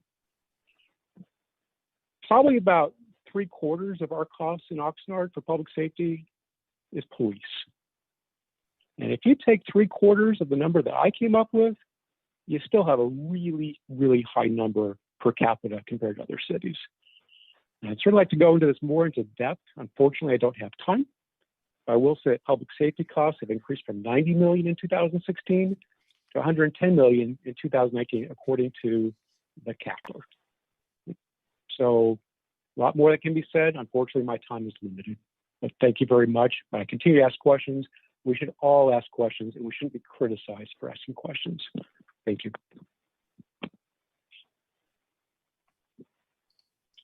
Thank you very much. And that appears to be the, there are no additional speakers. And now we'll go to City Council business. Let's go ahead and start with Councilmember Lopez, please. Thank you, Mayor. I want to just very briefly thank you to everyone who is watching. I know that there's a big Laker game going on right now, so I know the attention is out there. But I just want to acknowledge that even though it wasn't formally in our initial resolutions and celebrations at the beginning of the meeting, I do want to celebrate and acknowledge that October is Filipino American History Month, and want to acknowledge the diversity of Oxnard and our Filipino community here, as well as LGBT History Month, which was started by a high school teacher back in 1994. So I just want to share that. Thank you. Thank you very much. And Councilman Pro. Thank you very much. Thank you for the speakers. I've got a couple of things I really want to say this evening. I want to thank the city employees that are working. There's a lot of things that are being said by various people that are running for office. And I also want to say the 17 people that have put themselves up to run for office in the city, it takes a lot. And my hats are off to you. Recently, Mr. Daniel Chavez had a presentation of Oxnard Live, interviewed Mr. Starr about his candidacy for the district that he's running for council and his measures FLM&N. And there were some questions posed in discussion about Measure O. And I am really I need to get this off my chest. When we have a Measure N that is requesting to get the pavement up to a certain standard, I want the pavement up to a certain standard. I have not met one person that wants the streets to be more degraded. Mr. Starr's got a very good issue, but he wants to take all money to fix the streets. Measure O money has limited amounts of money that it can take, even if it does all things that Measure O money has been used for besides streets. It is not adequate to bring it up to the numbers that we need to accommodate Mr. Starr. So if the residents decide to approve Measure N, know that when you do that, the amounts of money that Measure O has collected over the years, when Measure O has been involved in, when Measure O has been collecting the funds, run from between $8 and $13 million. To keep us at where we are right now, the quality of streets that we have right now is $13 million. And Mr. Starr wants to increase that. So it's like, ladies and gentlemen, simple, real simple. We don't have the money if we take all of Measure O. So Measure O will go away. And if you get an opportunity, I would recommend you listen to Mr. Chavez's presentation on his thing, Oxnard Live. Mr. Starr was asked, what about the things that we're going to lose? He didn't really come clean with that one. Now, there have been some discussion, and I respect Mr. Starr. I respect him. But facts matter. And I have an issue with Mr. Starr. There was a recall. And the recall was based on the council approving utility rates increases. And the council at the time was made up of 5 people. 5 people. Can't even get my damn hand. 5 people. And Mr. Starr only said he would recall all of them, but he only recalled 4. Ladies and gentlemen, the difference between 4 and 5 is, depending on how you're looking at it, not a big deal. But when you have a gentleman that puts out all of these initiatives and he's using numbers and he's using what he claims are facts, and he couldn't tell the difference between 4 and 5, it gives me, personally, a bit of pause. And that's all I have to say. Please be safe and be healthy. Thank you.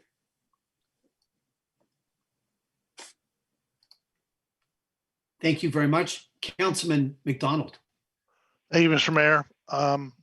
Last meeting, I think it was the last meeting that we had, Councilmember Perillo inquired about the Santa Paula branch line, which is a railroad line owned by Ventura County Transportation Commission that essentially runs from Montalvo area to just beyond Fillmore. And his concern was, is there a possibility of potentially reopening the rest of that line that was abandoned many years ago into the Santa Clarita area?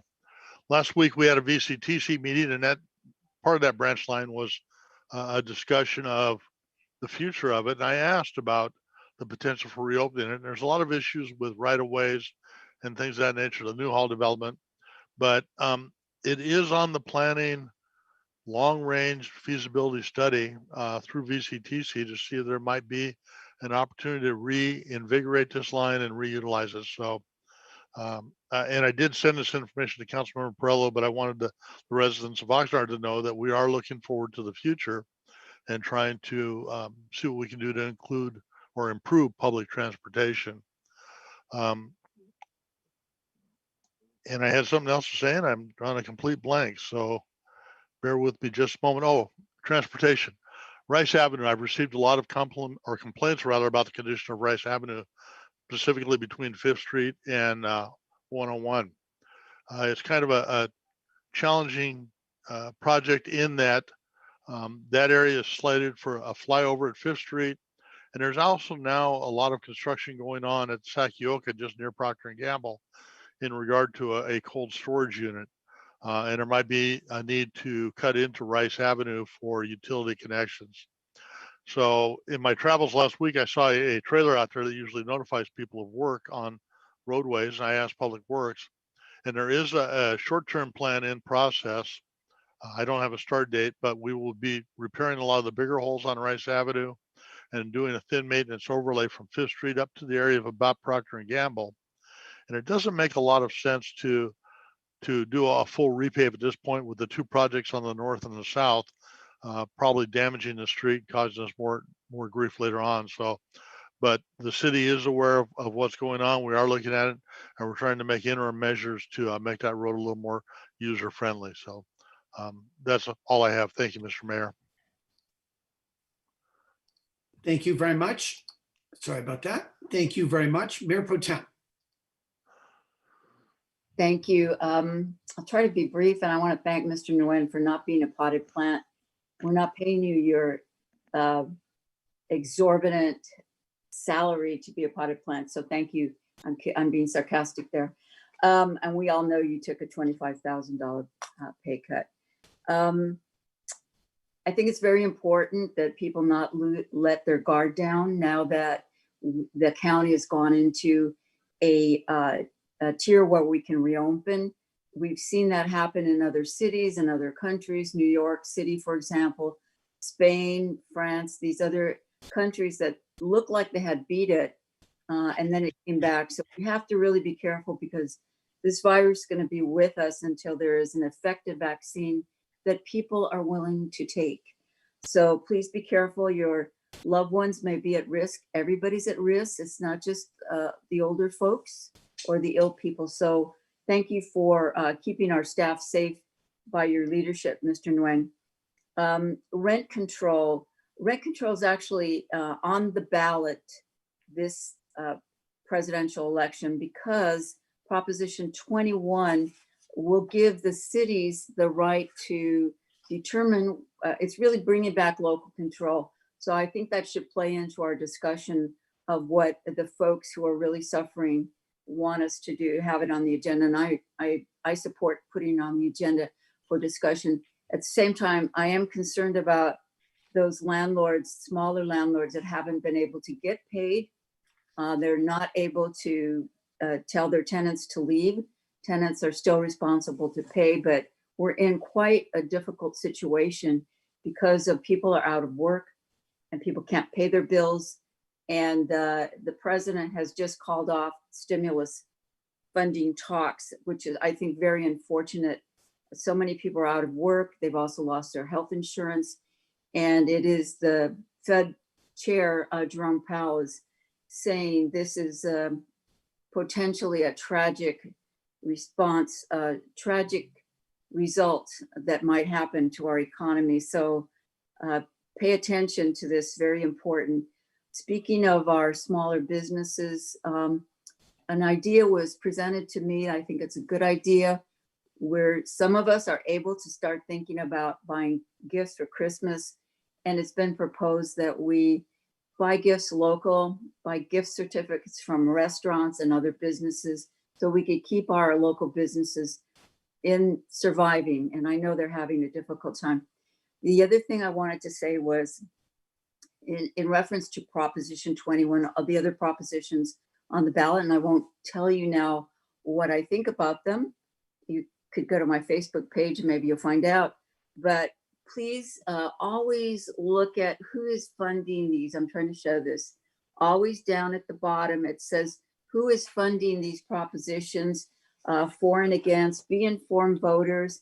And if you can, take the time, read the county information. Let me get this here, that we all should have gotten. Thoroughly discussed arguments pro and con. Be an informed voter. Don't just believe the first thing that comes into mind. One of the other things that's happening is that there are some companies that do food delivery. I'd like to discuss this, perhaps putting something on our agenda to discuss the fees that are charged by DoorDash, Grubhub, that are really making it difficult for our restaurants to survive. And I did have a discussion earlier with folks in the concerned about the restaurants and the workers. And I know Councilwoman Lopez and I discussed it. So I'd like to see if we could bring that back maybe at some point, an ordinance about capping fees. When 30% of the bill is the cost of delivery, it's going to be hard to sustain that. Finally, I want to thank Mauricio Ramirez, who's not a relation to me, for his beautiful artwork that city development fees paid for art in public places. This money cannot be used for anything else. Some people have said, why are you spending it there? To spend on something else. It cannot be. So really appreciate the work of the Cultural Arts Commission for making that recommendation to council, and the council did approve it. And Anderson Pack for being one of the faces there, along with graduates and all great diversity of our city. I want to also just thank my colleagues for sitting through this and many other meetings that are long and we have to pay attention, and there's some contentiousness. So I'm here and we're here to serve our community. Thank you. Thank you very much. Councilwoman Basua, please. Thank you, Mayor. I'm going to be quick. I just want to wish our city clerk a happy birthday. She's celebrating her birthday today, so happy birthday, Michelle. Always wishing you all the best, especially in your new endeavor that you're going to undertake, and happy birthday to you. Thank you. Thank you very much. And Councilman Madrigal. Thank you. Thank you, everyone who is joining us this evening. Again, happy birthday, Michelle. I want to wish a belated birthday to my grandma. It was my grandma's birthday this past Sunday. So she turned, we'll just say she turned 50. So my grandma's in great health and she's doing well. So very happy birthday to her. And I just wanted to say that I was honored to help out with being the front line at Our Lady of Guadalupe 2 Saturdays ago. It was a great event. Lots of great people that do this not only once, but they go out and do it a lot. They do it like mostly every weekend. It's a great endeavor. It's a great way to give back. And, you know, I had a good time seeing a lot of people that I have not seen in a while. So it was eye-opening. I even got to see my old English teacher from high school, and I hadn't seen him in about over 10 years. Back when I worked at the Home Depot was the last time I saw him. And so that was great. And lastly, as Mayor Pro Tem was saying, things are opening up little by little. Please be safe, but most importantly, please do shop local. There are a lot of local businesses who have been struggling and they've been working hard. So if we could all, you know, give a little bit of ourselves to trying to help them out. Thank you. Thank you very much. And I'd like to first start out, and I didn't know it was the city clerk's birthday. So I want to wish her a happy birthday. And I won't do it right now. I'll save it, but I will sing you the Sheriff John birthday song at some point. So happy birthday. And yesterday, I was fortunate to take part in a forum with actually Mayor Pro Tem Ramirez. And the purpose isn't to talk about the forum, but to talk about the sponsoring organization, the League of Women Voters. And I think it really ties in a lot of things that we're talking about tonight, because we're only 4 weeks today from the November 3rd election. And it is amazing to think that it was only 100 years ago that women in America were given the right to vote. It seems unimaginable today. But 100 years ago, it was revolutionary that women were given the right to vote. And I want to commend the League of Women Voters, because it started as an organization primarily focused on trying to get information to women, and it has broadened its appeal. And so Mayor Pro Tem is correct when she talked about the voter pamphlet, but I think equally as important perhaps is the information that the League of Women Voters puts out to the voters. And you can go to the League of Women Voters website, both state website, they also have a local website. And one of the things I like about it is that they do condense issues. So if you're a voter that hasn't taken the time yet to study the number of propositions that are on the ballot, and even the local measures on the ballot, that the League of Women Voters provides really invaluable information. So I want to thank David Marin and the League of Women Voters yesterday. I just think it's a great testament to the role of women in America. And it is seemingly even unbelievable that there's a vice presidential candidate. And just over 100 years ago, women weren't even allowed to vote. So just really excited to say that. And in the spirit of a lot of disagreements that we've even seen this evening, it's please vote and exercise your right. And I think it's very important. It's very, very exciting. So that's all I wanted to say. Thank you. So what we're going to do now is move forward on the agenda, and we're going to go to the information consent agenda, and that is on page 3, and that's item K. And there are a number of items here, and there are a few that I wanted just to make some very quick comments on. But I'm going to go ahead and start with Council Member Lopez. Do you have anything that you'd like pulled for discussion? Yes, L6. Okay. Good. And Councilman Perrello? 5 and 7. Councilman McDonald? Nothing in addition, but I will have comments on L6. Mayor Pro Tem? No, thanks. Councilwoman Basua? No, thank you. Councilman Madrigal? No, I'm good. Okay. Why don't we go ahead and start? Councilman Perrello, item L5, please. On L5, one specific question. We're going to submit a letter for support for bicycling and non-motorized use designated United States Bicycle Route 95. There's a tremendous amount of electric bicycles, electric scooters, and electric skateboards. Are they exempt or are they included in this? That's my only question.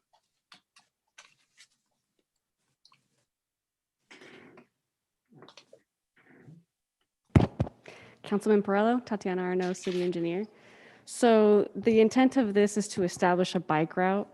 And so it'll be able to be used with the same way that the vehicles are able to use it today, including the bicycles. So yes, if somebody has an electrical bicycle, they will be able to access this.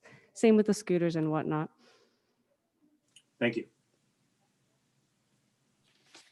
Thank you very much. And let's go to Council Member Lopez with item L6, please. Yes, thank you. I have a comment slash if an answer can be given at this moment from staff. This is regarding the citywide street sweeping service.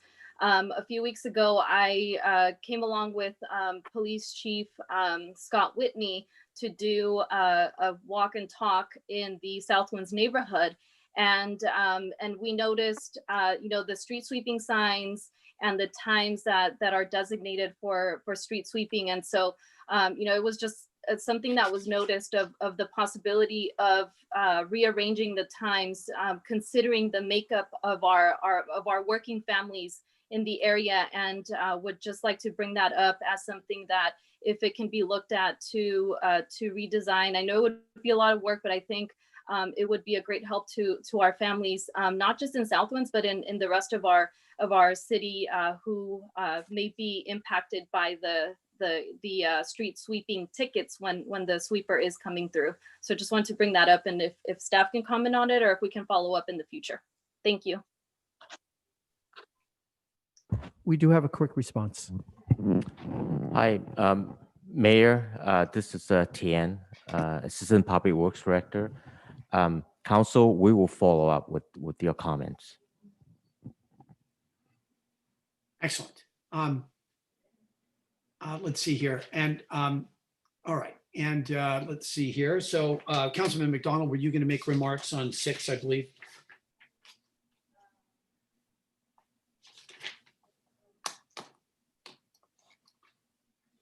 Councilman McDonald? I'm sorry, too many buttons here. Can you hear me now? Yes, sir. Okay. I get complaints periodically from people in the southern portion of the city that they, take time to move their cars, and it seems like the street sweeper never shows up, or it's hit and miss. And I know that Public Works is taking a look at it, and that Environmental Resources, who oversees the street sweeping, is taking a look at it also. So I just want to remind staff that we need to be vigilant to make sure that we're getting our money's worth out of this contract, that they are doing the work they need to do, that they are sweeping. And I've heard all kinds of different stories about how there might be shortcuts. I'm not going to, go into those now. And I know staff is making this a priority to keep this monitored, so I appreciate their efforts. But certainly if a neighborhood thinks they're not getting the service they need, they should be reaching out to us, letting us know. So thank you, Mr. Mayor. Yes. Councilman Perillo, item 7, please. The whole purpose of me making a statement on that, I appreciate the fact that we're going to look in the geotechnical thing for the earthquake and the seismic thing, and that we are going and have had a value engineering on these projects. We've learned from past mistakes and using best practices. That's my only comment. Supportive of this item. Thank you very much. And I just wanted to add to item 5 that Councilman Perillo had remarked, and I want to make sure I got everyone. Okay, it looks like I did get it. And I apologize if I missed somebody, and we could always follow up. But I'm just really happy that with item 5, members of the City Council, that we're lending support to United States Bicycle Route 95 and Clean Mobility Options for a grant option. One of the things I have a concern with, and I've always had a concern, is that we do need to get more people on bicycles in the city of Oxnard. I remember as a teacher at Pacifica High School that the high school had a population of about 3,400 students. Yet there was maybe somewhere in the neighborhood of, 10 or 15 bikes in the bike racks. Now, a lot of kids did walk home, and that's really good. Kids are getting exercise, and as kids, some of us would complain because we had to walk home in the rain. We had rain jackets and galoshes, as they call them.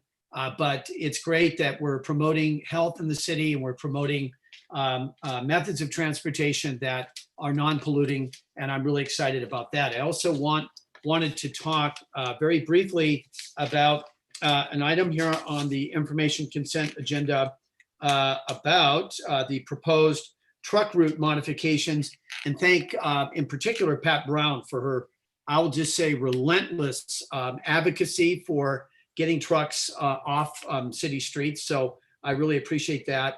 And then most importantly, I'd like to draw attention of the City Council and the public to item 3 on the agenda, which is a notice of completion for flashing pedestrian beacon projects in 14 locations citywide. We had a tragedy happen in the Colonia not long ago where I believe a young boy was tragically, his life was taken because the driver ostensibly was driving in the sunlight and couldn't see him. This thing about beacon lights is such a great accomplishment that we're pursuing that in 14 different locations throughout the city. And we just got to keep going with this because there are just so many pedestrian locations that are unsafe. I also know an older gentleman about maybe 2 or 3 years ago who was crossing the street at H Street and I think Ivywood, if I'm not mistaken. And he tragically lost his life because, he's hit by an automobile. So this thing about beacon crosswalks is such a positive thing. And I think I was able to participate in a kind of a workshop with, I believe, the police chief, the city manager, Councilman Madrigal, and myself with the residents. And I just hope that we can continue these beacon crosswalk locations. So I want to thank the public works staff, the city manager, for getting on this, and we need to keep going with it. So that's the comments that I'd like to make. And now what I'd like to do is go to the speaker list of those individuals that have signed up to speak for the information on the information consent agenda. And the very first speaker is Pat Brown, to be followed by James Aragon, please.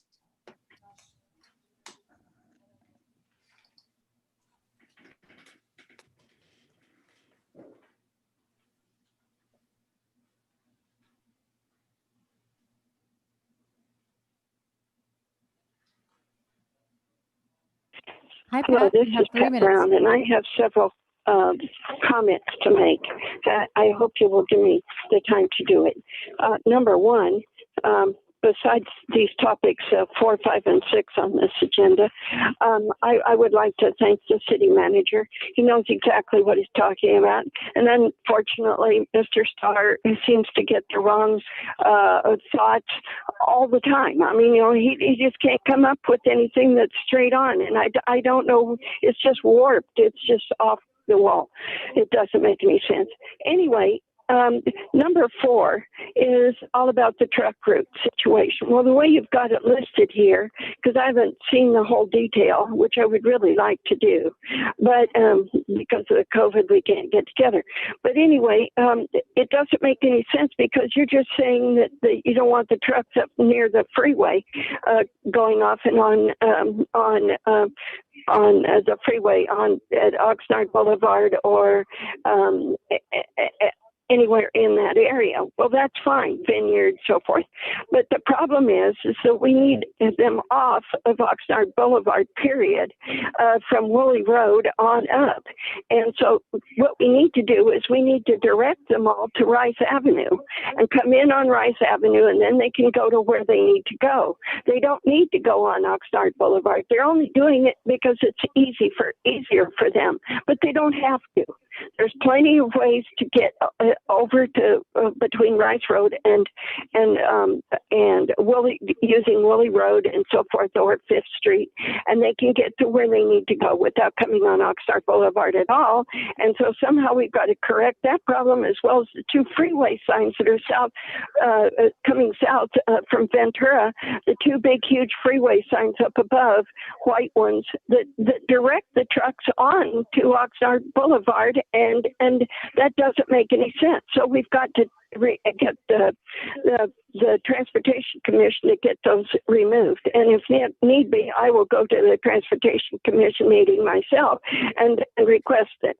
So anyway, that's number 4. Number 5 is the Public Works Department, the bicycle paths. I hope that we're getting bicycle paths that will go down to Ormond Beach, along Wainimi Road and so forth. And because I know a lot of people like to do that, like to go down there, and they feel unsafe on the roads because there's no place for them to be, and they're kind of left going off the road from time to time. I hear about it.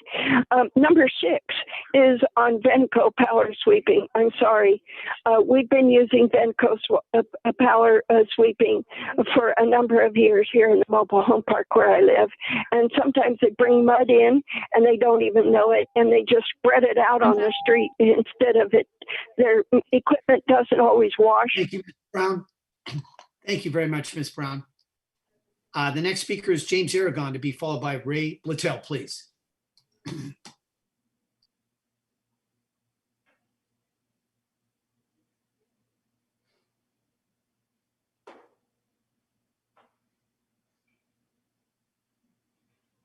James, 3 minutes. Please begin.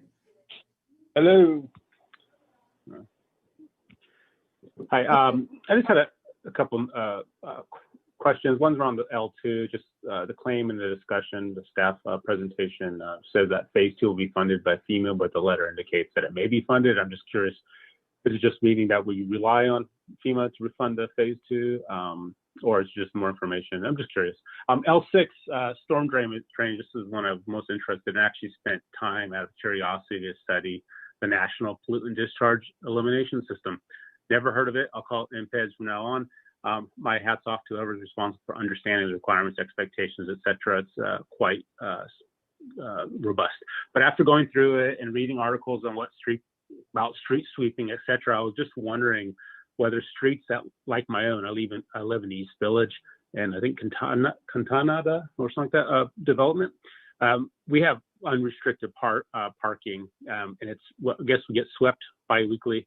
And basically when the sweeper goes by, it goes down the middle of the street on one day. The next day it comes up the middle of the street the following day. And then on the next cycle, it does the same thing. So the gutters never actually get touched. And that's just because people are parked in the streets. I mean, sometimes they'll try to get a little zoom in, a little angle, but for the most part, they can't. They can't in front of my house because we have a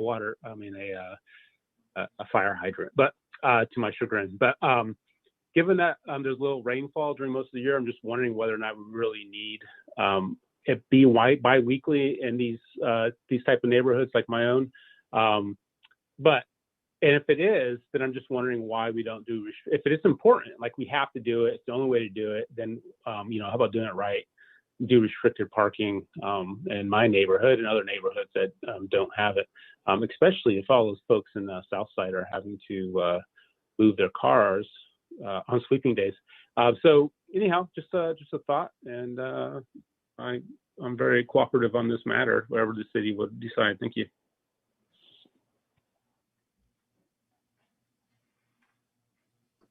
Thank you very much. And the next speaker is Jim Cowell, to be followed by Debbie Mitchell, please.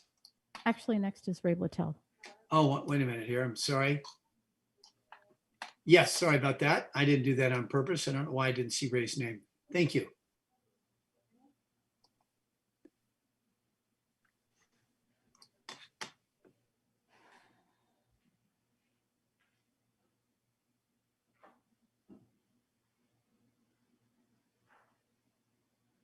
Hi, Ray. 3 minutes. Go ahead. Thanks for reminding the mayor. Mayor and council members, this is regarding item L4. This is a good start. I previously petitioned the city to limit large trucks, that is more than 3 axles, access to our downtown for traffic congestion mitigation and also to help save our streets. That being said, I have a suggestion relative to the proposed revised truck route. Why isn't Rice Road and Woolley Road actually listed and encouraged, if not mandated, as an alternate route for large trucks to enter the commercial district in Midtown Oxnard? Sure, it's on the traffic route map, but this should be the preferred route for large truck traffic. Furthermore, in my opinion, Rose Avenue from 101 Freeway to East 5th Street should be removed from the allowable truck route. Too much congestion in this area. The hospital is here, Rose Shopping Center, plus the new high school will soon be constructed along this route. We don't need large trucks on this route. The city's goal should be to slowly wean semis, that is 18-wheelers, off the city streets altogether. City Code Section 8-3B is weak. It states no operator of a commercial vehicle with a gross weight, including load over 5 tons, shall use a light traffic street, except when necessary to reach a destination for the purpose of loading cargo, and such location cannot be reached by a truck route. Well, why else would a truck or any other vehicle, for that matter, take a route, any route, unless they wanted to reach a destination? Duh. And if stopped while en route via an authorized route, all the driver would have to do is claim they're making a local delivery and they're free to go. The language is weak and enforcement nearly impossible, if not entirely impossible. Of course, the real issue is enforcement. The police department has already claimed to me via email that they are too busy with emergency calls to deal with most traffic enforcement issues, including state laws. So the better approach is education. So how are you going to educate or notify the local businesses of this change? Putting up signs is insufficient. Businesses need to be forewarned months in advance, and if pre-warned of the proposed action, perhaps some of the police enforcement actions may be alleviated. Thank you very much. Thank you very much. And the next speaker is Jim Cowell, to be followed by Debbie Mitchell.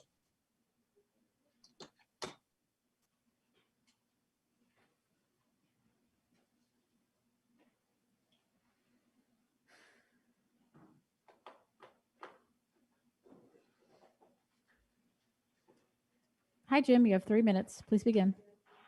Thank you very much. Good evening, Mayor, City Council.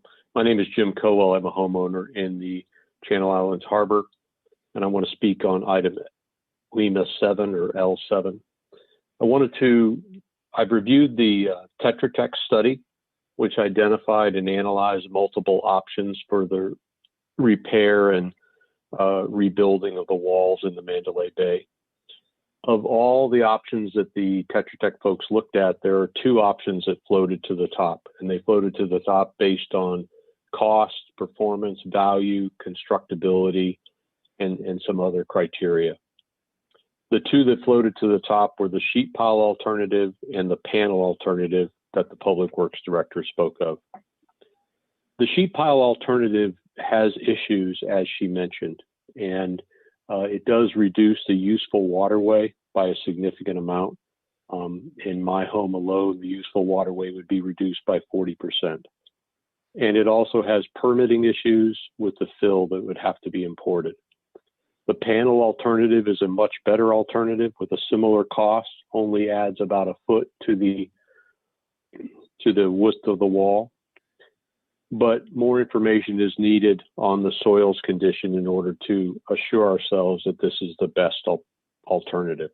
But it is the right approach to take, and I support this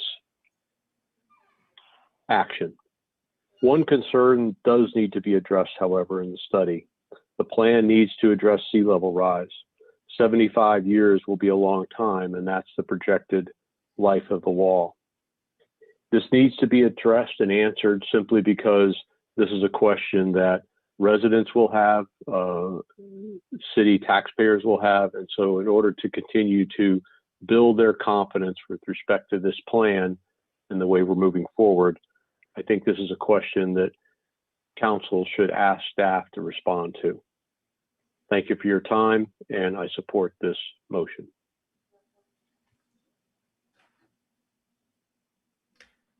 Thank you very much. And then Debbie Mitchell, please.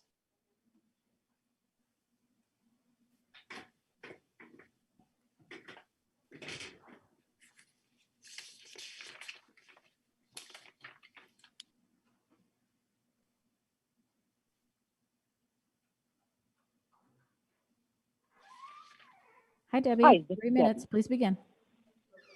Thank you. I'm going to make this quick. I just really want to thank Public Works for the efforts that they've gone to get this far on this study, and that this part of the study seems so important. And after hearing, some of the meeting before, I just want to say that Public Works staff, the city manager, the decisions by council, and everything that you guys are tolerating and having to listen to and deal with through the pandemic. Thank you for going above and beyond. The FEMA grant is going to help. These studies are going to help. And it's so encouraging to see Oxnard really moving forward on things that never took place in what we considered the worst of times in the past. Thank you very much, and good night. Thank you very much.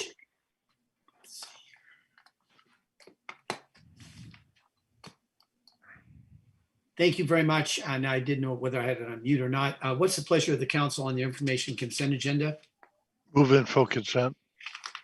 Okay, we have a motion Madam City Clerk by Councilman McDonald. Do we have a second, please? Second.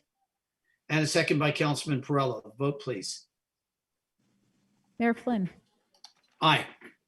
Mayor Pro Tem Ramirez, Yes. Councilmember Perrello, Yes. Councilmember Lopez, Yes. Councilmember Madrigal, Aye. Councilwoman Basua, Aye.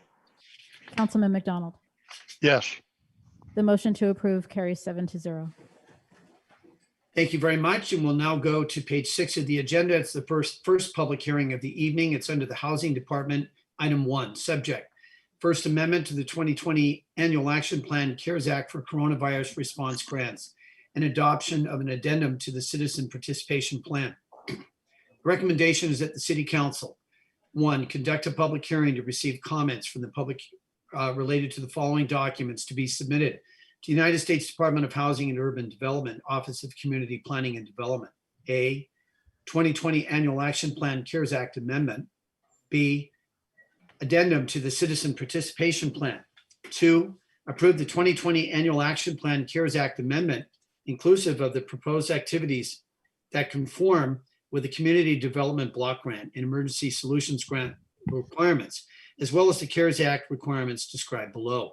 Number 3, authorize the city manager to incorporate any recommended changes resulting from the public input to the Annual Action Plan CARES Act Amendment and addendum to the Citizen Participation Plan as directed by the City Council. 4, authorize the city manager to execute the required applications, certifications, and other pertinent documents for the submission of the Annual Action Plan CARES Act Amendment to the United States Department of Housing and Urban Development. And 5, authorize the city manager to execute HUD agreements and sign all agreements for the implementation of the annual action plan's substantial amendment, including can you see it? Subrecipients, interdepartmental and intra-departmental agreements. This will be presented by Mr. Ramirez, and we'll ask the city clerk to provide for affidavit of publication of written communications, if any.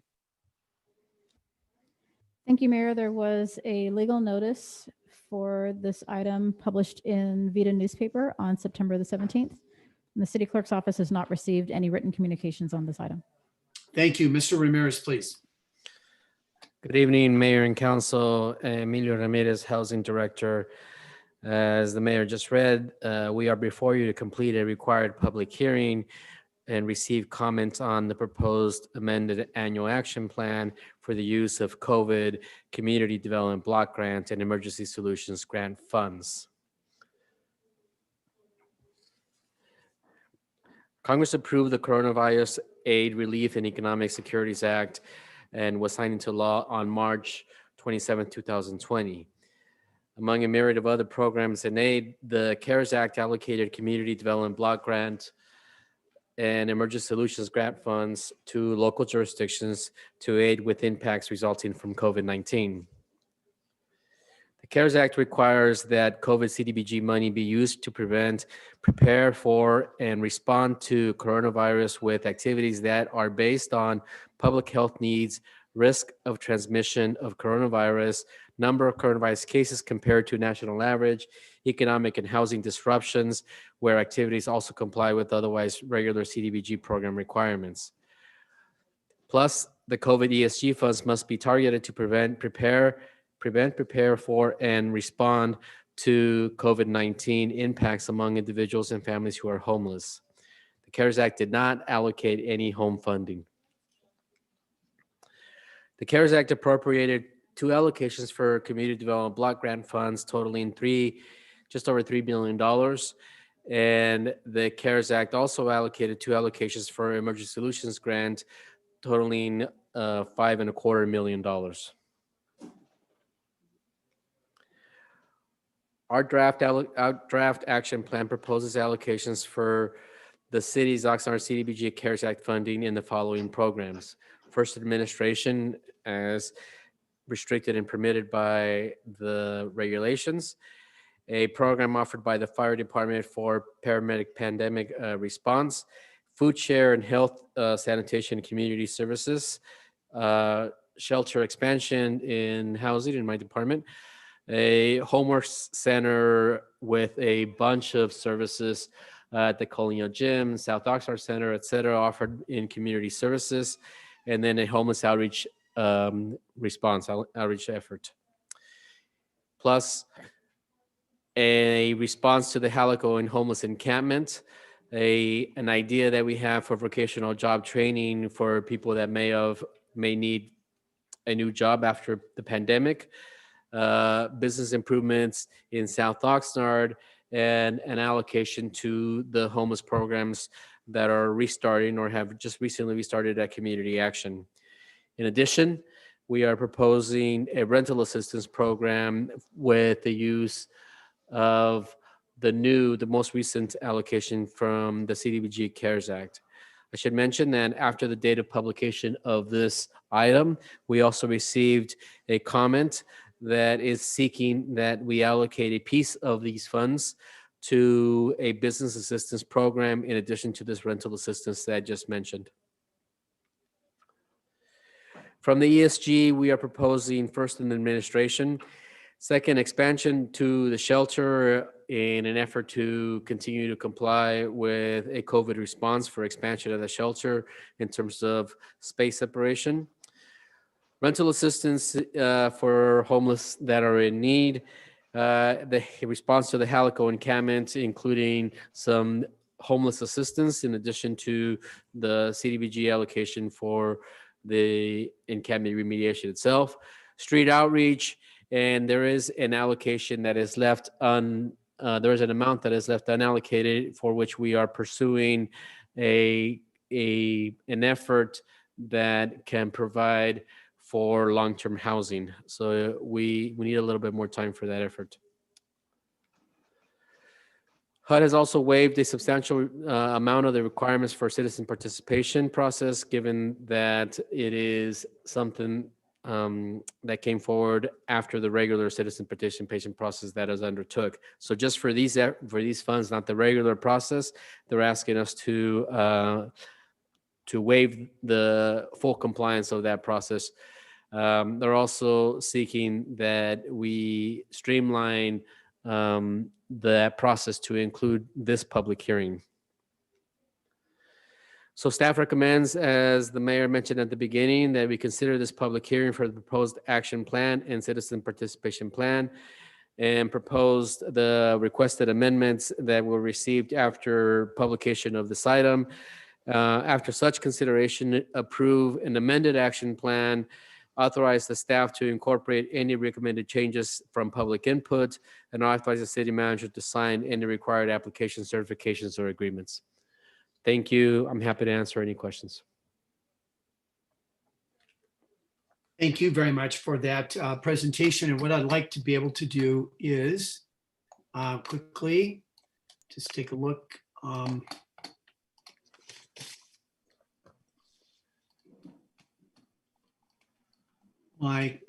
city clerk, my computer is not scrolling right now. Could you tell me if there are, yep, there it goes. Now I got it.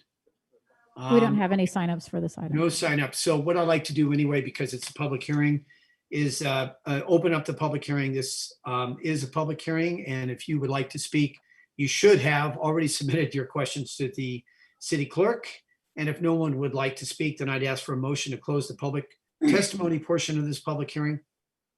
So moved. All in favor? Aye. All opposed?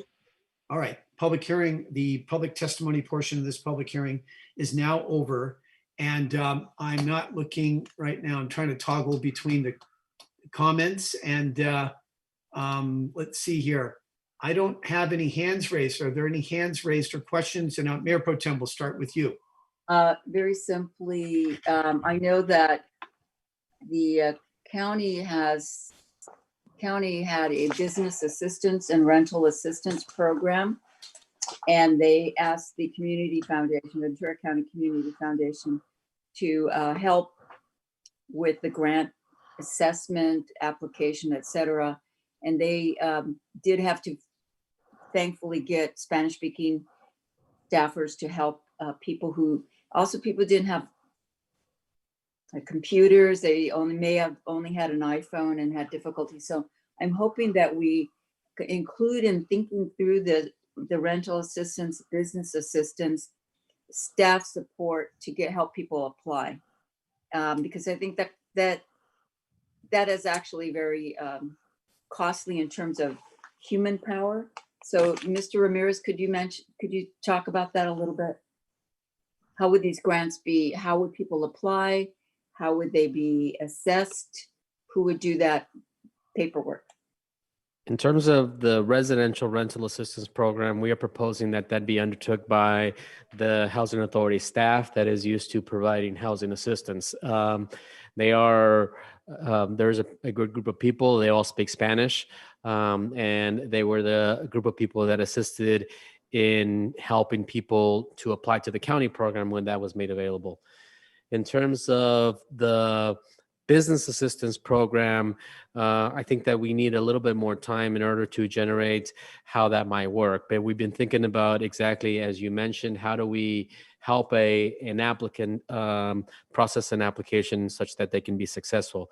We're thinking about the possibility of a business trainer, if you will, on how to file an application, how to improve their business, including an application to our program or potentially applications to other programs. So that idea for the business assistance program admittedly needs some work, and we will include that effort to get it matured and underway if you direct us to do so.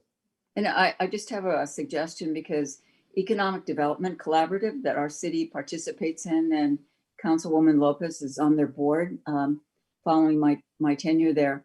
They put a lot of effort into helping business owners, especially Spanish-speaking owners, and encountered, they learned a kind of what is necessary. So I'd recommend talking to the folks at Economic Development Collaborative and the Community Foundation about how to build on lessons they learned in doing that. Thank you. Thank you. Are there any other questions by members of the council? Yes, Councilman Perrello. Yes, thank you very much, Mr. Ramirez, for the presentation. There are 3 questions. On the slide, I believe it's 2, 4, 6, number 6, we have a rental assistance program, $1.4 million. If we can put the slide up. Is there an ability, we're going to help people with rental assistance that have gotten into, things have happened. Is there any ability to help people that have lost their job? They're on the verge of potentially losing their home with mortgage payments. How are we distinguishing? That's one question. Second question, on page 397, the AP 50 geographic distribution, it talks about minority concentration, includes, let me give the full statement. Description of the geographic area of the entitlement, including areas of low income and minority concentration where assistance will be directed. Is there specific minorities that we are looking at? And the last question is on page 398 of the presentation. We talk about the rationale for priorities for allocating investments geographically. And we talk about special populations such as seniors, homeless, youth, and youth. Is there any special category for veterans? And those are my questions, Mr. Ramirez. Thank you. Thank you, sir. First, as between rental and mortgage assistance, both are eligible, and in an effort to assist making a housing payment or covering a housing cost, they would be eligible. In either case, the recipient of that assistance would need to be low income, and it would need to be as a result, the required assistance would need to be as a result of a COVID impact. But that assistance goes to pay for rent or goes to pay for mortgage would still be eligible as long as they are in compliance with the other requirements. In terms of minorities, no, at this time we are not proposing assistance specifically for an ethnic minority, if I understood your question correctly, sir. They are all intended to be for low-income recipients, although there is a variety of special categories, i.e. homeless, that we would be assisting. Again, those homeless would need to be low income, but not necessarily for an ethnic minority. In terms of veterans, a veteran subcategory definitely would be eligible. Again, they would need to be a COVID response and they would need to be low income. But in order to target a need of a veteran or of a senior person, that's definitely something that we can target. But we did not propose that in the current plan. If you'd like us to consider an amendment to the plan, we're happy to do so. Thank you very much for the answers. And I just want to clarify something because I may not have come across very clearly, but I hope the camera can pick up the thing that I'm holding up. It is page 397, and I was not speaking ethnic. I'm reading directly off AP 50 geographic distribution 91.220F. Description of the geographic areas of entitlement, including areas of low income and minority concentrations where assistance will be directed. I'm sure that I may not be the only person wondering, well, okay, which minority? Is it Oxnard? Is it national? And I take your answer, but I just wanted to clarify, I wasn't coming from somewhere out of left field. And as far as the veterans, I don't know how the rest of the council feels, but I would appreciate the veterans being included. I understand that they have sometimes their own projects, but if there's an opportunity to help out some veterans, I believe they need to get some assistance. Thank you. Thank you for the response, Mr. Ramirez. Any additional comments or questions by the members of the City Council? With no further comments, what's the pleasure of the city council? Move to recommend the Okay. action. Okay, Madam City Clerk, we have a motion by Mayor Pro Tem. Do we have a second, please? Second. I'll second. I'll Okay, second we have- that. Okay, But we I have a would like- sec- wait a I would minute, like- Councilman Perrella, hold on one second. We have a second by the lady, Councilmember Lopez. So we're going to take that. Mayor? Councilman Perrella, yes. Yeah, I just want to make sure that the veterans part is included. Unless there's objection by council members. Absolutely not. Mayor? Yes. Two things. Number one, veterans are included in the global effort. We do not have a specific veteran program that is included in the proposed amended action plan. We can work on that, and we will have to come back to council to amend that, to approve that amended plan. But we do not have a carve out, if you will, for specific veteran program, although veterans are included as eligible. Second, what is the pleasure of the council relative to the business assistance program that I referenced that is not actively and currently included in the plan since it is added after publication of this item? Mayor Pro Tem. I totally want that included. It's critical to our survival here. I was going by that presumption, Mr. Ramirez, and I didn't know. I'm glad you asked the question, but I mean, I support that also, I would have said. Right? And I'm seeing nods by members of the council. Are there any other council members that want to weigh in on that? Okay. All right. One last thing, sir. I apologize. We Yes. are proposing a $500,000 allocation to come out of that almost $1.5 million that would have been allocated to residential rental assistance. Therefore, approximately $500,000 for business assistance and $1 million for residential rental assistance. Right. Any comments on that by members of the council? Mayor Pro Tem. Just this, Mr. Ramirez, a business could be a small landlord. Yes, I think so. Great, thank you. Okay. So we do have a motion by Mayor Pro Tem, and we have a motion by the lady, by Councilmember Lopez. Madam City Clerk, the roll, please. Councilman McDonald, Yes. Councilmember Perrella, Yes. Councilmember Lopez, Yes. Mayor Flynn, Aye. Councilmember Madrigal, Aye. Mayor Pro Tem Ramirez, Aye. Councilwoman Basua. Aye. The motion carries 7-0. All right. I'm very happy about this because we are actually a little bit early. So I'm happy about that. We're on item 2 now, which is the second and final public hearing of the evening. And let me just take this screen down for a second. 1 second here. Let's see. Sorry about that. The screen changes a lot and it's hard to navigate sometimes. So this second and final public hearing of the evening is under the Community Development Department.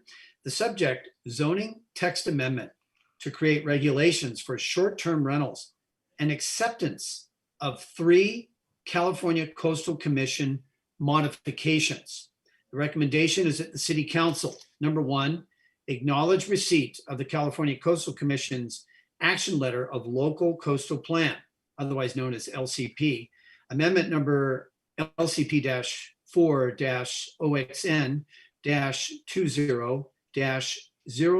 LCP-4-OXN-20-0008-1 and Planning Commission's adopted resolution 2020-15, recommending that the City Council accept 3 modifications recommended by the California Coastal Commission.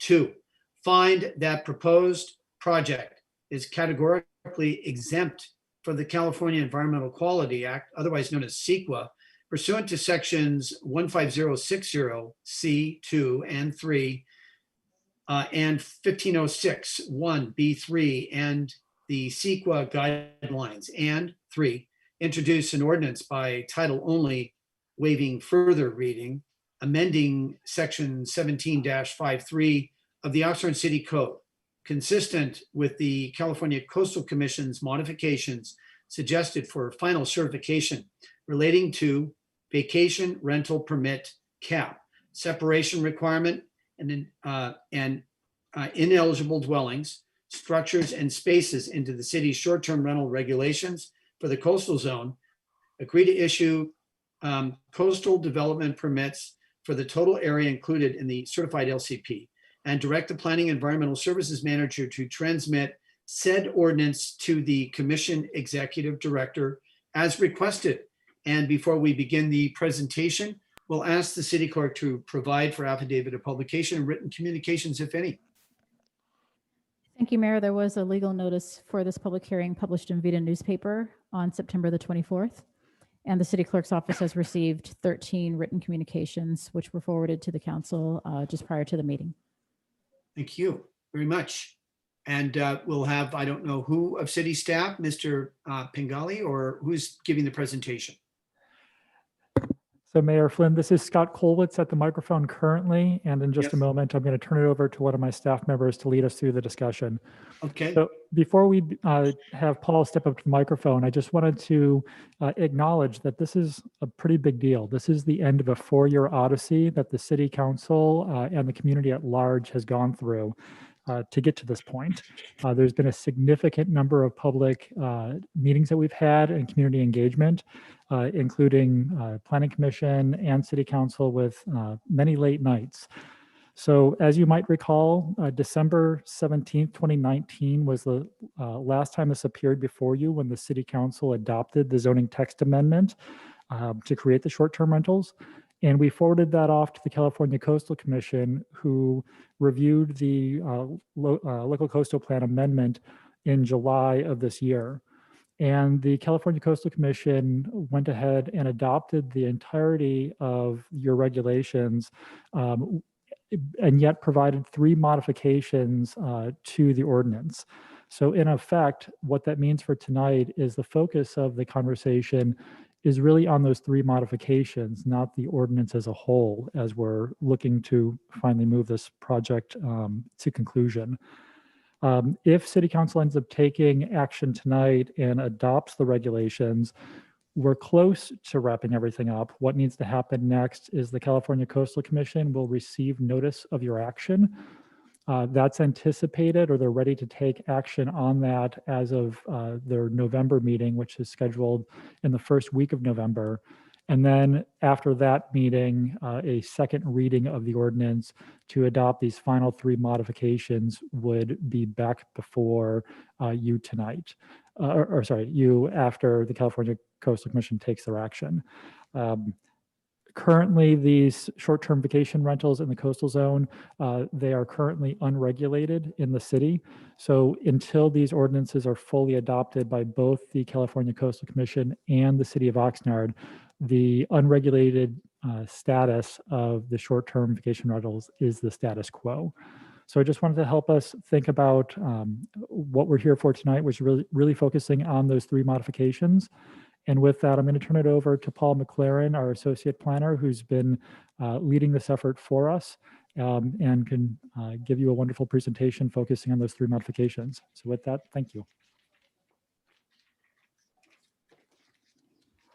Thank you, Scott. Good evening, Mayor, council members. As Scott has mentioned, this has been an ongoing odyssey for 4 years. Back in August of 2019, the Planning Commission recommended that the City Council adopt this ordinance to regulate short-term rentals within the coastal zone. And then that was, as Scott mentioned, adopted on December 17th of 2019 under Ordinance 2970. Then January 30th, the city did submit a local coastal plan amendment to the California Coastal Commission, which was heard at their July 10th meeting and unanimously approved, subject to 3 modifications. Then on August 19th, we took those modifications to the Planning Commission, the Oxnard Planning Commission, which with a recommendation to adopt a resolution that the City Council accept these Coastal Commission modifications.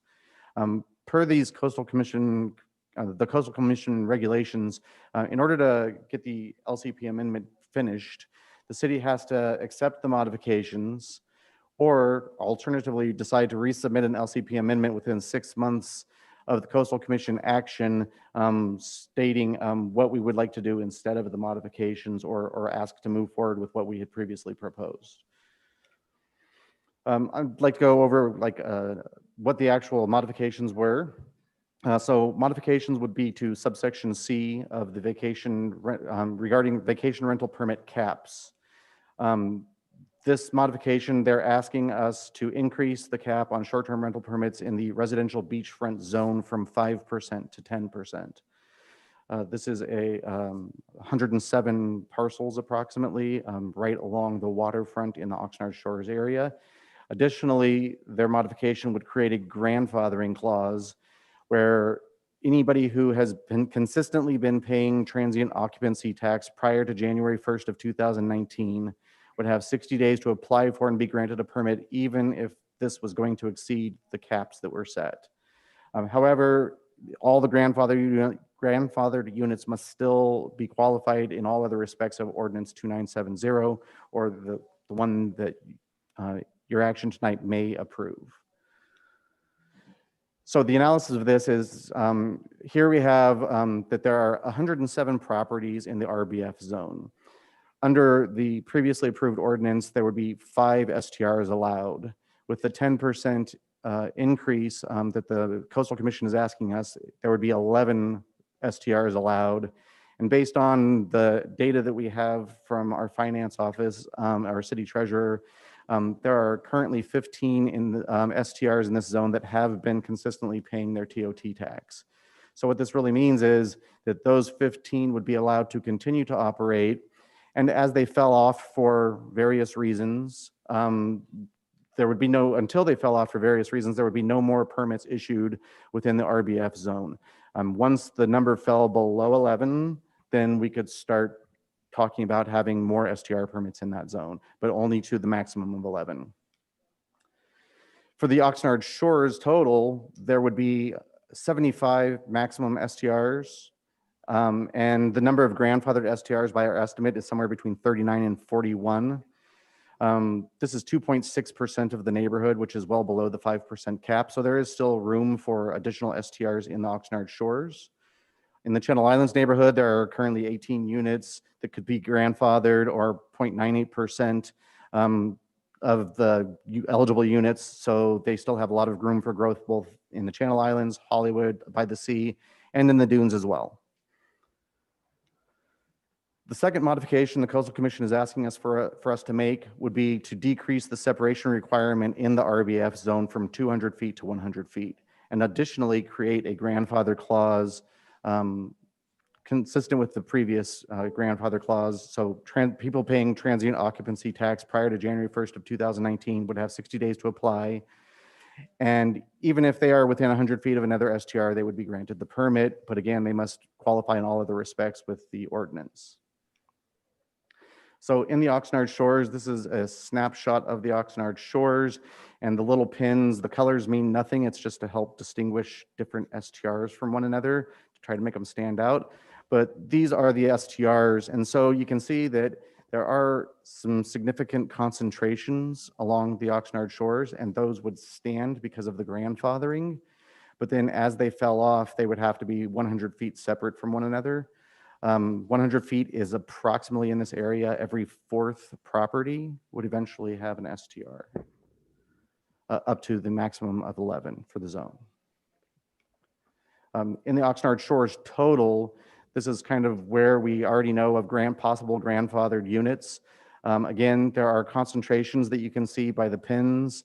Those concentrations, if all of these people were to apply, would continue until they fell off for whatever reason. And so we are going to get some concentrations by the grandfathering clause that they're adding into by the modification.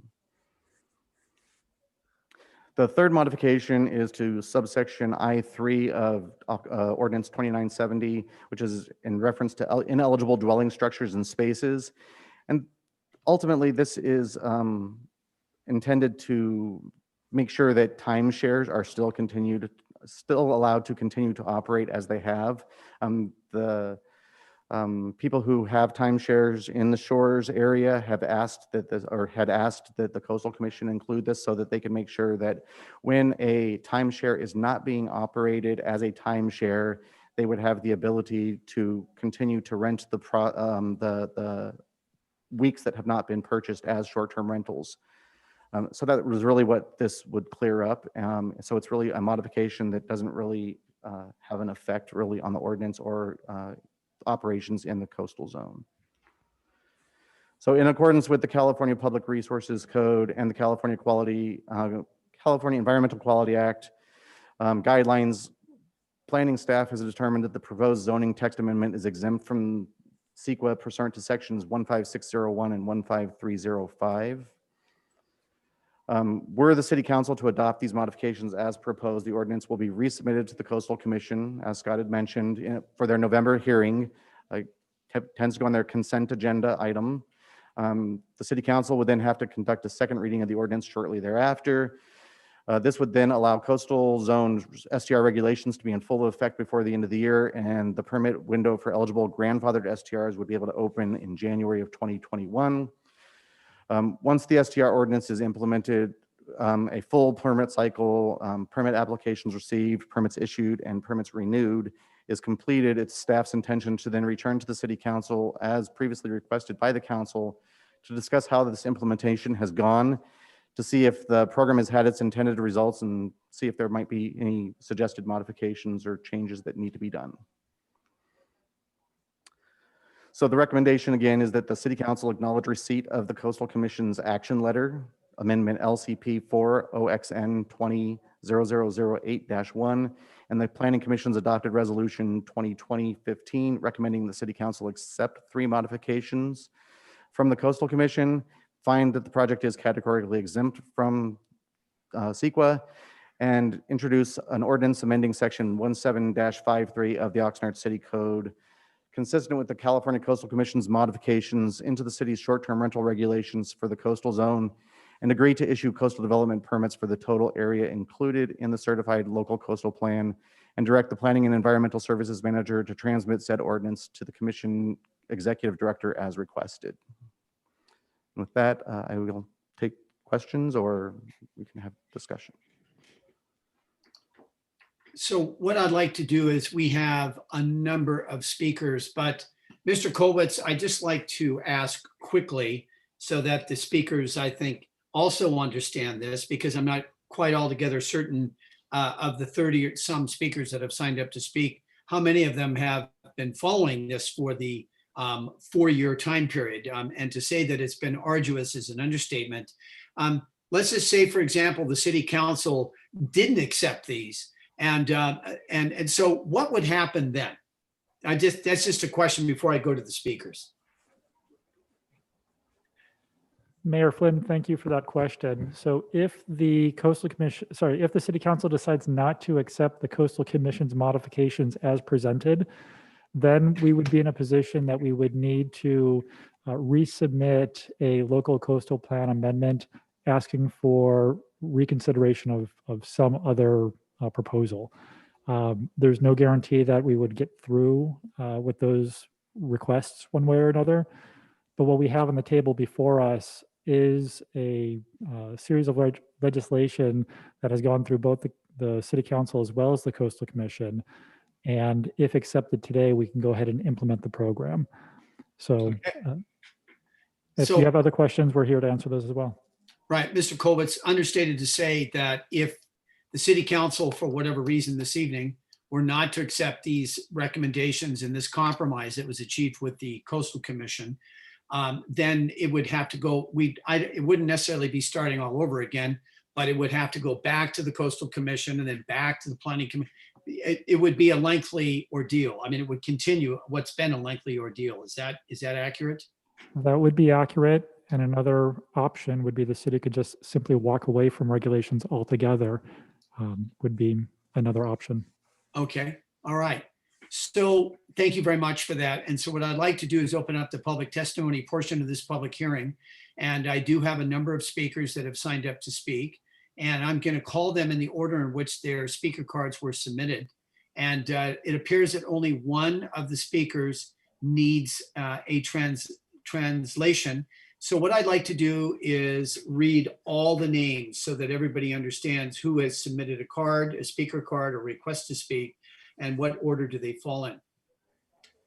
So I'll start with the very first one: Gary Trenda, David Dubrov, Walter Hagedorn, Michael Veltoen, Robert Murphy, Angela Slaff, Julie Pena, George White, Karen Brooks, Ira Green, Ken Koopman, Erica Espino, Scott Wright, Yana Graciel, Michael Hook, Marcy Hook, Bob Greenfield, Ashley Gracile, Christina Brewer, Neil Berger, Michael Gilmore, Lionel Medel, which is the one that needs the translation, Jeremy Bennett, Rob Zylan, Peter Fleming, Ashley Gracile, Dr. Dimitra, and I don't know, is it Constantine or just Madame City Clerk?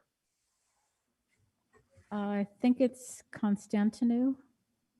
Okay, yeah, because it's cut off here. I don't see the whole thing because of that. Sorry about that. That's fine because of the column. Suzanne Lameau, Stephen Shoham, Diane Delaney. So those are the people that have signed up for this item. We're going to go ahead and start with Gary Trenda, to be followed by David Dubrov, please.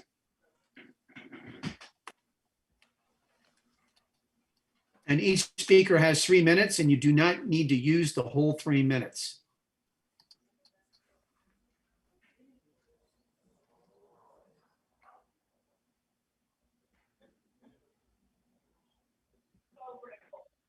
Hi, Gary, you have 3 minutes. Please begin.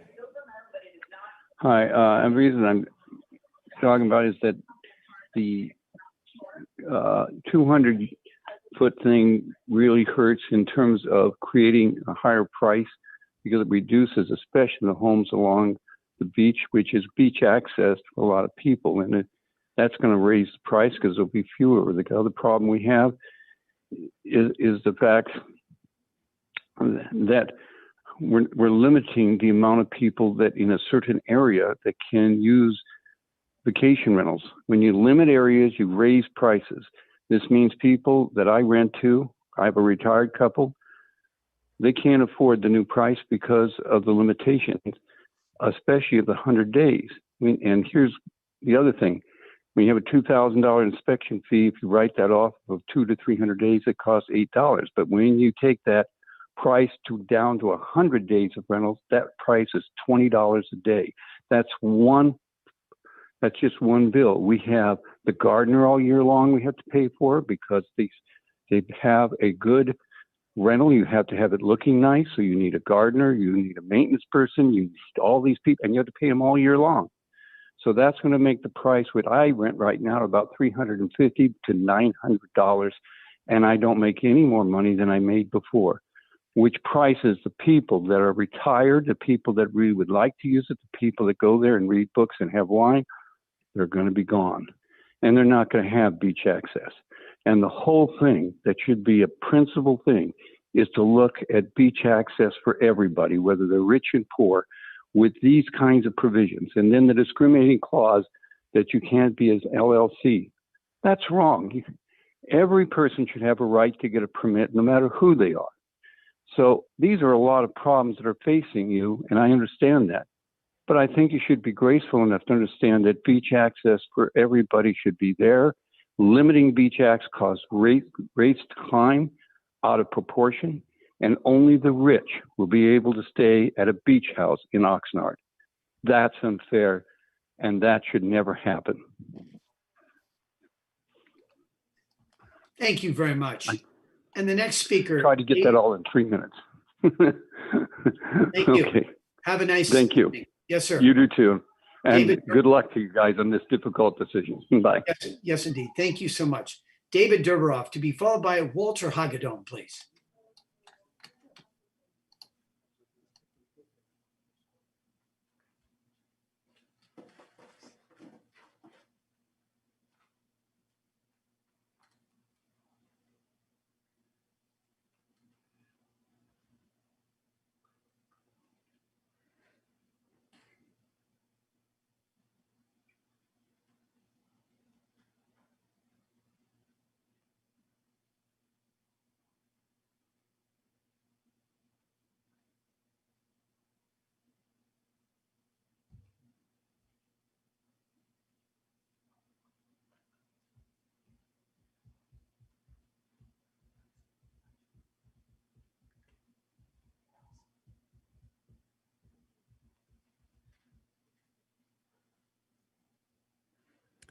Okay, looks like it went to voicemail.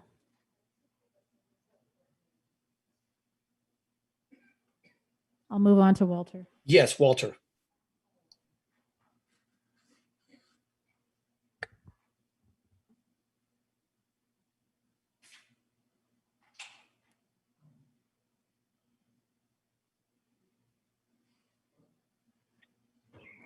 Hi, Walter. You Hello. have 3 minutes. Please begin. Thank you. I'm Walter Hagedorn, Chairman of the Oxnard Shores Neighborhood Council. Mr. Mayor, City Council members, I would like to thank the city and the Planning Department for all its work on completing the STR ordinance and encourage unanimous approval of the Coast Commission changes. With the unanimous votes from both the Planning Commission and the Coast Commission, this would be a great achievement for the city. The residents of Oxnard Shores have suffered with the uncontrolled growth of short-term vacation rentals and are hopeful that the new restrictions will be effective. But the implementation and enforcement will be challenging. For instance, during the early days of the COVID-19 lockdown, the County of Ventura ordered the closing of hotels and short-term vacation rentals. The hotels had no choice but to shutter their doors, but the STR owners in Oxnard Shores decided that this was a financial opportunity. Despite the order to cease renting, and the obvious risk to the health and safety of our community, the STRs continue to operate. The Oxnard Shores Neighborhood Council sent several emails to the city complaining about the problem, but in all fairness, the situation was out of control, and visitors from all over the country were coming to our neighborhood without any checks or controls by the STR operators. The lack of concern by the STR owners for the residents of our community, many of whom are the most vulnerable to the virus, was indicative of how difficult this enforcement will be. But this is a good ordinance, one that the city can be proud of, and the Neighborhood Council is looking forward to working with the city to make this compromise work for all parties. Thank you.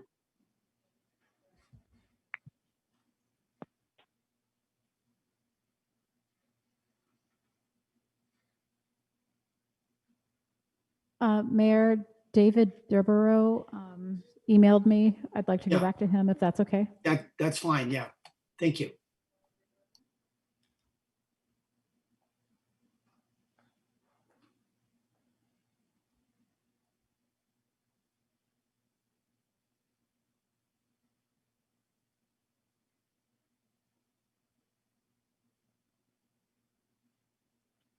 Hi, David. You have 3 minutes. Please begin.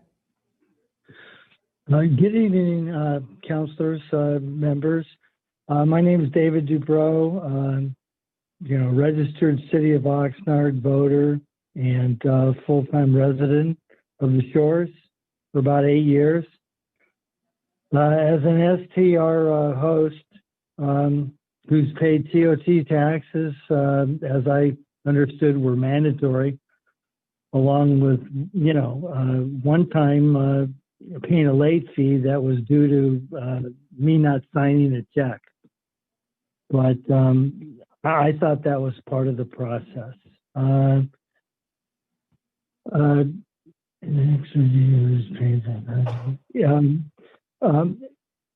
find the permit process as, non-discriminatory and put info. In fact, I would like to suggest a minimum at least of 1 year if you're going to put this, permit system like through. And I'd like to, be able to inform people that are booked the following year, at least have that. As far as the total number of permits, last I heard was 10% of the total properties.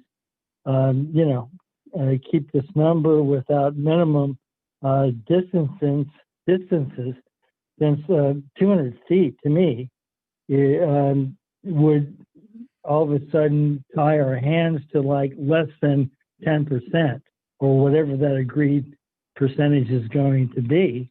It cuts us off. So, I don't think, the STR hosts, are in some big competition with one another, that if one was next door to the other, I think that's fine. So I don't see where the 200 feet is our problem.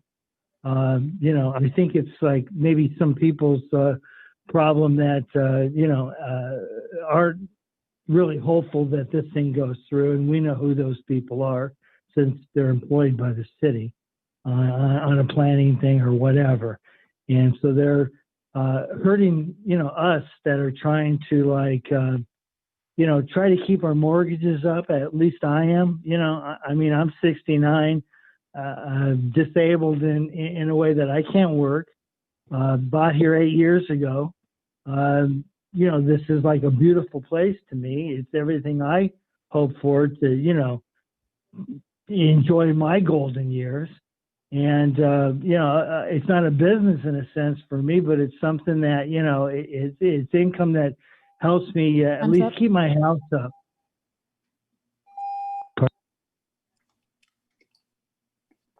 Thank you very much. And the next speaker is Michael Veltone, to be followed by Robert Murphy, please.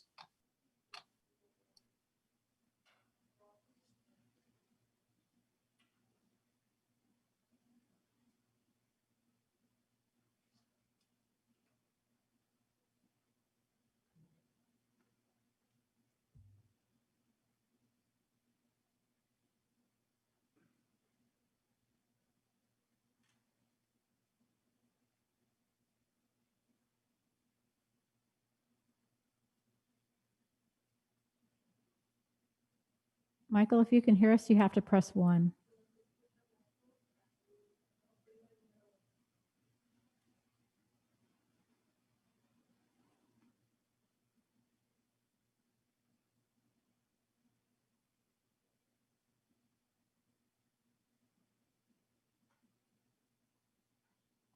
Okay, looks like it went to voicemail.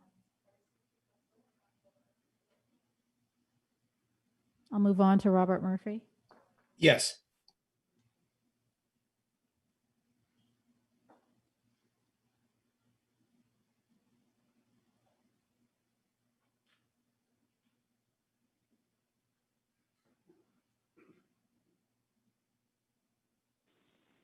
Hi, Bob. 3 minutes. Please go ahead.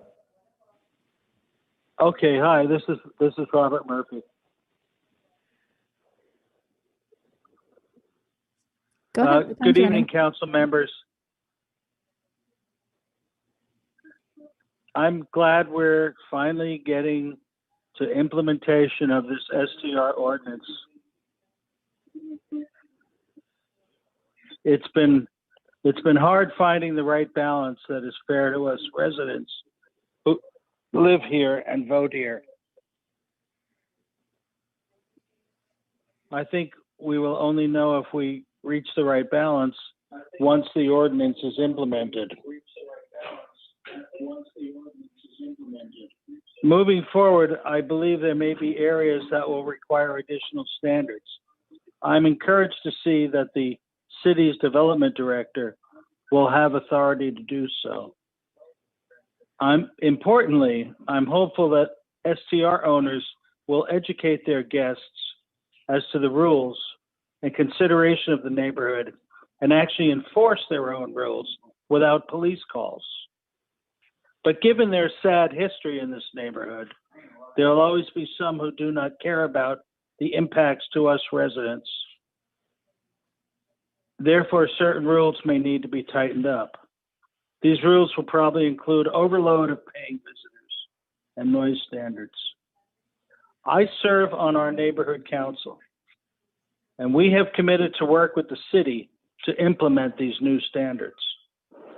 My resident neighbors pepper me with questions about these new regulations all the time and are anxious for answers to solve the problems the STRs have caused them. Our neighborhood council would like to be able to work with both the city and the STR owners to prevent continuation of the problems they have caused all of us in the past.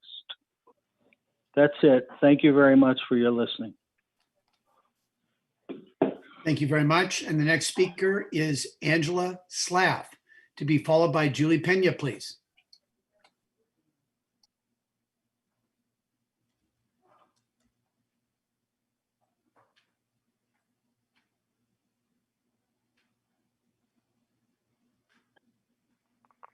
Hi, Angela. You have 3 minutes. Please begin. Thank you. Angela Slaff here, and good evening, council members. I just want to tell you that residents appreciate the 100 and 200 feet separation in this ordinance. While it doesn't really help if you live next door to one, it at least will ensure that you won't have the bad luck to be surrounded by STRs, as some have had over the last few years. While some STR guests may be nice, the constant comings and goings of multiple people on vacation with children, grandkids, and dogs equals noise and disruption. People on vacation don't have a schedule. They forget they're not in a hotel, so hanging out in the backyard until 1 and 2 in the morning, laughing and having a good time is great for them, but not so great for the neighbors. The grandfathering clause may mean that some residents might have more than one STR close by, and that seems unfair.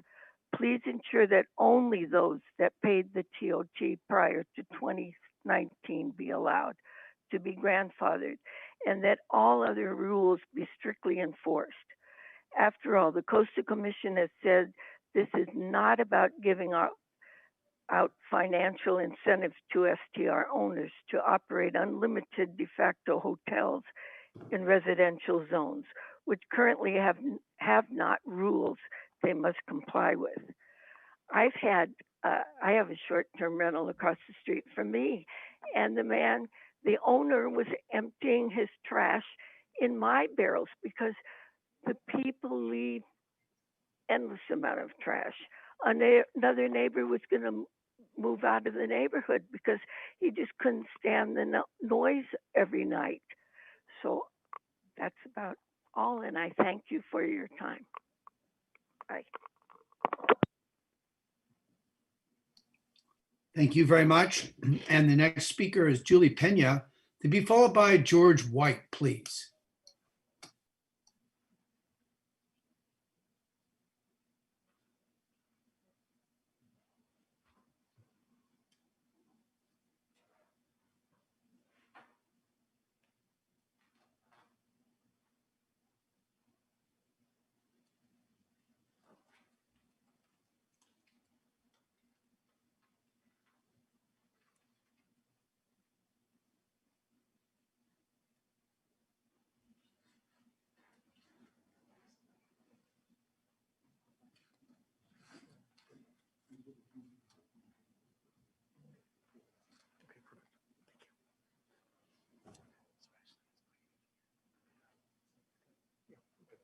Hi, Julie.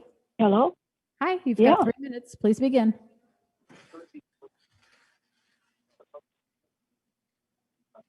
Oh, I'm sorry. Is this on the STRs?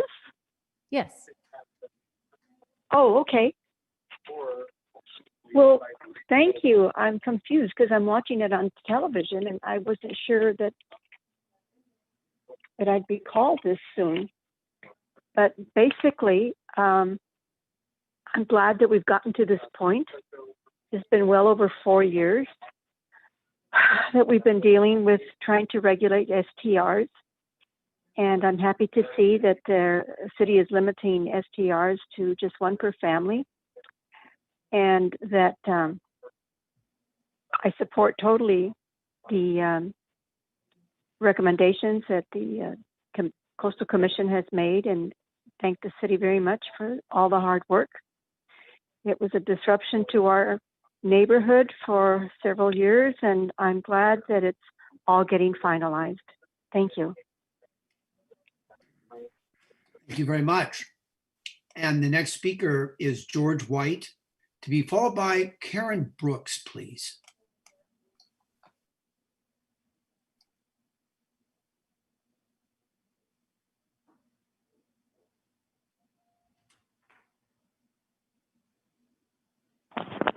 Hi, George. You have 3 minutes. Please begin. Okay. George White, homeowner and resident of the Shores. I support the changes already approved by the Coastal Commission and City Planning. It should have gone farther and required the residents on the premises whenever there are renters like there is in Santa Monica.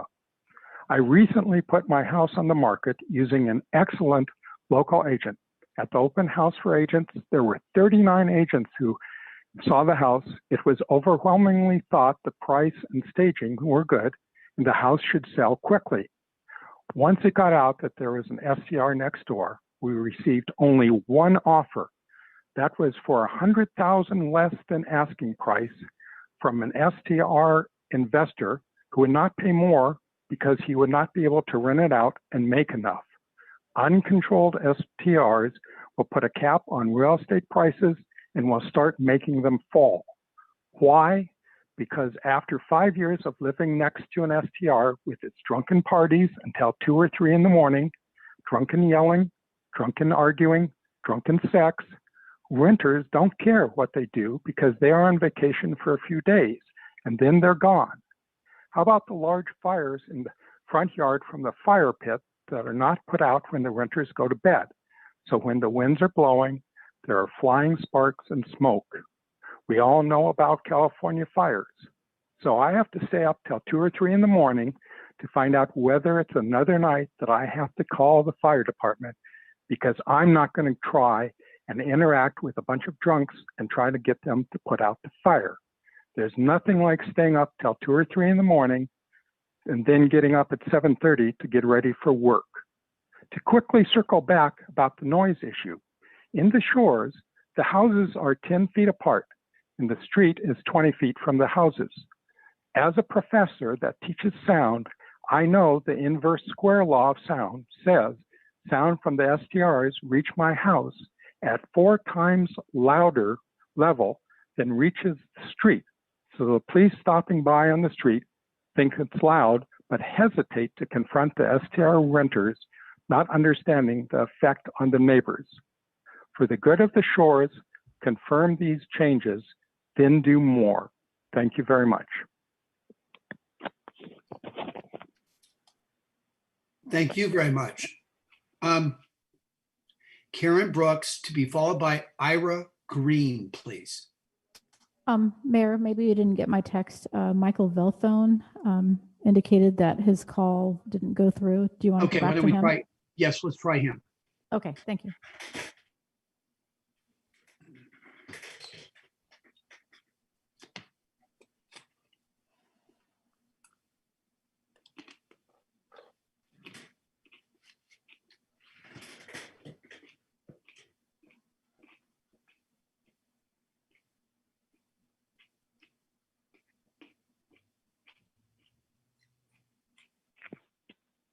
Hi, Michael. You have 3 minutes. Please begin. Yes, hi, this is Michael Velko, Ferguson, Case-Or Patterson. I'm speaking on behalf of my client, Michael. I'll keep it brief, as I understand you've had many comments already. I just wanted to advise the council that we did submit some written comments to the proposed ordinance last week, and if you haven't had a chance to review those, I would ask you to do so.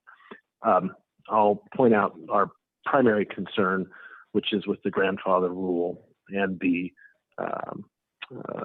rule that does not allow STR owners who have complied with the law up until now to be grandfathered in, and instead has made an exception only for those who have voluntarily paid the TOT taxes, even though those weren't required. And we feel that raises some significant due process concerns. It also has the impact of basically foreclosing many of the current STR owners from participating in the market going forward. We also have some concerns about the substantial reduction in the number of nights. The 100-day rule will effectively reduce the stock of STR and make many of the STRs economically unfeasible for many owners. We understand the concerns. We know the council has looked at these very carefully.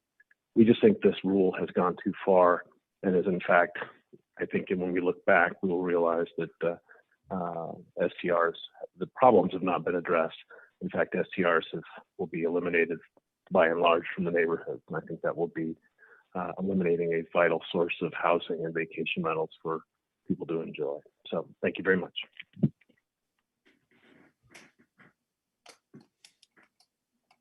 Thank you very much. And now we can go back, then I believe it's Karen Brooks, correct? To be followed by Yes. Ira Green.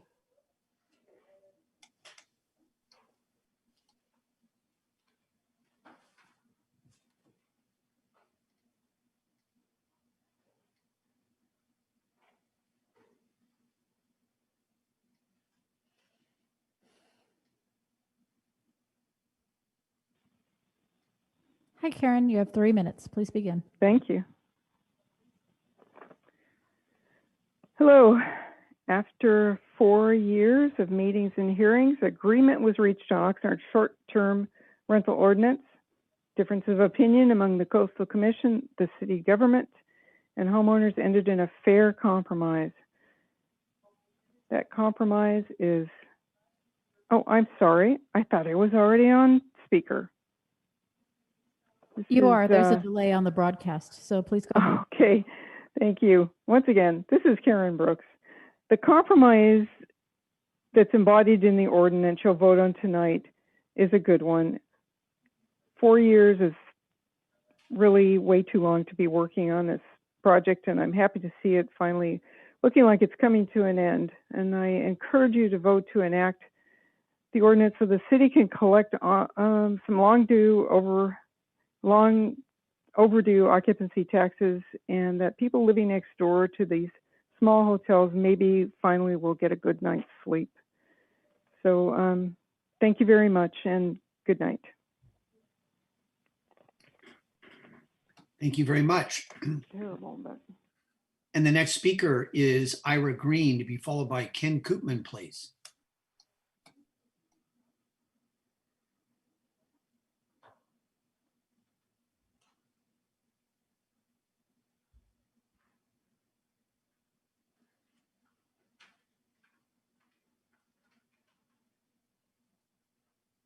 That's now you. Hi, Ira. You have 3 minutes. Hi. Please begin. Okay. This is Ira Green. Good evening, Mayor and council members. I appreciate this chance to talk to you. I have a background where we have actually a short-term rental in a non-residential area in Yosemite National Park. And in addition, we live in the shores with a short-term rental behind us. So I can tell you that this was a very difficult thing because short-term rentals are very lucrative. As a matter of fact, 100 days of a short-term rental is a lot of money. So the people who are concerned about short-term rentals not making money at 100 days are wrong. I think that we've come up with a good compromise. I think it's time to put the ordinance into effect, and I would like to be sure, or would like to ask the council to please vote this in unanimously. We really need restrictions like this on short-term rentals because it's right in a residential area among your residents. And you heard tonight several people talk about the problems that we have. So again, thank you. It took a long time, and that's because short-term rentals are so lucrative. Thank you very much. Your residents, and you heard tonight. Thank you very much. And the next speaker is Ken Koopman, to be followed by Erica Espino, please.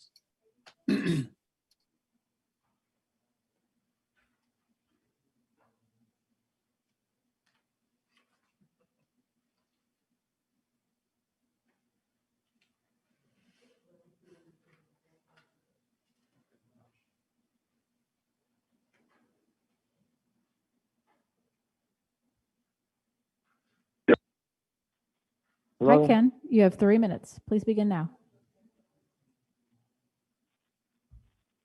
Hello, it's Ken Koopman. I really absolutely support the short-term rental agreement. The circumstances surrounding the existence of STRs in this neighborhood hasn't changed in 4 years. It's really been a unchecked proliferation of these rental businesses in a community that's clearly zoned and coded as a residential area. There should be no modification or acceptance to the approved agreements for a group of investors that have built their business on a patchwork of exceptions in this neighborhood with the comical claim that everybody needs access to the beach. There's absolutely no financial argument that an STR is a residence. Once the property generates cash flow, it is an income-producing asset, depreciated and taxed appropriately as a commercial enterprise. The collars on the days of rental and concentration of STRs and other ancillary restrictions for neighborhood civility are justified given the lack of economic value STRs provide to a residential community. These conditions may very well reduce cash flow because of leverage in STR, but frankly, that's just a financial metric for any investment. 35% of the houses on my street are short-term rentals. Each one of these mini hotels at a minimum provides sleeping accommodations for 10 people, creating a turnover of 60 people each weekend.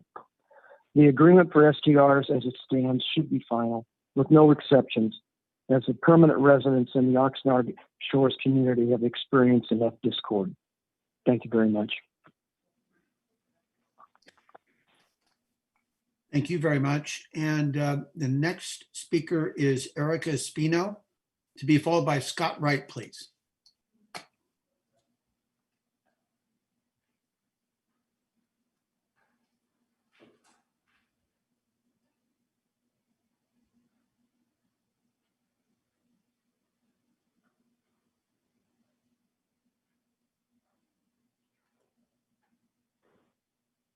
Hi, Erica. You have 3 minutes. Please begin.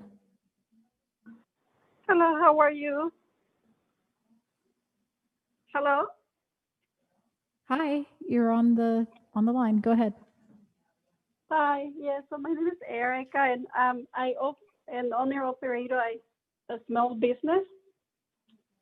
And it's a house cleaning business, and I have 10 employees. I've been doing this for about a decade already, and I'm concerned about the ordinance of the short-term rentals in Oxnard Shores.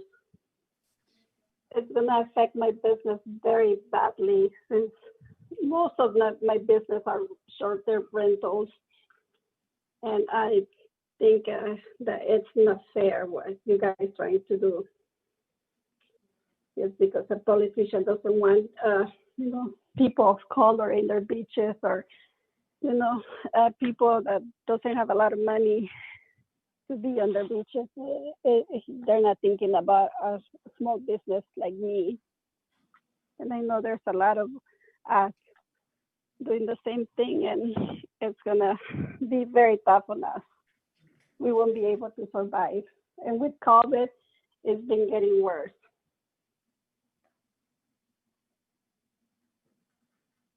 And I know there's other people like me and other people in that community that will think that it's going to hurt really badly to us, especially the small business and like myself. And that's what I have to say.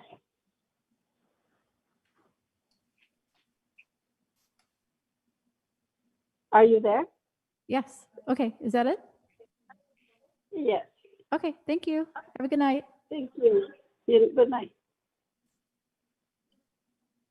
Thank you. I believe the next speaker is Scott Wright, to be followed by Yana Grasil.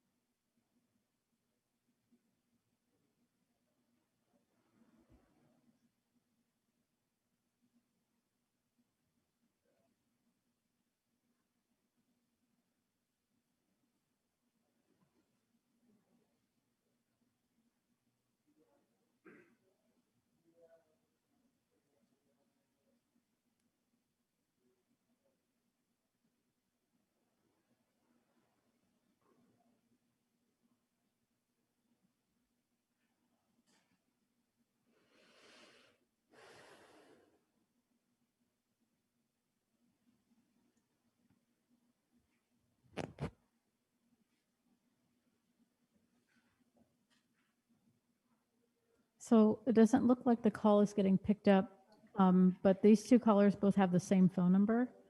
So I can try the number again. You're talking about Scott Wright and Yana Gracil? Yes. Okay. One last time, yes.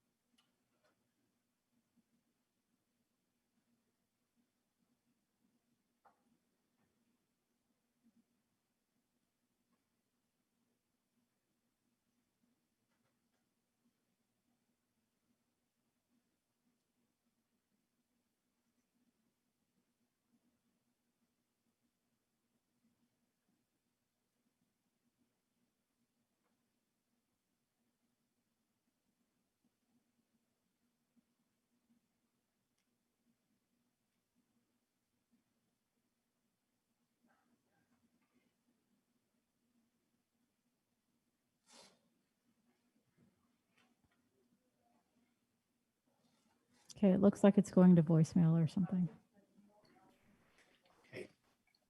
So what we'll do then is go to Michael Hoch to be followed by Marcy Hoch.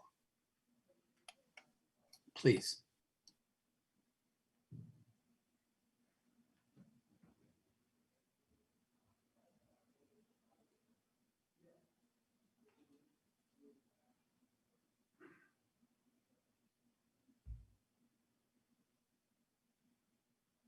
Hi, Michael, you have 3 minutes. Please begin now.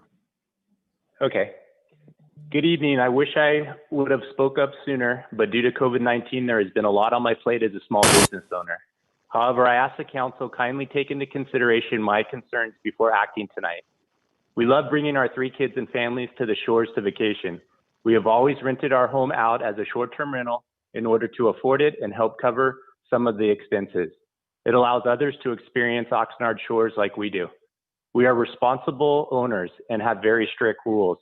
Before our guests check in, we always send a list of local restaurants and shops that we recommend they visit during their stay, such as the Shores Restaurant and Anacapa Surf Shop, to promote our local businesses here in Oxnard. Unfortunately, a few years ago, Deidre Frank, then HOA president of Oxnard Shores, orchestrated a ban of short-term rentals. She was immediately voted out by us members of the association, but now is on the Oxnard City Planning Commission that created this city ordinance. This new ordinance is written in such a way that it will immediately ban over 50% of long-term STRs, including our home that our family has responsibly rented out for 7 years. This is due to a faulty grandfathering provision regarding the payment of a voluntary TOT tax that wasn't required for STRs. Unfortunately, it appears there is a house within 200 feet of our home that has been paying this voluntary TOT tax per the Planning Commission and will block us from obtaining a legal permit. If we knew we needed to pay a voluntary TOT tax, we would have done so, but we never knew this. We agree that the city needs to pass an ordinance that addresses any possible nuisance issues an STR may create and require STRs to pay TOT. The County of Ventura passed a fair STR ordinance that promotes responsible STRs and didn't eliminate any of them like this one does. We have contracts with guests for next year in place that we will have to break. Many of these guests are repeat visitors to our home here in Oxnard, and it has become a family tradition for them to stay at our home every year. They will be upset when we hear this. We ask that the city reconsiders, number one, the grandfather rule being tied to a voluntary TOT tax, as this is completely not fair. Number two, the 100-day rule, that is less than a third the amount of time we currently rent our home out. Number three, the 200-foot rule, which will not allow us to obtain a permit since we did not pay a voluntary tax and someone else did that is 180 feet from us. Due to COVID-19, I think most would agree that a home is a better, safer option than a hotel. We beg the city to reconsider and look at making adjustments so our home and many others will qualify as a short-term rental next year.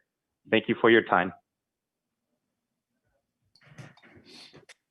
Thank you very much. I have a short-term rental next year. And the next speaker is Marcy Hull to be followed by Bob Greenfield, please.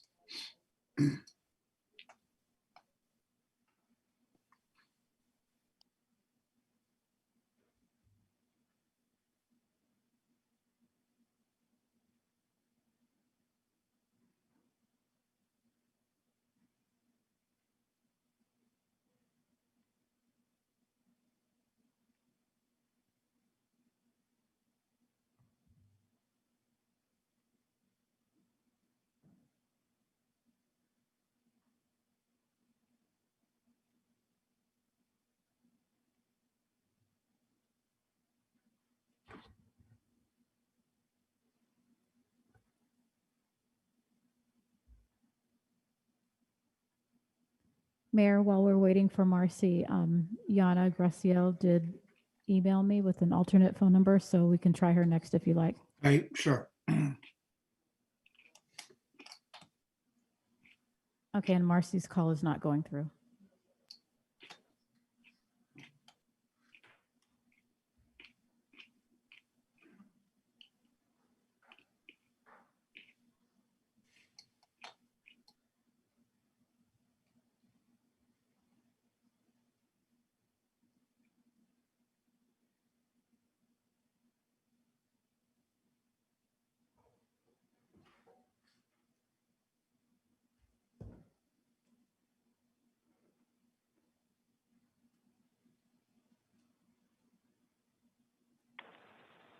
Hi, Yana. You have 3 minutes. Please begin. Thank you. Can you hear me? Yes, we can. Okay. I'm a short-term rental owner and registered voter in Oxnard. The proposed grandfathering rule you are considering is arbitrary, unjust, and unlawful because it excludes lawful, responsible STR homeowners based on a TOT policy that does not apply to STRs. In fact, city officials in 2 prior council and planning committee meetings acknowledged that TOT does not apply to short-term rentals. As such, using TOT as the eligibility requirement for grandfathering is wrong, unfair, and illegal. This grandfathering clause treads on my rights as a property owner and jeopardizes my family's future for absolutely no reason. We have not done anything wrong. In fact, we have always put the interest of our community first. We have been responsible, lawful STR owners, enforcing our own strict rental rules to make sure Oxnard Shores' quality of life is maintained. We have not had any complaints or issues with our short-term renters. To punish STR owners who have not paid TOT is not right.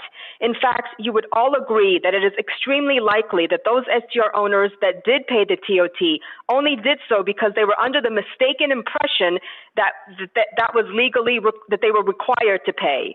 It's safe to say that if they did not think it was mandatory, they would not have paid. This is the crux of the problem here. You can't base the criteria for a grandfathering clause on a policy that never and still does not apply to STRs. Furthermore, who paid and who didn't pay because they were not required to is a misguided and manipulative attempt to weed out responsible homeowners. We have plans to retire here in a few years, and if we are unable to rent out our home, we will not be able to afford it and keep it and hand it down to my daughter as we had planned. There is just no reason for this. The criteria for grandfathering should not be about money, about who paid and who didn't. This STR regulation came about because of some entitled rich white residents who don't want anyone, especially minorities, enjoying our beaches, complaining about 1 or 2 disturbance issues that never amounted to anything. So let's keep the eligibility for grandfathering based on that, the number of STR police disturbance reports. Most STR owners are responsible, who love their community and work hard to maintain the quality of life in Oxnard Shores, just like us. We ask that you grandfather in all STRs that have been operating since 2019 or base the grandfathering criteria on the amount of STR disturbance police reports. Furthermore, I am deeply concerned that by excluding legitimate STRs, along with the 200-foot separation, you are opening the door for permanent residents to receive and hoard STR permits to prevent legitimate STRs from operating. Thank you. Thank you very much. And Mayor, yes. Marcy Hoke had asked that we call her back. Okay. Okay.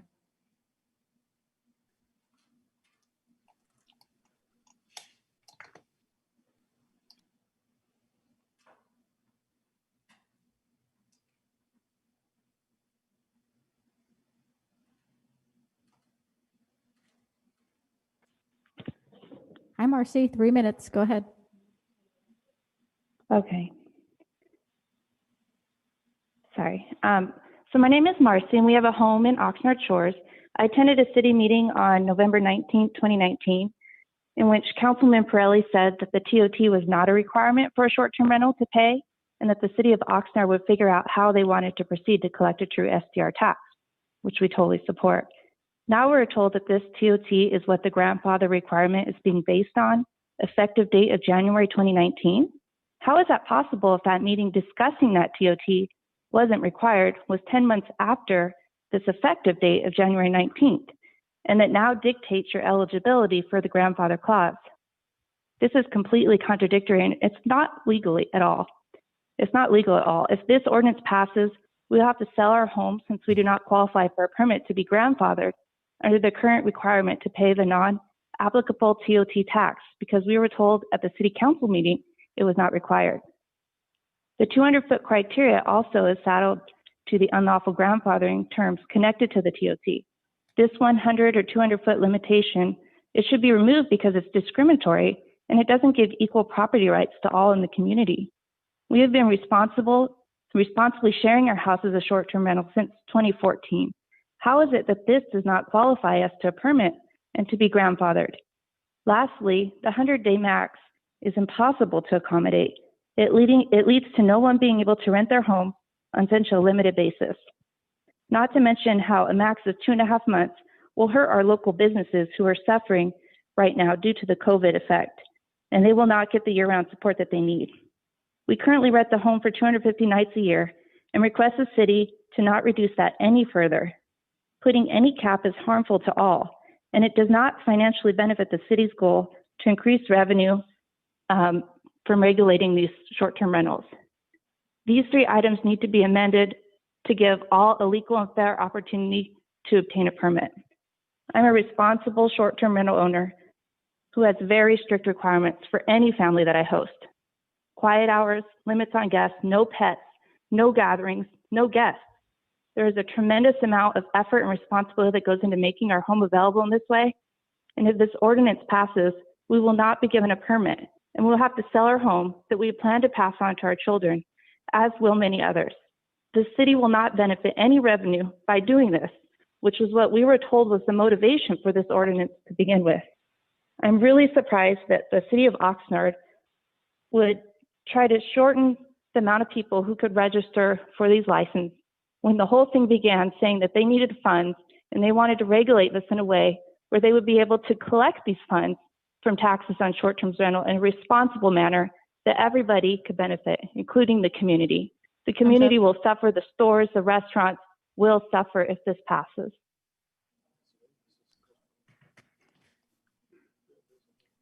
Thank you very much. And Madam City Clerk, are we on Christina Brewer? We're on Bob Greenfield. Oh, Bob Greenfield, sorry.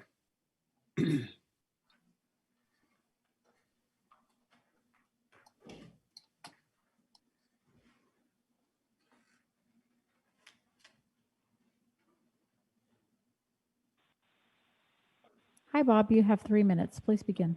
Hi. Thank you. Hi, I'm a homeowner in Oxnard Shores for 15 years, a responsible STR owner since 2016, and a supporter of STR regulations. I'm speaking because we need a policy that serves the needs of all in the community, including STR owners and the vacationing public. And there are specific clauses in the proposed ordinance that would be hugely detrimental to STR owners, to Oxnard's tourism-dependent businesses, and the tourists themselves have a right to enjoy the beaches. First, grandfathering based on the payment of a voluntary tax is discriminatory. I'm not knowing that I had a choice. I've paid the TOT tax from day one, but not legally required. How can this payment fairly be the basis of grandfathering? Your own city officials in recent public hearings have acknowledged that the TOT doesn't apply to STRs. This punishes lawful STR owners for not doing something that they were never required to do so in the first place. Second, the 200-foot separation rule, which sounds reasonable, will allow and I think prompt non-STR residents to apply for and then sit on available permits in order to create a buffer around their own properties. They could easily be granted a permit under the ordinance while having no intention of renting their home, harming both the public and legitimate STR owners. And in comparison, the County of Ventura has no separation rule with their STR ordinance. Third, the 100-day rental rule, which equates to only 75 nights, would reduce many of our ST owners' rental nights availability and their income by a half to 3/4 or more, creating further financial distress during a pandemic. And this is not a little imposition to adjust to. Many STR owners will actually be forced to sell their homes. In comparison, the County of Ventura has no limit on the number of nights. Fourth, making STR permits non-transferable would jeopardize my family's plan to pass our property on to our son and is an egregious restriction on our property rights. And fifth, last, the proposed ordinance goes into effect immediately. In comparison, Ventura County provides a reasonable 2 years to become compliant and for good reasons. I appreciate how seriously the council is taking this issue, and I'm concerned that this ordinance is profoundly more disadvantageous and frankly seemingly hostile to STR owners than the County of Ventura's. Those disadvantaged by the ordinance are all property owners, they're taxpayers represented by you. Many of us are registered to vote in Oxnard. And then finally, this ordinance would result in another gut punch to Oxnard small businesses during a pandemic. Please keep in mind, STR owners, guests patronize our businesses, and STR owners themselves contribute tens of thousands to Oxnard's economy each year through the house cleaners, handymen, property managers, gardeners, and others that we pay. I've offered reasonable alternatives in a written comment submitted to the City Council for its consideration, and I truly thank you for doing so. And good luck. Thank you very much. Excuse me. Ashley Gracile, is that correct, Madam City Clerk? Yes. To be followed by Christina Brewer. Please.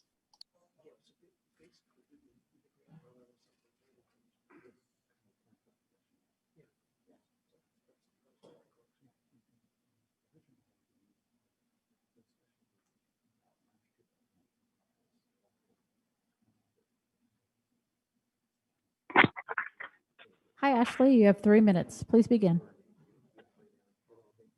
You know, all of this kind of reminds me of the Wendy's TV commercial of a few years back where the old woman kept asking beef. Well, I'm wondering what the beef is with this STR. I'm an STR owner in Oxnard. I rent 20, 25 nights a week. You know what? We've got a really bad connection. Let me try to hang up and then we'll call you right back, okay? Okay.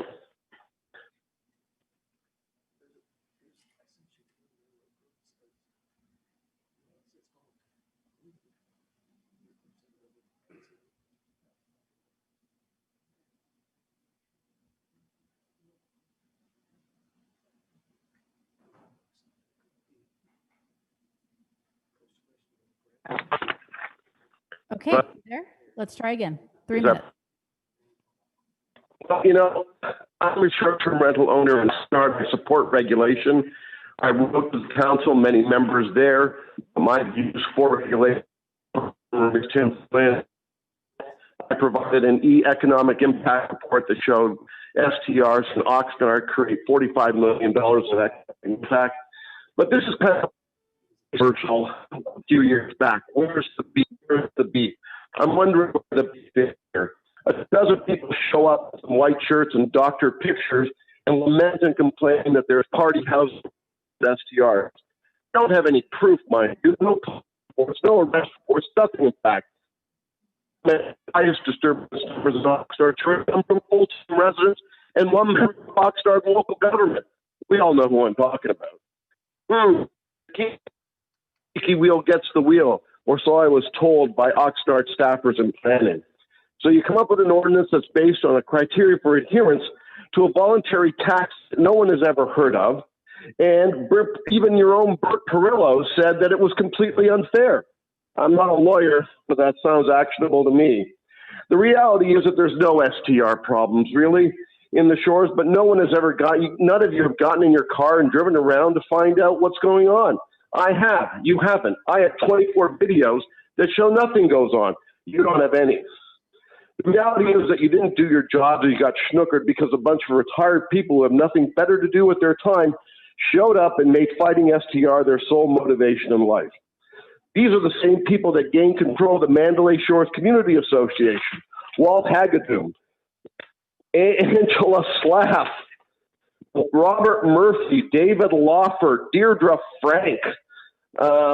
These all people came in, and then their objective was to ban STRs. When the association members found that out in the next election, they were ridden out on a rail. As elected politicians, they got beat 3-1.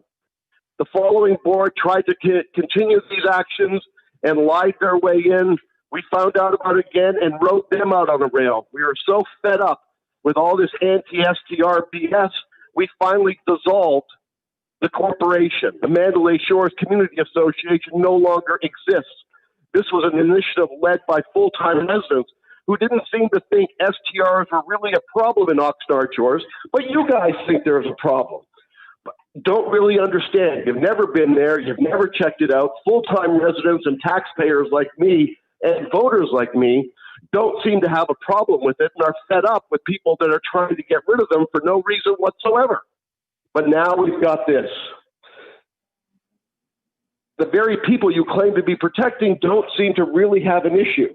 Otherwise, they would have enthusiastically supported an HOA board that wanted to get rid of Thank you that. very much, sir. Your time is up. Thank you, sir. All right. Let's see. Madam City Clerk, I've kind of lost where I am right now. I'm sorry. We're on Christina Brewer. That's what I thought. Christina Brewer. Thank you. To be followed by Neil Berger.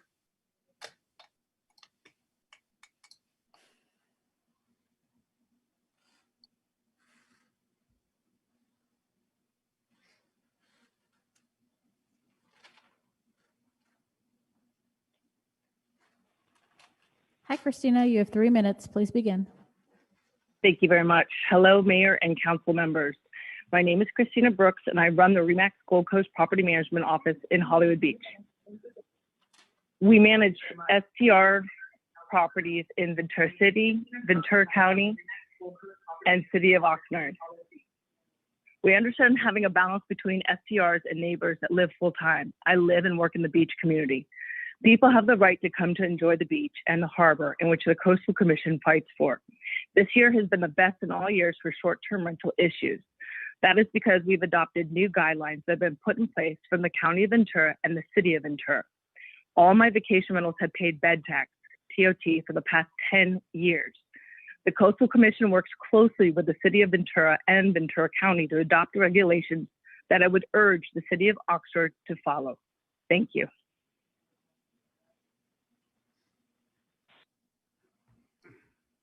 Thank you very much. Excuse me. Let's see here. Neil Berger to be followed by Michael Gilmore, please.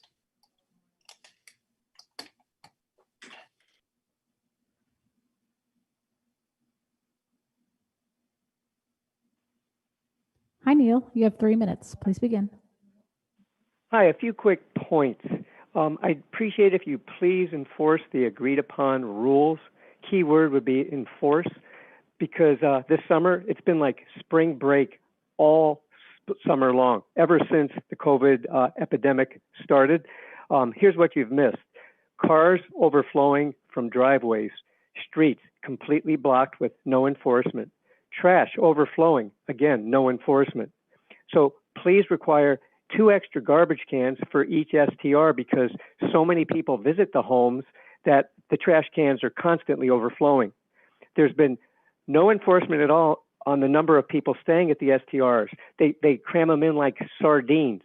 In April, one STR had so many people staying there that they brought down an extra full-size refrigerator, plugged it in using an extension cord on a driveway while it was raining. Let me repeat that. They used an extension cord with a refrigerator kept on the driveway, plugged in while it was raining. In May, one of the operations of STRs were prohibited. STRs were completely prohibited in May because of the pandemic. The state said they should be shut down. Yet 5 STRs in our neighborhood had cars from Nevada, Arizona, Washington, Utah, and Oregon, all COVID hotspots at the time. Not really a good idea, but again, it's all about money. Final thoughts. I've caught people 3 times this summer relieving themselves against our house, 3 times.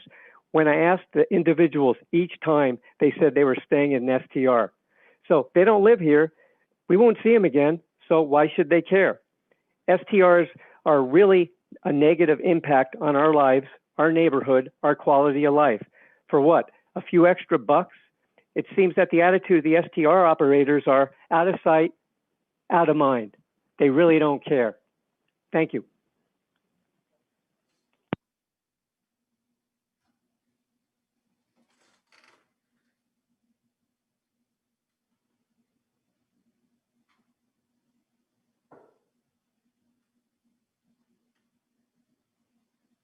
Okay, I'm going to Michael Gilmore. Sorry about that. My phone would not unmute. Could you? Hi, Michael. You have 3 minutes. Please yeah. begin.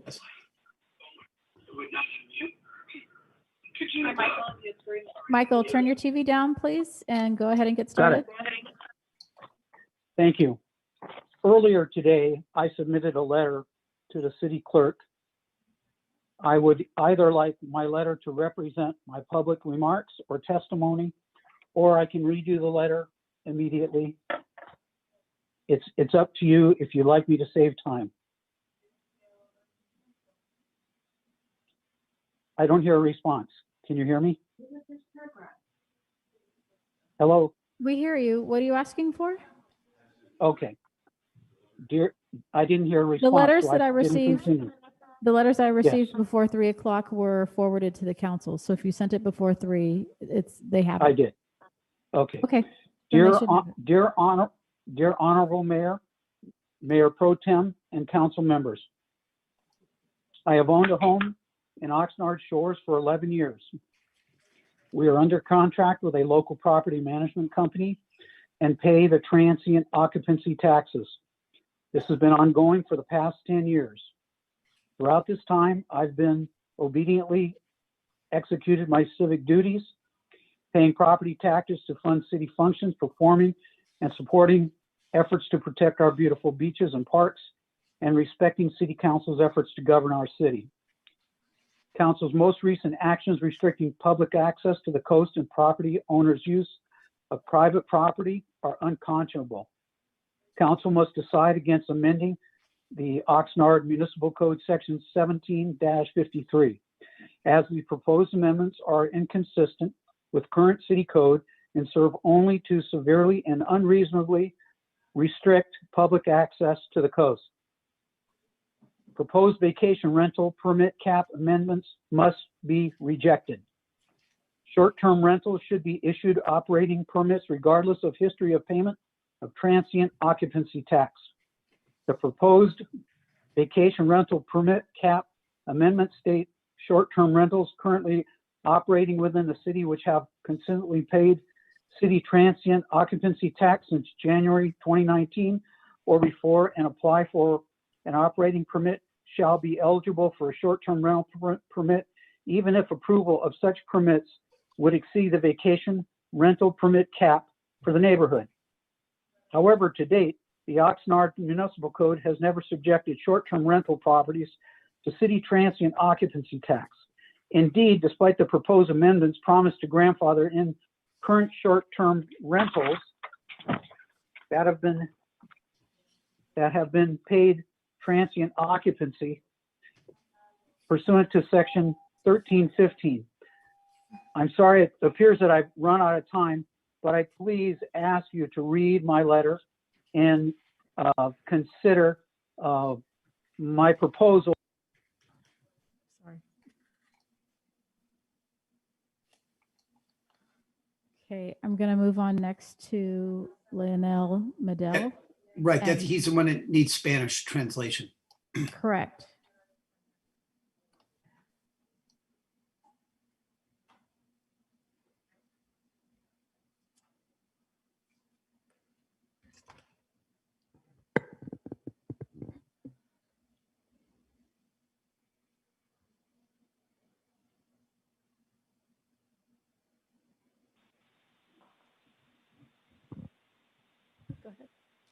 Bueno, Hola, hola, buenas noches. buenas tardes. Yo lo voy a interpretar si puede hablar de manera pausada, por favor. Oh, sí, hola. Adelante, tiene Hola, 3 buenas, minutos. ok, hola, buenas noches. Mire, mi nombre es Lionel y bueno, estoy hablando también como dueño de casa y trabajador, pero nosotros trabajamos en Oxnard Shores. Good Tenemos night. muchas My name is propiedades Lionel, and I'm talking as an owner, a property owner, and as a worker. We're working the shores in Oxnard. Adelante. y he escuchado mucho de las personas que están hablando de las casas. Ellos tienen que entender también que la ciudad no tiene reglas, ellos pueden llamar a la policía, pero del otro lado nosotros nos está afectando como negocio. I've heard a lot about the rentals and the houses, and they have to understand that the city has rules and they can call the police. But on the other hand, it also affects us as a business. Está afectando nuestros negocios y van a reducir pues, si van a ser muy estrictos en la deducción de las rentas, nos afecta a nosotros. Más ahorita como está el COVID-19, nos afecta mucho. So, The reductions in these rentals affects us a lot in our business, especially now how things are with the COVID.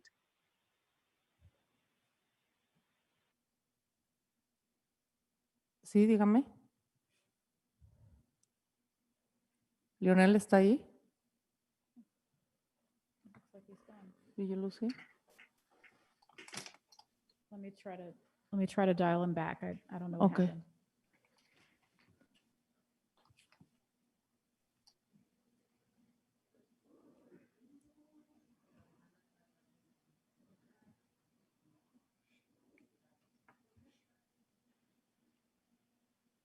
Okay. Leonel, sí, disculpe. creo que se cortó. Sí. Mire, como le estaba diciendo, sí, como les digo, escuchamos todo lo de los dueños de casas, ¿verdad? Pero pues, ellos, por eso, en las propiedades que yo limpio, el dueño tiene muchas reglas estrictas. Yo he ido de noche a hacer servicio a los spas y me parece todo bien, pero pienso que los dueños están exagerando un poquito sobre esto. Como le digo, por eso hay reglas de policía que le pueden hablar, pero si van a hacer eso, ahorita que tomen en consideración que nos va a afectar. Permítanme tantito. Como nosotros. I've heard a lot about the rental, the people that are renting, and I understand, but like my business, I go to one of the houses to clean. I've been there at night and everything seems fine, in peace. And I think these owners are exaggerating. They know they can always call the police, but it's going to affect our business. Adelante. Y no solo a mí, a los jardineros, todo los que limpian las casas, porque yo conozco mucha gente que trabaja. So eso nos va a afectar a todos. It's not only going to affect me, it's going to affect gardeners, it's going to affect people who clean the houses, it's going to affect a lot of people. Sí, que tomaran en consideración eso, porque le digo, no pueden pagar unos buenos por las demás personas que supuestamente están haciendo desastre. So, si tienen que llamar a la policía, que llamen a la policía para que los multen o los que estén haciendo desastres, ¿no? Y Just please take this into consideration so not everybody pays for it. They can always call police for those who are causing disturbances. ¿Sí? Sí.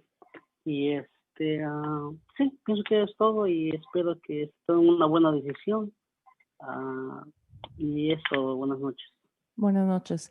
Well, that's it. I hope you take a good decision. Good night. Thank you very much. Muchas gracias. And the next speaker is Jeremy Bennett, to be followed by Rob Zyland, please.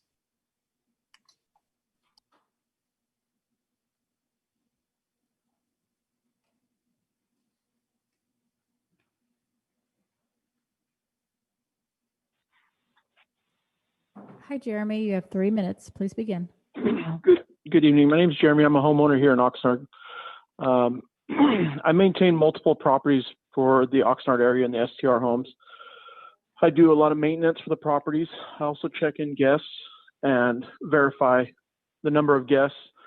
I talk to the guests that are staying in the properties. I recommend small businesses in the area that are going to also be affected by the outcome of this meeting and these modifications.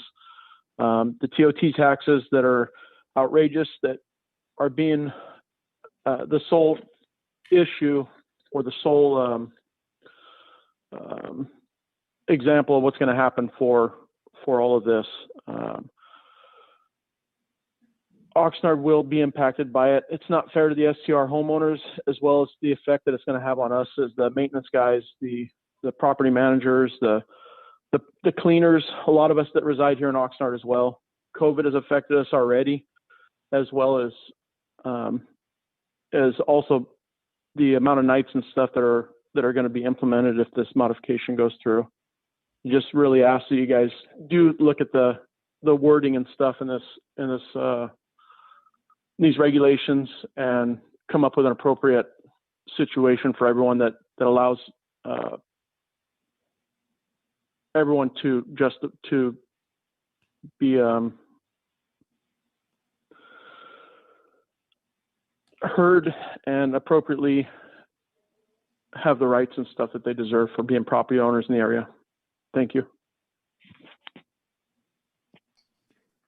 Thank you very much. And the next speaker is Rob Zyland, to be followed by Peter Fleming, please.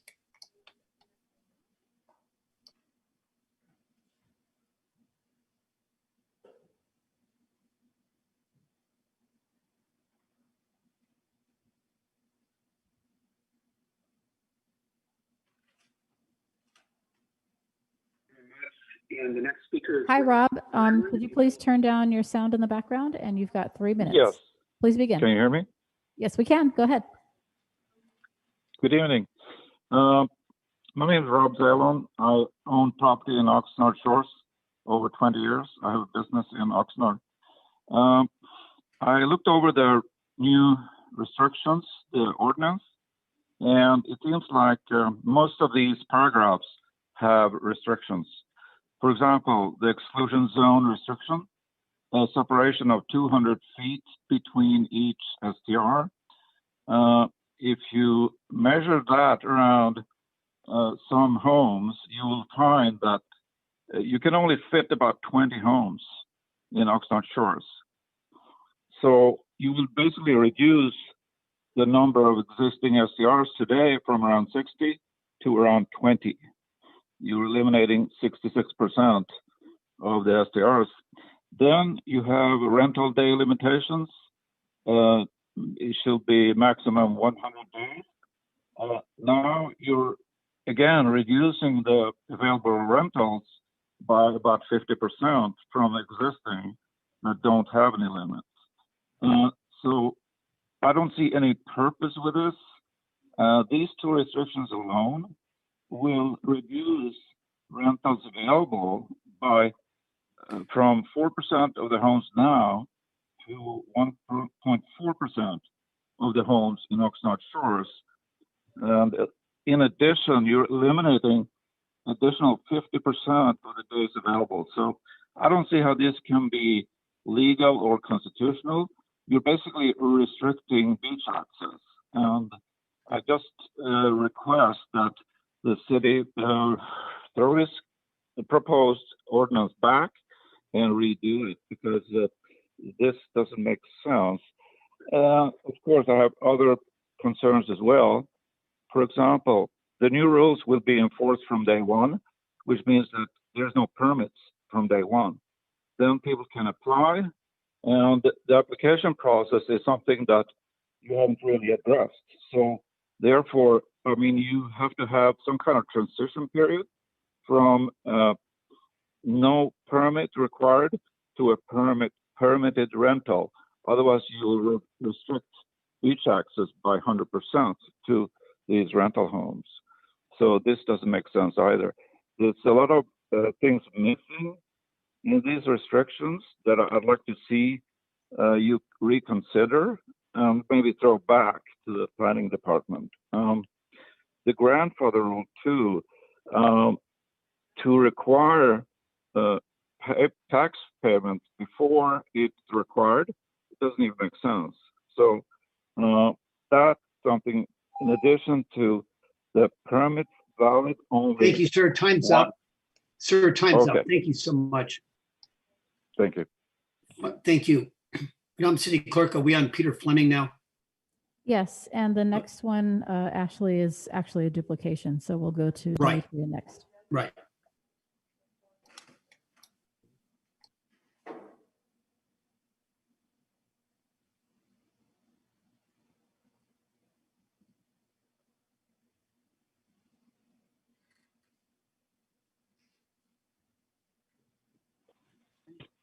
Hi, Peter. You have 3 minutes. Please begin. Yes, my name is Peter Fleming. I'm a full-time resident in Oxnard, off and on since 1972. My wife and I currently own 4 properties in Oxnard. I've done short-term rentals for 15 years. I've collected and paid the transient tax to the city of Oxnard well over $100,000. I had no idea this was a voluntary tax. I mean, who would think that when you've been audited by the city of Oxnard by an auditor at my personal residence, the audit was done and covered a 4-year period. I've also been fined.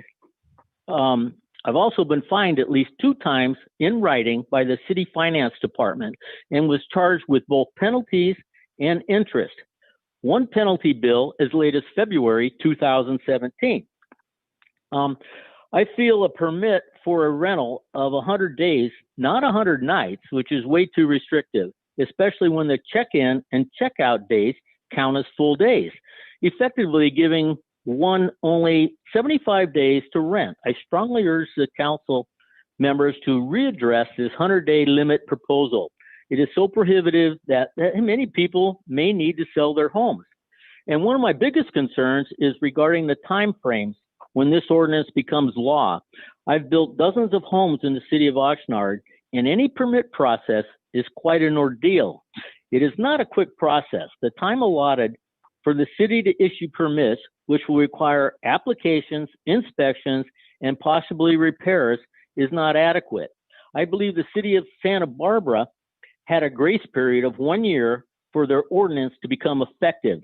Now, many SDR owners and me, I would have to cancel well over 100 guests each, in 2021, because I don't think we'll be getting our permits in time to book to these people, because it's just going to take a while. And these people want to, they're looking to vacation in Oxnard if this ordinance is placed into law so quickly.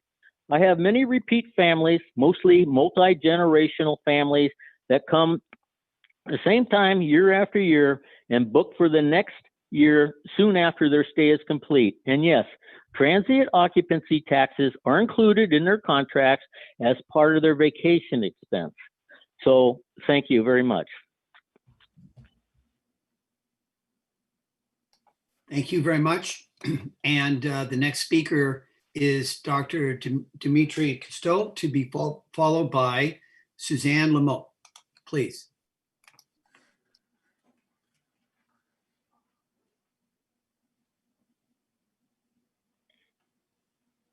Hi, Demetra.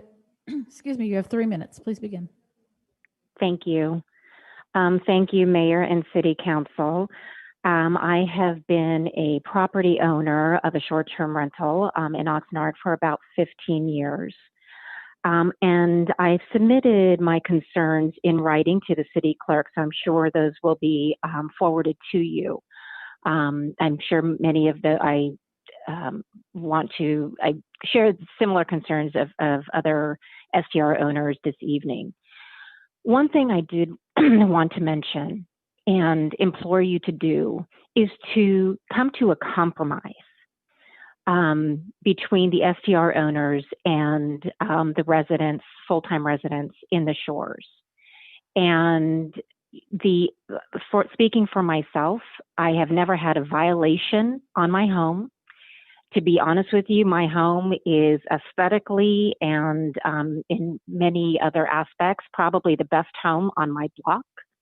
And we have paid our bed tax since we have been renting our home. We have never, ever had any complaints. That said, I implore you to look at the evidence on both sides, to look at the violations, to look at the violations against those who live there. It just last summer we were there, fireworks were rampant. It had nothing to do with short-term rentals. There are several around us, and none of those fireworks emanated from any of those residents. And we also experience public drunkenness and et cetera from people that live there, or from people that come to the beach that are not STR renters.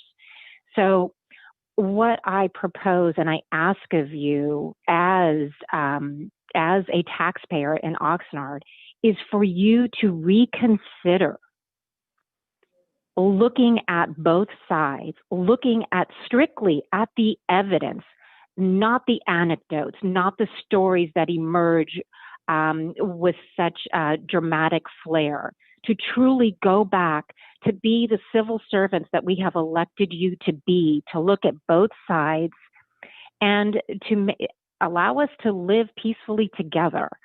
And also one more consideration, I don't know if a new economic impact report has been performed, but I guarantee you, if you look at the direct and indirect costs and revenues that are brought into that city from short-term rentals, I can't imagine that the city would get rid of those dollars, seeing how much disrepair that there is, seeing how much need that there is for improvement.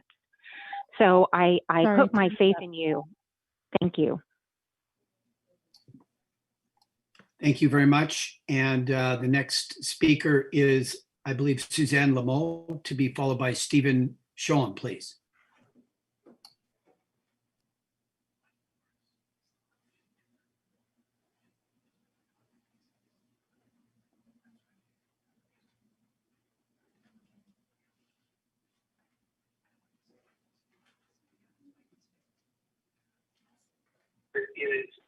Hi, Suzanne. If you could please turn your sound down in the background, and you have 3 minutes. Yes. Sorry. There we go. Okay. Yes, this is Suzanne Lamont, and I will shorten my talk a little bit because so many good points have already been raised. And thank you, Dr. Dimitri, for bringing up many valid points. I won't go on any further in those. One of the questions that has not come up, just for background, first of all, I'm an owner of a home in Oxnard Shores. My family and I have owned it for over 20 years. I'm there part-time. I travel a lot, and I use it as a short-term rental a lot. I have never in 20 years had any kind of complaints of any kind from my neighbors or from anybody else. My guests go through the same kind of screening others have talked about. They sign a contract with me as to how much they are able to do, no parties, no extra guests, no extra cars, take care of trash, all those different kinds of things. So they're very well behaved, if you will. One of the things that hasn't come up, if I don't rent my house, I intend to keep it. I'm not going to sell it. But if I can't rent my house, that means my house is going to be empty. And nobody's talked about the liability and risk of an empty house. It attracts vandals. It attracts people who want to squat on the house. It attracts all kinds of other kinds of disorder that we don't want to see on there. So think about the empty houses that aren't rented, that could be rented with law-abiding, happy families, and instead they're being invaded by the people that we really don't want in that neighborhood. So I think that's one of the things that hasn't been brought up that I would like to, have you consider. I intend to keep coming back. I love the shores. I've paid my taxes, done all the things everybody else talks about. But the amount of income that's going to be lost to our neighborhood is huge. The number of people that will be put out of work, as many have mentioned, and some have called in about the housekeepers and the repairmen and everything else. In order to keep my house as a nice rental, I need to keep it up, whether I'm there or not. So I have people employed, as others have said, like gardeners and housekeepers and maintenance people, in a way that keeps a lot of people employed. So we've already got an unemployment problem because of COVID-19. Let's not make short-term rentals going away another reason for unemployment or vandalism. Thank you. Thank you very much. And the next speaker is Stephen Sholem, to be followed by the last speaker, Diane Delaney, please.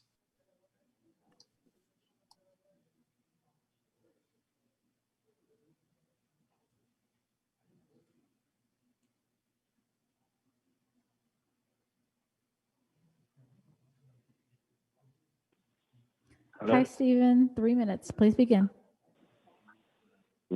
Mayor and City Council members, my name is Stephen Shoham, and I have been a resident of the Oxnard Shores neighborhood for over 25 years. I've also owned a vacation rental for over a decade, and as a resident, I have not seen negative impact from vacation rentals. If there are a few vacation rentals that are problematic and disturb their neighbors, we should require rules of the neighborhood, screen their guests, but this should not be used as an excuse to end vacation rentals. Allow individuals who would otherwise not have the opportunity to enjoy on the beach. They also bring motivated tourist dollars to the area and support local businesses. And allowing more people to visit Oxnard to work, this is a great place to vacation, work, and live. In the vacation area in Oxnard Shores neighborhood. This is Neptune Square.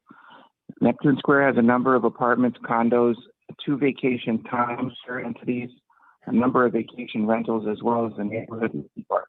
The impact of vacation homes to Neptune Square is no different than that of the impact of the timeshares.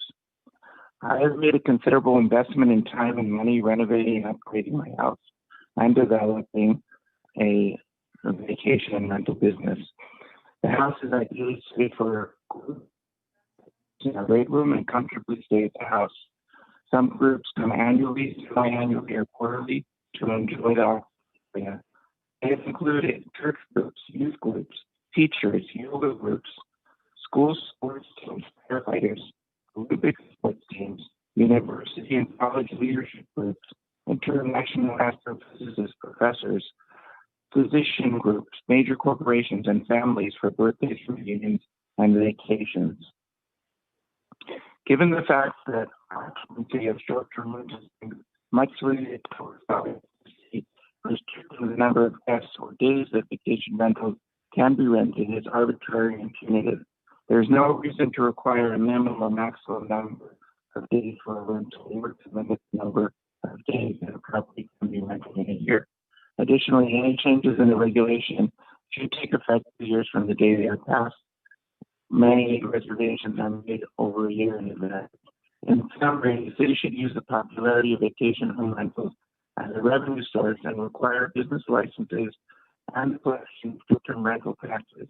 The accessibility of short-term rental vacation properties are not disruptive to the community, and problems are identified. It should be dealt with on a case basis. Thank you. Thank you very much. And the last speaker, Diane Delaney, please.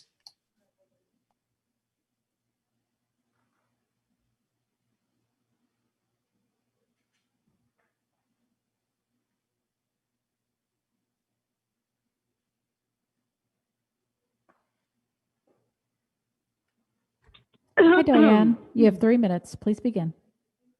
Michelle, okay, thank you. It is important to remember this ordinance was generated by multiple problems created by STRs, which are commercial operations in residential zones. The ordinance is a compromise which we hope will result in STR owners and their paying guests will comply with and result in a peaceful balance. Enforcement will be most important, and the neighborhood council and residents want to work with the city to accomplish the goals in a fair and equitable manner. Both the Coastal Commission, excuse me, and our Planning Commission found 100 days max was a fair compromise. Coastal Commission Chair Steve Padilla stated, reducing maximum STR rental days to 100 days removes the risk, the unintended consequence that you fundamentally have folks with an economic incentive to begin to operate bed and breakfast, and de facto hotels in residential zones. The commission approved 100 days for Del Mar, making it clear they do not want unlimited STRs and prefer to find a balance that does not destroy the character of single-family neighborhoods. A group of STR owners want to continue with unlimited STRs because it makes them money and ignores the impacts to homeowners. They don't care about residents and they don't care about Oxnard. All they do is threaten to sue. They have been allowed to operate their illegal commercial operations without penalty for far too long. Let's get this ordinance done and start enforcement. A couple of points that have been made tonight that were incorrect. I can tell you that there is a great market out there for 60, 90, and 6-month rentals, 60, 90 days. So short term as far as not being a year-long lease. They just won't get the $1,000 a day that they want. Grandfathering was not mandatory. That was a very nice compromise that the city instigated, and they put in their criteria. Separation is very important. These properties are very close to each other. Small lot sizes, very small setbacks. So as Mr. McLaren testified, there will be an STR possibility at about every 4 houses. Additionally, I just hope that you guys noted some of the venom that was spewed tonight. Can you imagine having to contact that owner and try and negotiate a truce between yourself as a homeowner, as a resident, and their STR guests? Some of those owners have made such nasty comments about residents, and I think it is so uncalled for to be so personal. And this is indicative of what has almost torn our community apart over the last 4 years with their constant threats of litigation to our residents. You know, we've been through a million meetings, it seems like. Time to get this approved and move on. The Coastal Commission, everybody voted unanimously on this. Let's do it, and thank you very much. And that concludes the speakers on this item. And I have right now one raised hand, and that's Councilman Perillo. You're muted, Councilman Perillo. I didn't have a raised hand, Mayor. Okay, it's still raised here. Okay. Okay. I don't have any other raised hands. Mayor Pro Tem. Mayor Pro Tem. Thank you. And I do appreciate the anxiety of people about this on both sides. And I would like to say that bad behavior by a few people hurts everybody. And that's really unfortunate. I'd like to see, I think this has been a long process of people working towards a compromise. There are some residents who want no short-term rentals. And then there are other folks who have legitimate financial interests who want no restrictions. So we had to find a balance here. And I'm hoping that we can take a look at it once it's in effect for a while and see if there's a way to lessen the impact on financial concerns that people are talking about. But really, I think our first concern has to be the residents who live there. I think they've come up with a reasonable solution. I see that we cannot make everybody happy, and I feel bad about some of the consequences that are going to happen here. But let's see how it works for a while. I know we're not making everybody happy, but I think after all this effort back and forth with the Coastal Commission, we've got to move forward and adopt this, and that would be my request that we approve this. Thank you very much, Councilwoman Basua. Thank you, Mayor, and thank you to all the speakers. I do have a few questions for staff. A lot of the speakers mentioned that the TOT was not something that was an obligation to them, and that we're grandfathering in those owners that did pay the TOT. Can they elaborate a little bit about that? As a city, did we make comments in regards to that? Good evening, Council Member. This was before I joined the city, but over the years, the city has collected TOT from certain STR operators. But first, I think it's important we step back for a second. There is no vested right for the STRs to continue. It's something that has occurred along the beach area for a number of years, but it was not explicitly permitted and it wasn't explicitly prohibited within this area. And what is before you tonight would be a mechanism to authorize the STRs to go forward based on the rules that are laid out there. But to go back to your question, yes, the city did collect TOT from specific operators over the years, most of whom were STR operators that were managed by a property management company. Okay, and my last question is, some of the speakers mentioned that it is unlawful violation of the rights for us to put these regulations into place. Can you speak legally on what we have, what might be the outcome of us passing these tonight? It's always difficult to predict what a court might do, but as I just mentioned, there is no vested right. The attorney who threatened to sue, as well as some of the other more animated STR owners, do not have a legal basis. They cannot point to anywhere in our current code which gives them the right to operate an STR in a residential zone. So they would need to overcome that particular large hurdle in order to be able to successfully sue the city on this matter. Thank you. Thank you for your answers. You know, as I listened to all the speakers tonight, I heard, you know, two different things. One, those owners that have paid the TOT tax and that will be grandfathered in, and those that have not paid TOT tax. Maybe they didn't know about it or for whatever reason, but it kind of reminds me of what I tell my children, do the right thing even when no one is looking. So thank you to those landlords that over the years have actually taken it upon themselves and paid the TOT tax, even though it was not something that the city implemented. So I personally, as a taxpayer, I would like to see us pass this tonight, and I'm going to go ahead and second Pro Mayor Kemp's motion. Thank you. Thank you very much. I don't have any other raised hands. So I just like to say just a few things quickly, and we'll get on with the evening. Madam City Clerk, can you hear me? Because I see Councilwoman Basua frozen right now. We hear you. Okay, good. This is the grand finale of a 4-year effort. And it has, as a policymaker, it has tested, I think, everyone's limits, the staff's limits, the residents, the STR owners. I mean, it goes on and on and on.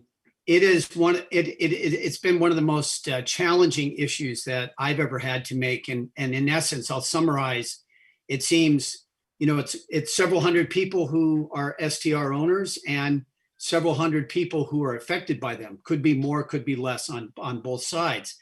And it has consumed an inordinate amount of the capacity of city government. I've said that before. Personally, I've been involved in this for the 4 years, and I know other council members have. I've been involved in this extensively, and this final action this evening is reflective of hundreds and hundreds of hours of staff work. And I'm not exaggerating, and I don't even want to put a label on my time or anybody else's time. The bottom line is that this will be work in progress. We're ostensibly, I've heard a motion by Mayor Pro Tem and a second by Councilwoman Basua that we're going to approve this. That I don't know what's going to happen, but I would imagine that it would be approved, and that we're going to have to work really hard to make it even better. But I'll end by saying this. Why did something take 4 years that should have taken 6 months? Because I think in part, the staff and the city council members try to find a more perfect version of what we're going to pass tonight. That's why it took four years, and it has tested all limits. I can't even tell you the thoughts in my head about if we said, no, let's start all over again and let's do it all over again. I mean, I can't even think of that. So I just want to thank the staff for their patience, thank the residents, thank the STR owners. Many people here have a lot at stake, and it's not perfect, but we have a motion, Madam City Clerk, by Mayor Pro Tem, a second by Councilwoman Basua. The vote, please. Mayor, just before we do that, could you please close the public hearing? I did. Yeah, so I'd like to end the public testimony portion of the public hearing. All in favor? Aye. Aye. All opposed? Okay, so the public testimony portion of this public hearing is over. And now we have a motion, Madam City Clerk, by Mayor Pro Tem Ramirez, and a second by Councilwoman Basua. The vote, please. Councilwoman Basua. Aye. Councilmember Madrigal. Aye. Councilman McDonald. Aye. Mayor Pro Tem Ramirez. Aye. Councilmember Lopez. Yes. Councilmember Perello. Yes, and I would like to thank staff for all the work that they put in this over 4 years. Mayor Flynn. Aye. The motion to approve carries 7-0. Thank you very much. And that was the last of the public hearings this evening. And now we are at 10:30, I believe it is, 10:39. And we have 3 issues left on the agenda. And 2 of them look like they'll be relatively short, items 2 and 3, which are reports. Item 1 is a little bit more lengthy. What's the desire of the city council? Get it done.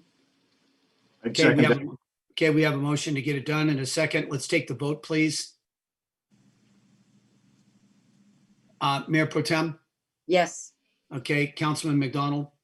Yes. Councilman Perello? Yes. Councilman Madrigal? Yes. Councilmember Lopez? Yes. And Councilwoman Basua? Yes.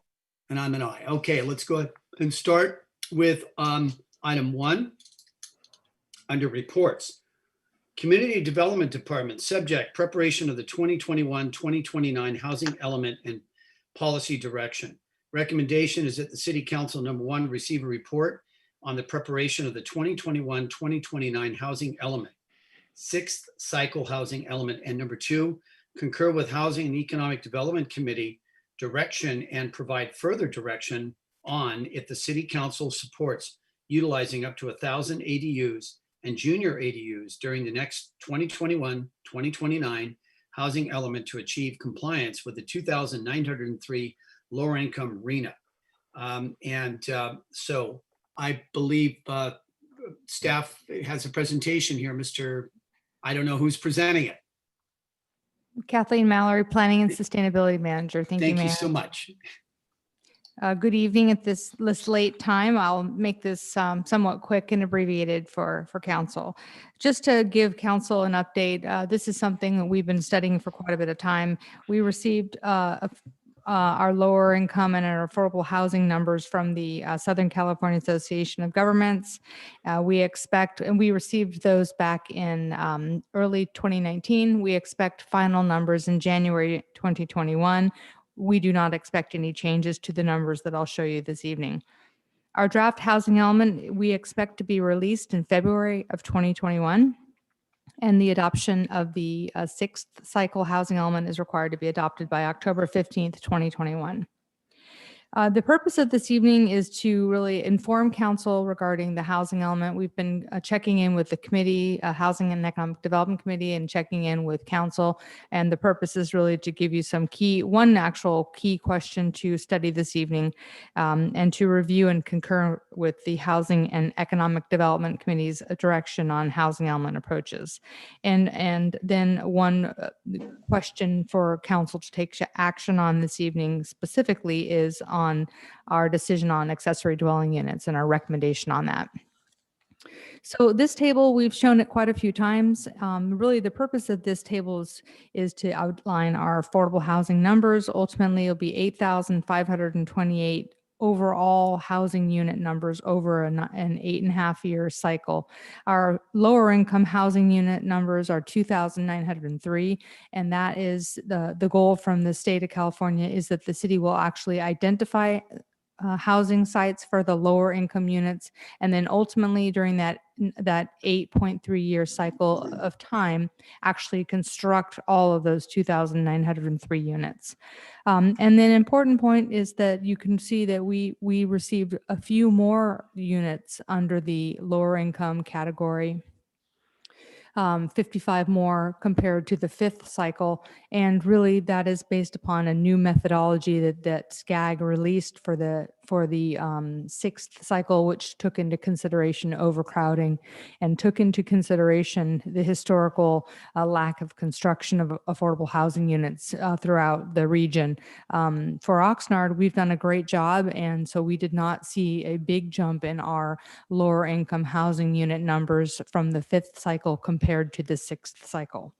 The next slide just sort of it got a little distorted. Apologize for that. It lays out some of the different housing categories in terms of affordability, and AMI is average median income. So it just lays out kind of what our current 2020 AMI income is for a family of 4, 97,800. And really, we're targeting the area known as extremely low, very low, and low. Those combined make up something called our lower income housing unit numbers. And that's that target unit of 2,903.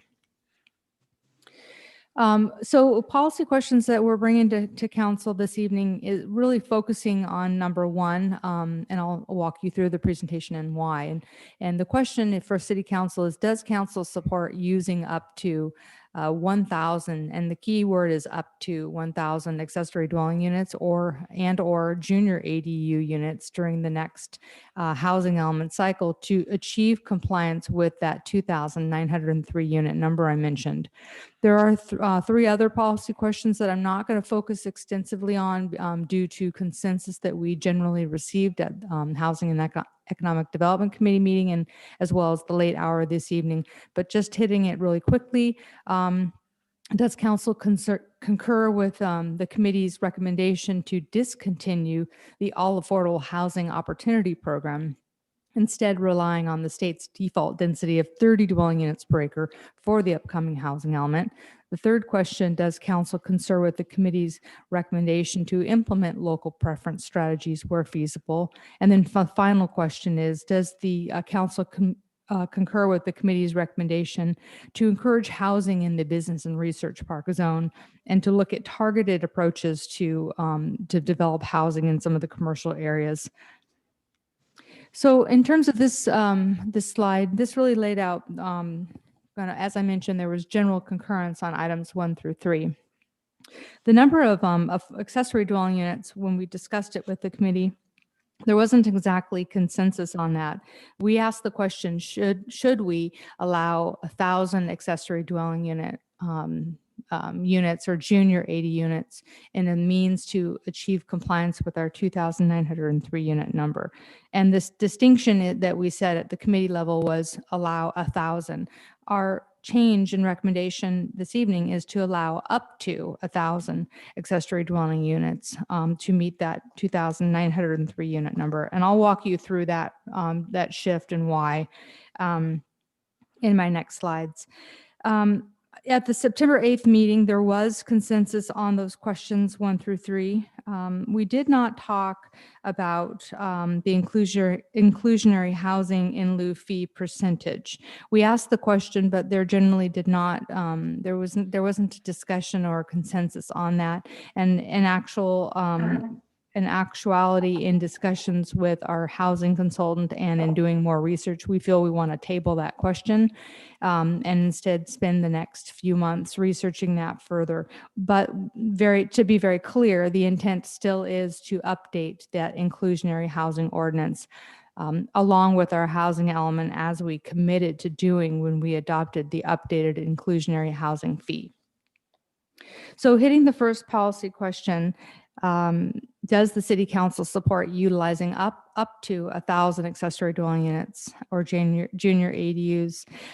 There has been considerable interest and activity in permit process with property owners seeking approval to build ADUs. So in the process right now, as of today, we have approximately 105 either applications that were approved or are running through the approval process and or are under construction. And that is a significant increase compared to other years.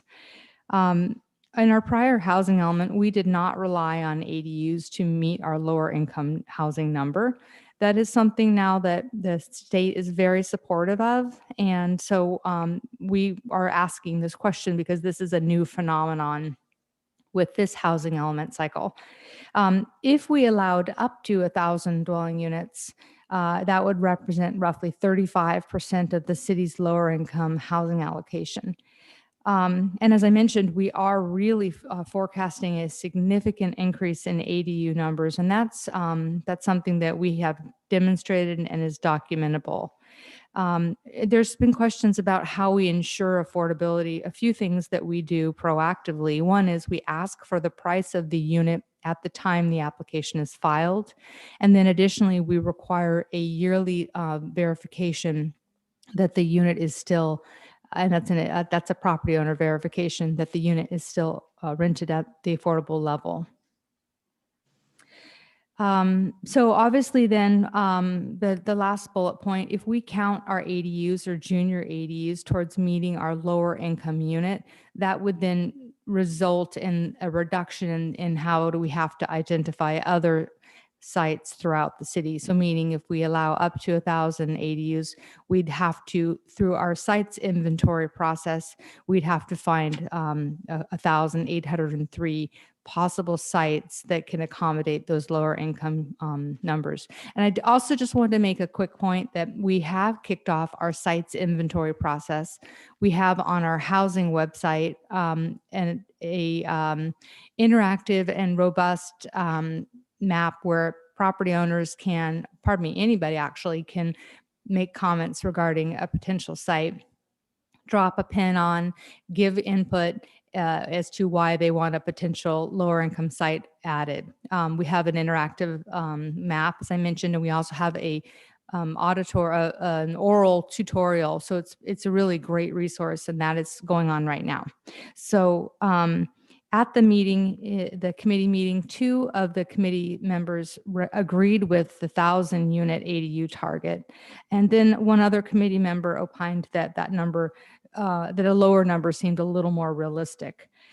2 members of the public expressed some concerns based upon the city's historical ADU construction. And that's the point I'm making. You know, we are seeing huge increases in that numbers comparatively. In 2013, 14, 15, we had close to, to 10, 15 ADU units. And then now to date, we're at 105. And then lastly, a key point is that HCD, the Housing and Community Development, has provided guidance on how we can count our units for ADUs, and as you go above 510 units, the rationale for justification up to 1,000 gets more stringent. So that's why we're asking council. We're changing it to the question of: do you allow up to 1,000 ADU or junior ADU units to achieve compliance with that lower income RENA number? So that's an important question we're seeking council guidance on this evening. The other question, the next ones I'm going to hit, I'm going to go relatively quickly in the interest of time. There was concurrence at the committee on these, at the committee meeting on these items. One was to discontinue the All Affordable Housing Opportunity Program, or we call it AHOP, and instead rely on the state's default density of 30 dwelling units per acre on selected lower income sites. And that is a state standard for Oxnard, for Ventura County, the 30 dwelling units per acre. That's a minimum. Through our site selection, through our housing element work, we could go above 30 dwelling units per acre in key areas that have proper infrastructure and that makes sense for accommodating those higher density numbers. There was support for that to get rid of that AHOP program and instead go with a minimum of 30 dwelling units per acre. And one of the reasons why is we remember the AHOP program applies to projects that are 100% affordable. A recent bill that was passed allowed an increase in the base density and base zoning. And so effectively, if we relied on our AHOP program additive to the new Assembly Bill 1763 base density, we could be resulting in close to 80 dwelling, an 80% density bonus on specific all affordable housing sites. And that we had concerns with that, and we felt that that was probably one of the reasons why we recommended to omit and get rid of the AHOP program. And there was committee support for that, and then correspondingly increase the 30 units per acre. We're also in the process right now of working on sites inventories as well as infrastructure capacity, and we would only recommend going to above that 30 dwelling units per acre when there is sufficient infrastructure, if I did not mention that previously. So the third policy question pertains to does council support the local preference strategies when it's feasible? The committee did not get into the question of the inclusionary housing ordinance and what percentage was ideal or recommended. So that's something that we would pull back on and not look at having council make a decision right now. And again, it's really important to note that our inclusionary ordinance is one tool to preserve units, but not necessarily to secure or achieve RENA compliance. So we could have our inclusionary housing ordinance and use it, but at the same time, it wouldn't be a way that you actually use it to secure compliance with that 2,903 unit number I mentioned. So staff recommends that additional analysis occur on the inclusionary percentage, and HEC, the committee, was supportive of requiring local preference where feasible.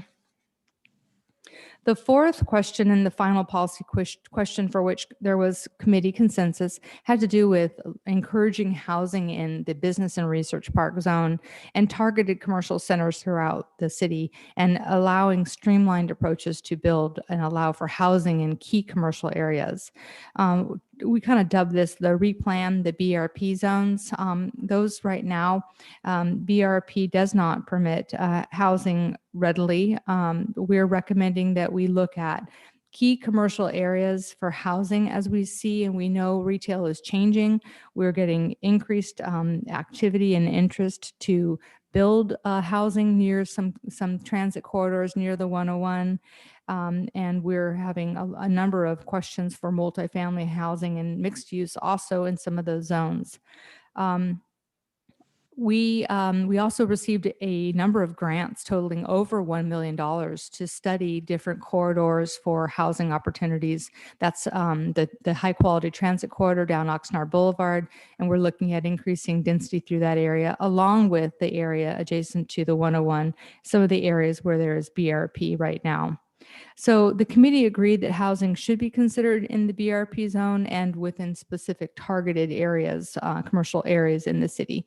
And this map just graphically shows along the 101 off Rose Avenue, then to the west, to the east, we're receiving, we have vacant parcels. We have some development projects on the horizon, assisted living, and also some redevelopment of some other of the buildings that are facing the 101. But really, with the proximity to St. John's, with the transit corridor, with services and connectivity, this really does make logical sense to consider housing or mixed use along this area.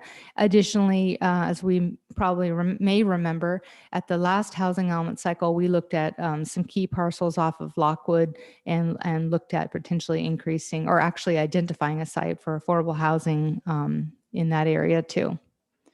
And we also have received questions regarding the Esplanade. As when we brought that development agreement forward to council, there was questions about that third tower and the real feasibility of that as tower versus potential residential. And as we do know, then across the roadway, we do have the Levitz property that was an identified AHOP site. So we're really looking at the idea of, as retail trends are changing, the idea is considering where those areas make sense for potential mixed use or housing. One other thing that we are working on as part of our housing element is we have a study through CBRE that is helping us look at key parcels through the city, identifying we call them sort of typologies, like, mixed use areas that are 5 to 7 stories, or 2 or 3 story commercial properties. We're identifying typologies throughout the city where it makes sense to look at density, and we're asking for that real estate company to investigate and evaluate those properties and make recommendations for, is it feasible to be redeveloped? Is it feasible for housing? And if so, what would be the proper market for that site, as well as density? So the areas I've shown you here fit in line with what we're having done with that study, as well as throughout the city as well. So that concludes my presentation. Our recommendation really is, recommendation is for you to receive the report on our 6th cycle housing element. We will be checking back in with Commission and Council on this through the end of the year or early next year. And then to concur with the committee's direction and provide further direction on if the city council is supportive of utilizing up to 1,000 accessory dwelling units or junior ADUs during the next housing element cycle as a way to achieve compliance with our lower income regional housing needs assessment numbers. And I'm happy to answer any questions you have. Thank you very much, Ms. Mallory. Excellent job. And let me just take a quick look here. We do have one speaker, and I'd like to have him called right away. James Aragon, please, Madam City Clerk. Sir, any questions you have? Thank you very much, Ms. Mallory.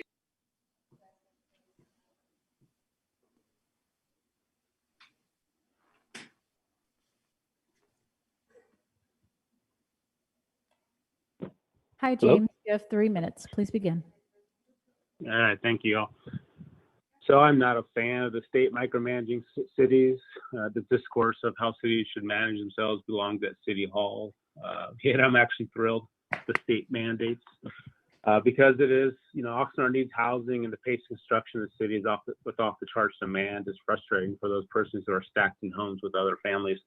I live in a 4-generation home myself. My dad, my stepmother also live in a 4-generation house. Some of that is out of necessity, not necessarily financial, but other considerations. But, this is different than when I grew up in Oxnard. I'm empathetic to the complications presented by state mandated housing targets, the amount of hand wringing that goes on about how to achieve all the different tiers of housing, and the desire to make everyone happy. And I really appreciate the staff's recommendations here. As they achieve what I would like to have been implemented without the mandates. But I'm glad they're here, and I'm glad that we're moving on it to make the solution and relieve some of the pressure in housing. And really when it comes to housing, the best thing the city can really do is, is minimize obstacles. I understand the need to plan or the desire to plan, but, by the way, Measure F plug here, it would help. In the spirit of all that, say yes to allowing accessory dwelling units to be used towards low-income housing account.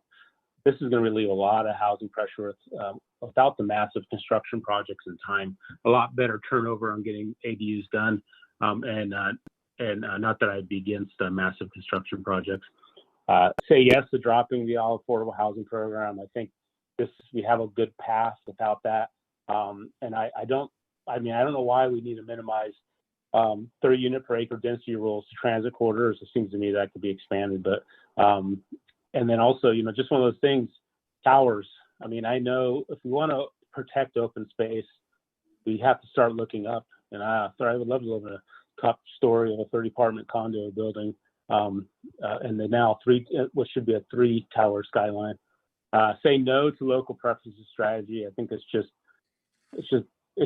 too. There's other ways get support very low and low income persons, and that's build more homes. Say yes to housing in BRP anywhere else. I mean, I think the concern around whether or not an area meets normal residential amenities are misguided. People who know best what people want are the people who want, and then the developers who are meeting those needs in the market. And I think there's a lot of opportunity in those spaces. My house, I think, was on that BRP slide. And I think I'd be more than happy to have things sprout up over there. And finally, listen, I mean, private landowners and developers, if want more housing, let them go. They'll produce what people need. I understand the desire to plan, but minimizing obstacles will accelerate housing constraints. Thank you. Thank you very much. And I believe that's the only speaker. Is that correct, Madam City Clerk? That's correct. Okay, so now we'll go into the council weighing in. Ms. Mallory, could you help us out a little bit? Basically, could you just once again frame it for the members of the council about what the committee agreed on and then the decision about the ADUs, please? Yes, Mayor. Let me bring the slide up that has the 4. I can do that. Michelle, want me to? Okay. Well, I'm attempting. It's not. Okay, thank you. It's the one with the 4 questions. So that's slide number 5. So the policy questions pertain to really before the council this evening is the first question, which is, should the city allow up to 1,000 accessory dwelling units or junior ADU units to meet that lower income target? The other questions that are on the slide, there was general consensus on all 3 of those items. Just to respond to a few things I heard from the speaker, as well as what council might have questions about it. The 30 units per acre, that's a minimum, as I mentioned, for our lower income sites. Certainly through our investigation, we could go above that. But all committee members were very generally supportive of removing the AHOP or getting rid of the AHOP program, principally because combined with the state's density bonus program for all affordable housing sites, it's in effect going to create projects could have an 80% increase above that base density of potentially 30.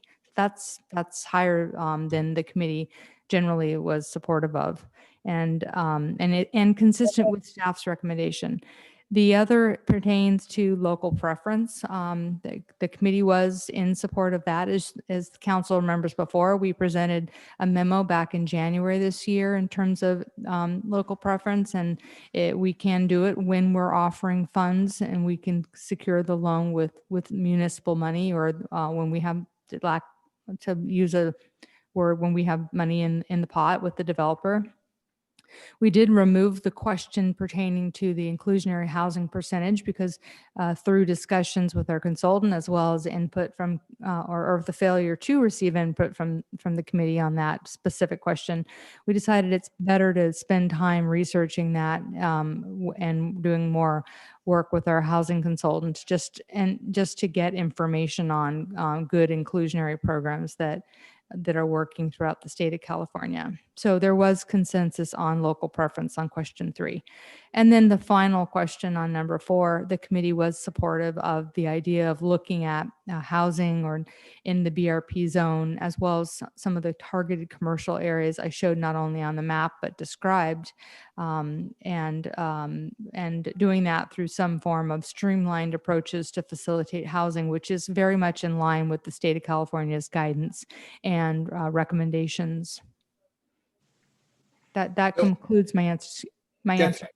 Thank you, Ms. Mallory. You did an excellent job. And I just want to say to my council colleagues and to the city manager, Ms. Mallory, I mean, I don't think this could be any better presented from the committee to the full council, but we'll also defer to the distinguished chairman of this committee, Councilman Madrigal, and Chairman Madrigal, the chairman of the Housing and Economic Development Committee. So why don't we start with him first?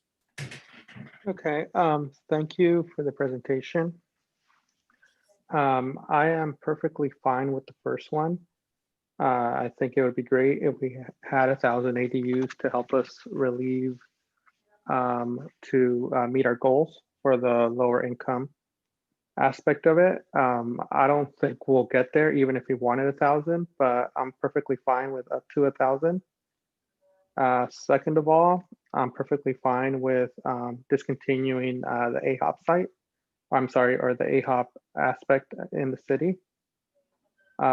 Third, I think where feasible, I am okay with local preference. And then lastly, as we spoke about this at the committee, I am perfectly fine with looking at, thinking outside the box and encouraging housing in other types of zones throughout the city. I think this will form a different sort of community, but I think it'll be good for the city and it'll be good for the residents. So I am okay with all four. Excellent.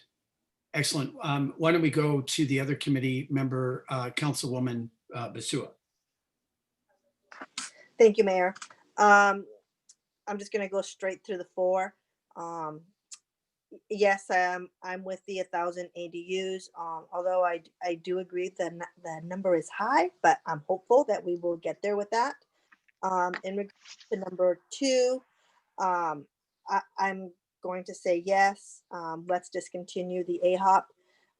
And I also would like to see the local preference wherever it is feasible. And item number four, I definitely think that this is really important as we start moving into other aspects, especially with this COVID and things happening around the city. I think it's really important that the city adopt and encourage new BRP zones. Thank you, Mayor. Thank you very much. Mayor Pro Tem.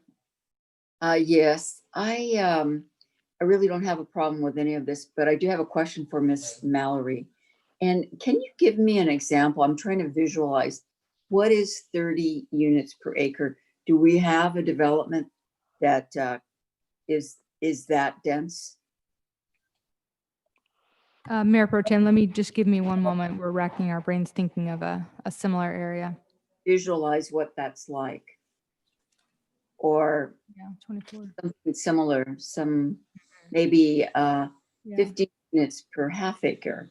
I'm just trying to think what it's like. I know it can be done as long as the building is good and well built. It's dense, but this is what we need to do to house our people and get people into decent housing, which can be vertical rather than horizontal, because we're not really going to be allowed to sprawl, and I support that.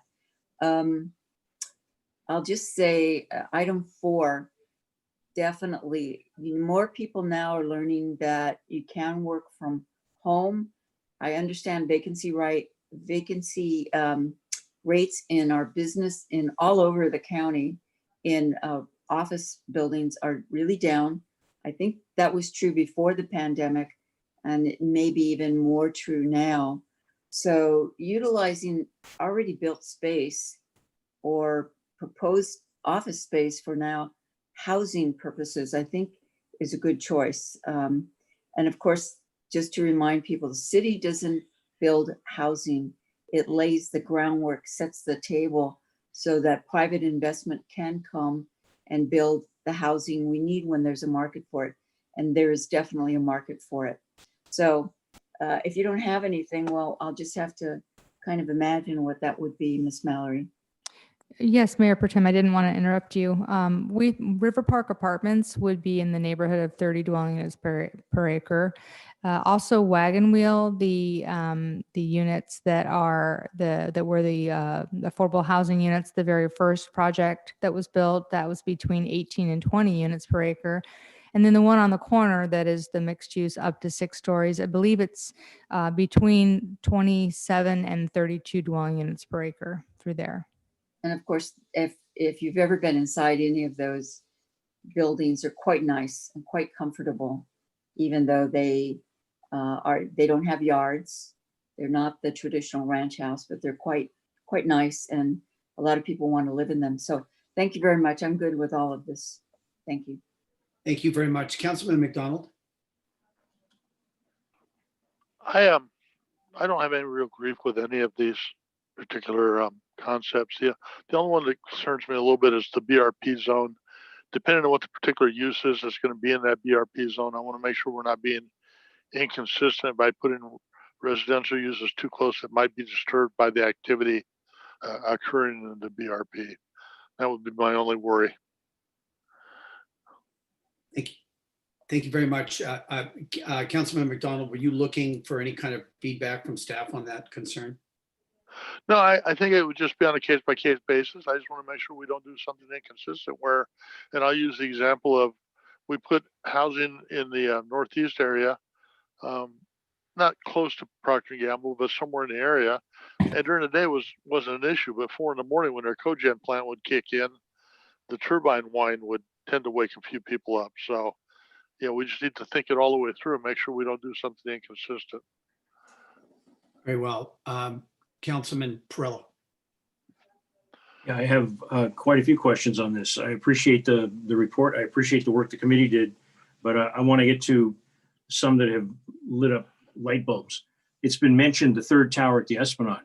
My understanding was that from when the Raiders used to practice here, from that time, there's always been the plan for the third towers, and the person would come in and just pay the permit. And there was no expectation that any new costs would incur. And recently, the city council approved increase in permits, some going back to 72. This may be part of it. My understanding was, and I pushed this, that when they didn't put up or shut up and build, that they had one more year to go. Ms. Mallory, is that third tower still a viable project? Councilmember, the development agreement for that third tower is no longer in effect. So when we're talking about the third tower, what do you mean? What are you implying? Well, what I'm implying is I do not mean to, that came across. So what did the third tower at the Esplanade, what are you visioning, or what are you trying to get me to see? Sure. I was providing the context for Councilmember for the fact that we considered additional commercial development and office development in that area. So as a point of reference, I was just pointing out there was a proposal for the third tower. The development agreement has since gone away. So my context was just considering another increase in of units in that area in lieu of that tower. Okay, thank you. Now the second thing that I have, I probably am poaching on Mr. McDonald's comments here, but we have an area, and Rose Road and Channel Islands, the large commercial set aside for industrial and stuff. And because things have not gone the way they have, there's been, and the idea was to accommodate industrial stuff in a specific area of the city. And it was planned that way. Now we have a high school, no, take that back, no high school. Now we have had churches come in, and because they have come in, now we've allowed churches to go into industrial commercial areas where there's now been discussions at council meetings and planning commission about parking and events happen on the weekends, and will they be compatible if the churches want to have events during the week. I do see the need for the housing. But if we, the city of Oxnard, has put aside specific areas for future development, and I do understand the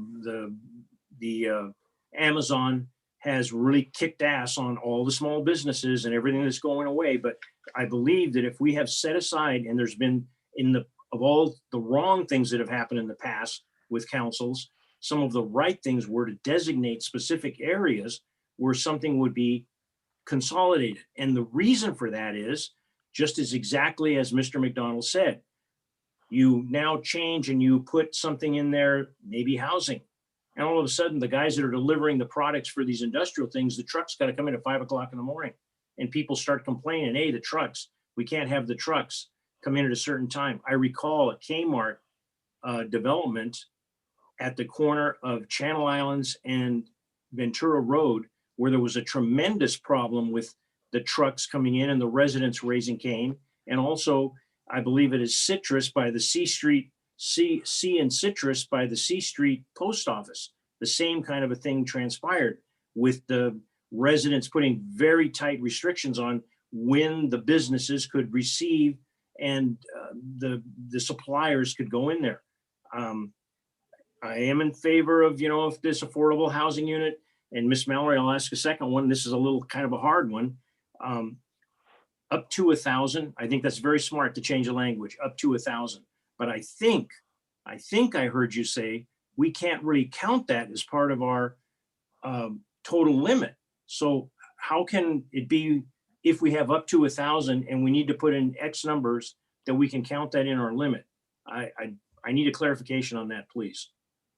Certainly, Mayor Pro Tem, Council. The reference was the 1,000 units. That was not, that we're recommending up to 1,000 units. We can count them in our 2,903 unit number. My point about not counting it is that in the fifth housing cycle, the current housing element that we have, we did not account for any accessory dwelling units in meeting our lower income housing unit number. So this is a new phenomenon that we can count ADUs. So I hope that answers that question. Councilmember Perello, you also asked a few questions pertaining to just land use interface and concerns regarding potential BRP and residential. A few things. One is our zoning ordinance contains development standards and performance standards to ensure that new development does not negatively impact projects or surrounding uses. In the instance of an existing industrial area, and then you put housing, in addition to how we would be looking at the design and the planner's job and to look at the site planning to ensure that we're not creating negative impacts, we would have the conversation with the adjacent use. We would be looking at those performance standards, which would be in effect regardless of a residential use being next to it or a commercial or another industrial. So really taking into consideration our current codes, as well as conditions of approval that we put on projects. Industrial projects have conditions that stipulate compliance with the code to ensure that compatibility. And then the final point, just being overall site planning to ensure that, we consider the compatibility of uses. Thank you very much. That did help. That's Miss Mallory. Thank you very much. That helped a lot. Two more questions. Councilman Perello, just very quickly, I'm just trying to be sensitive. Not that I don't want you to ask those questions. I just, I want to make sure we can try to get through this item as quickly as possible to get on to the two last items.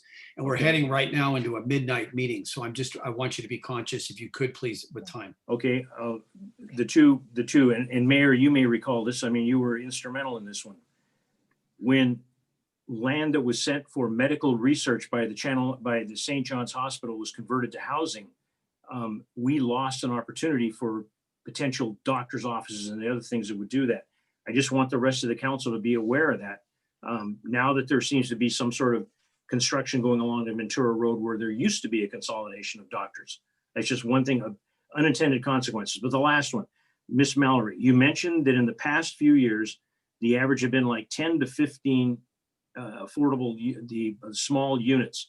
But right now we're at 105. When we are using the number 10 and 15 and 105, is that in a calendar year or is that in a fiscal year? So if it's in a calendar year, we are almost, we're not going to probably get a lot more than 105. But if it's in a fiscal year, we could have basically twice as many as the 105. Those are my questions. Thank you. Yes, Councilmember. And to answer that, and then to add one point, what I meant was that in prior years, I have the numbers right in front of me. In prior years, in 2017, we had 17 applications for ADUs. 2018, 44. So just to pull back my 10, the precise is in the report from September 8th. But the point being is just we've seen a dramatic increase, and it is in calendar year. So as of January this year, and then to date as of today, that's the number that we've seen, the 105. So, you see the difference right there, and then 2018, 44, 2019, 50. So the key that I'm trying to have council take action or make a decision or let me retract that. The key I'm trying to communicate to council is Is council supportive of allowing up to 1,000 units? We're going to be working through our housing element process and working with the community and securing community input and looking at sites. So this is just the beginning conversation that we will then take forward as we start to look at properties and sites throughout the city. So it's to not make a full decision. It's, are you generally supportive of it? And as we bring our analysis forward, we can, we'll be able to identify sites and we'll be able to say, this made sense, it didn't make sense, and council will have the ability to make that final decision. But the idea is just to bring it forward with the concept of exploring this as something we investigate and study in our housing element. Thank you very much, Ms. Mallory. You've answered my questions. I can support the thing. Number 4 does cause me some angst. The combination of SOAR and the ability not to go out past the direction of the voters in this community. And if we lose the opportunity for something big, there's not a lot more of Sakioka properties within the city that we're going to be able to deal with. So just have a understanding of what we would be giving up if we go really into these other zones. But thank you for answering my questions. Thank you. And Councilmember Lopez. Yes, thank you. I'm fine with the questions. I do have a clarifying question on number 1 regarding the ADUs, and I'm not sure if I missed this answer on how the ADUs would be tracked if they are meeting or serving a lower income. Councilmember, we receive yearly reporting from the property owner. Thank you. And then the second question or second point is around number 3, the local preference, which I definitely support, especially when we're looking at this plan, meeting the housing needs in our city and that it should be serving our residents. So just wanted to kind of mention that. But the question I have is regarding the inclusionary ordinance, and I'm not sure if I understood correctly that this is something that is being looked into. But if you can answer if we can expect that we will have a revised or inclusionary ordinance done by the time that the plan is approved by council, or what would that look like? Councilmember Mayor, we, as part of updating the inclusionary housing fee, we made a commitment to updating the inclusionary housing ordinance. So we will be bringing an updated inclusionary housing ordinance forward with the housing element when it is adopted by the city council by October of next year. Great, thank you. Thank you. And I'll just say tersely, I'm as excited, if not more excited, about how this was framed at the committee, the deliberation of the committee, and then how this is being presented to the council as a framework about the committee system. I mean, I'll just use that kind of really funky term. I'm just tickled pink about this. I can't believe how good it is. And so I support naturally all 4 items. And think the committee did an excellent job, the chair and also a fellow committee member and Councilwoman Basua. And this is just, and Ms. Mallory, excellent job. Mr. City Manager, this is a model of good government right here. Now, it's not a model of good government in the hour, so I'll keep my mouth, I'll stop and say, I support all 4 items. And what's the, will a council member please make a motion? I'll move the motion. Mr. Mayor, I don't believe we need a formal action on this. Well, it's to provide, well, I mean, I don't see how it would hurt. We all agree. Yeah, we need no formal action. I mean, I'm not going to argue with you about it, but you've received clear direction, correct? Oh, yes. Okay. All right. So then that ends that item. And now we'll go to the 2 final items this evening. Item number 2 under the Human Resources Department, amendment to the City Attorney Employment Agreement. The recommendation at 11:26 p.m. is that the City Council adopt a resolution approving and authorizing the mayor to execute the second amendment to the employment agreement between the City between the city and Stephen Fisher, agreement number A-7880, to extend the term by 2 years to April 8th, 2023, and update references to the resolution establishing executive and unrepresented employee benefits. And one might add that the city council has been working on this in closed session because it's a negotiation and it's an employment contract. And Councilman McDonald, as is normal, was the lead on this, and he did an excellent job. So let's see here. And Mr. Naveau, are you the one that's going to be presenting or talking about this in some way? So, Mayor, this is the city attorney. The HR director, Mr. Naveau, he assisted in getting this item together and moving it to council, but I'm prepared to explain this item as well as the changes to the contract proposed for the city manager's contract on the next item. So as you stated, Mayor, we've recently completed the performance evaluation of my position, and it's been my honor to serve the residents of Oxnard and staff and the city council for 11 years working for the city, and several of those years as city attorney. I am asking the council to consider extending my agreement with the city by 2 years. It's currently set to expire in April. The other change that's proposed to the contract is just to remove references to a specific resolution number for executive benefits that has been superseded by a subsequent resolution, and just changing those to references to the executive benefits resolutions as adopted by council. So I'm ready to explain that further if you have questions on the specific changes. Do any of the council members have any questions about the specific changes? No. Do we have a public speaker? Public comment? And it's just one, Ray Blattel. Why don't we go ahead and go to that speaker, Madam City Clerk, Ray Blattel. Please. Okay.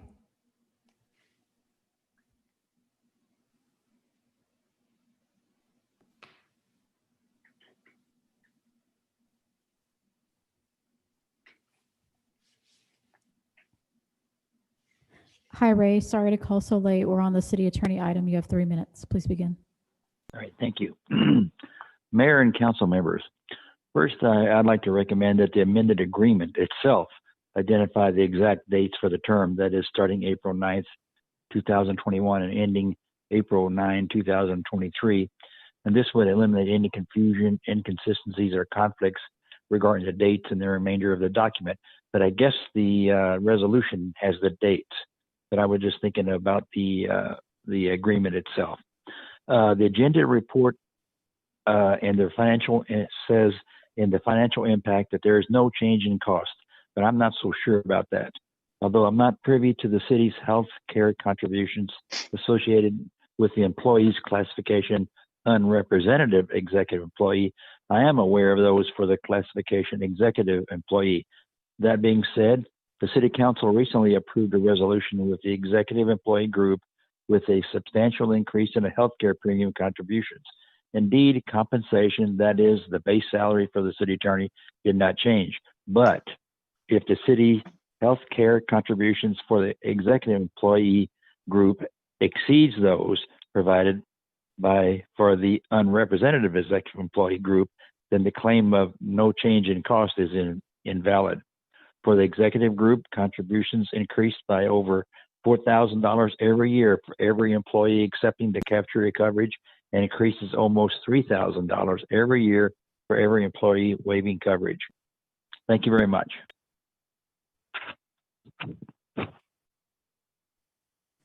Thank you very much. Mayor Pro Tem, did you have something to add to this whole thing? Yes, I just wanted to say we can't let this go without at least without me thanking our city attorney, Stephen Fisher, for getting us through the last couple of tough years. And the city needs stability, and I totally support this contract, this request, and hope that my colleagues support that too. And I want to thank Mr. Fisher. We've been through quite a few things in the last couple of years, and I think you've handled it all very well. And I want to make sure you feel stable here. Thank you. Thank you very much. Any additional comments by members of the council? Councilman Perrello. Yes. I'd like to have Mr. Navu come up and address Mr. Blatel's comments. Mr. Blatel has brought up a lot of things in the past about a lot of things. And this one here, one of the two individuals the city council hires, I am for extending this gentleman's contract. I'm very grateful that Mr. Fisher is here. But the comments that were made, I want the guy that's responsible for human resources to answer those questions now, please. So, Mr. Mayor, Councilmember Perrello, as stated in the financial impact statement on the agenda report, which I worked with the CFO on how that should be reflected. The CFO pointed out that the salary and benefits are included in the budget that's been adopted by the council. And I'd also point out in response to Mr. Blatel that Mr. Fisher, Yes. excuse me. I'm being rude here, and I apologize in advance. We have a gentleman named Steve Naveau as the person with this presentation. It looks very awkward when you have to make the presentation and we're talking about your contract. Is Mr. Naveau not in the meeting? I've asked specifically to have him address it. I do understand how this was done with a contract in the past with the executive, but I want this member of the public who has a very active vocal voice, brings very good things, but I want him to get an answer tonight. So Councilmember Perrello, to answer your direct question, your first direct question, Mr. Naveau is not here. As I explained, he assisted in preparing this item, but city manager and I were going to present our items relating to our contracts.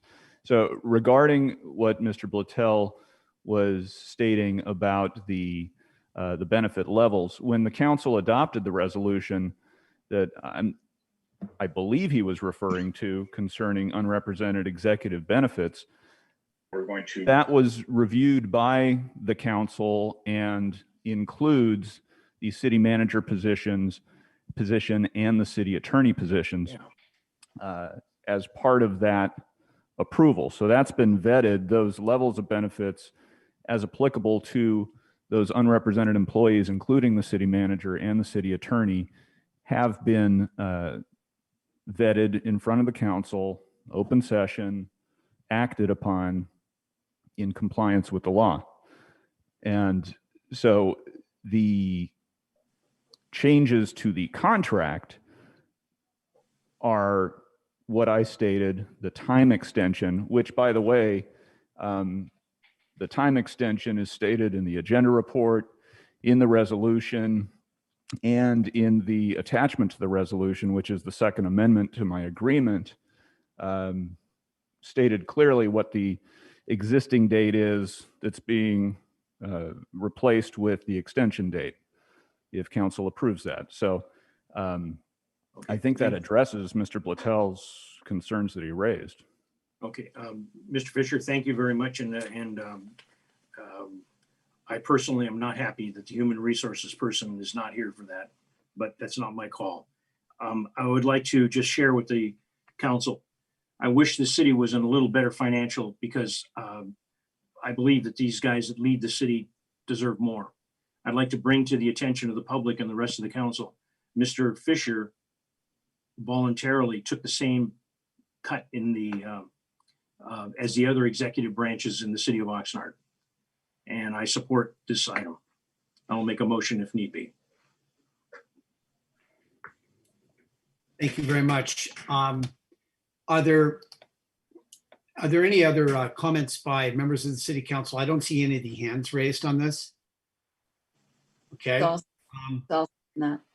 Yeah, and I've already made my comments to Mr. Fisher, and I support him 100%. So, Mayor Pro Tem, did you want to make a motion on improving this? Oh, well, I thought Councilman Perrello did. And Yes, I'll make the motion to approve it.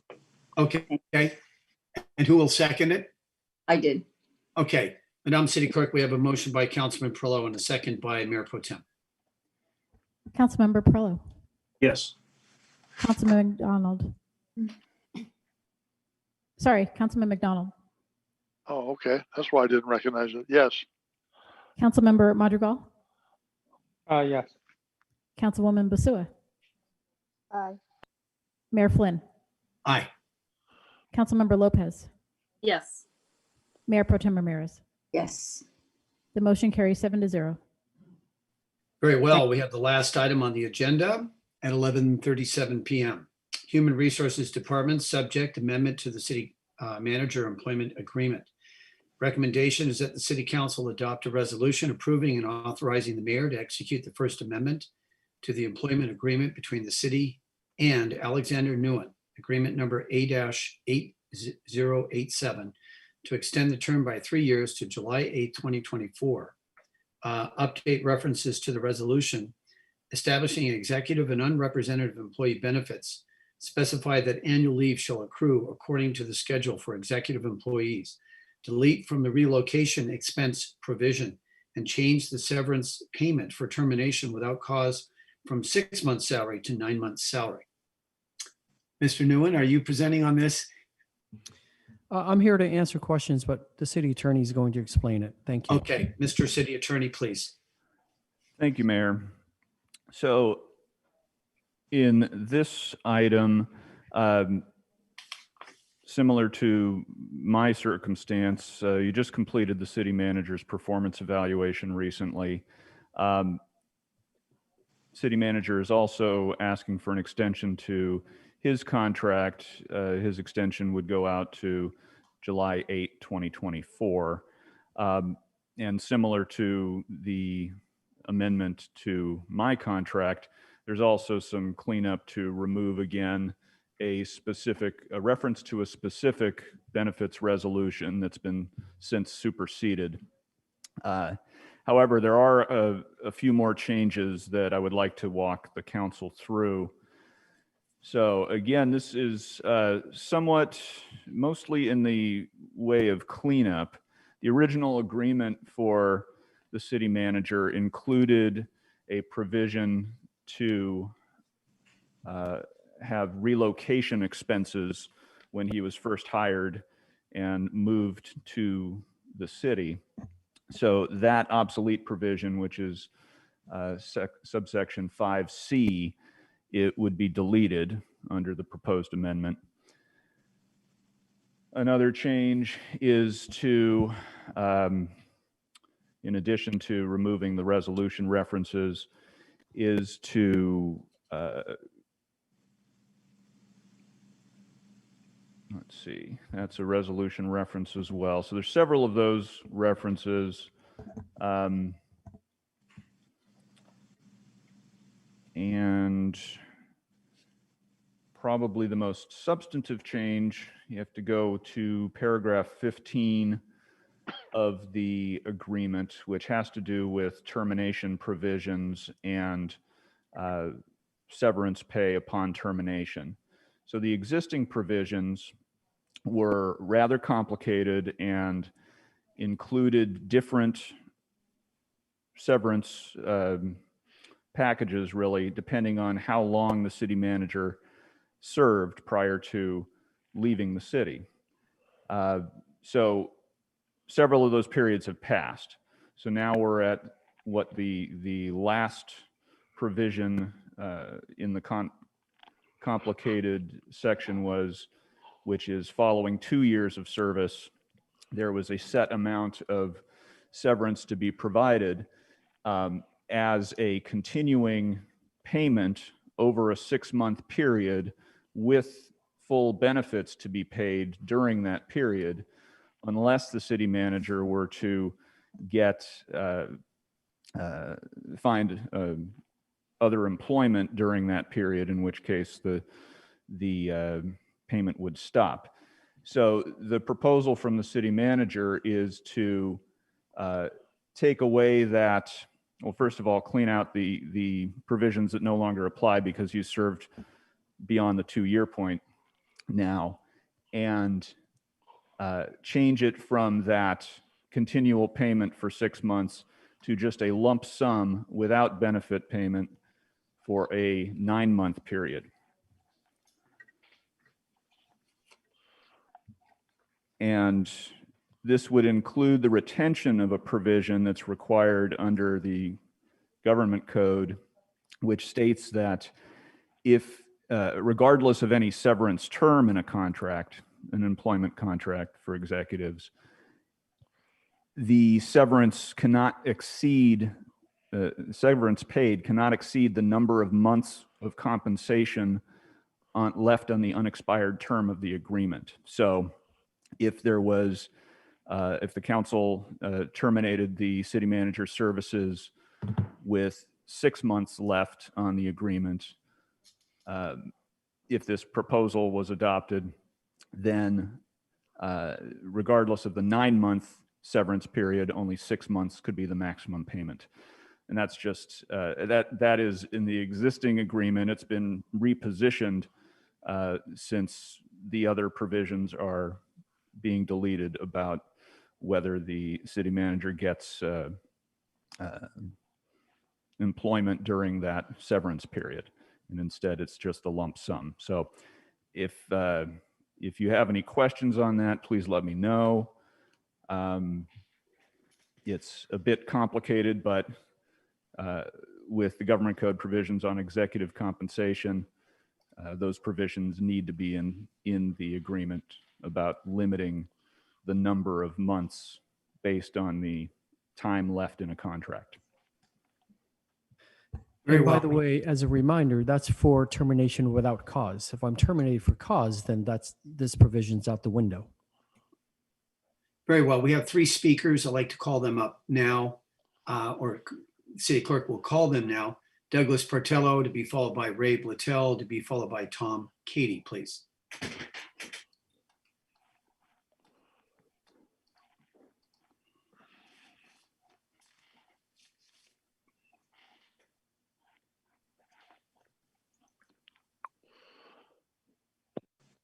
Hi, Douglas, 3 minutes. Please begin.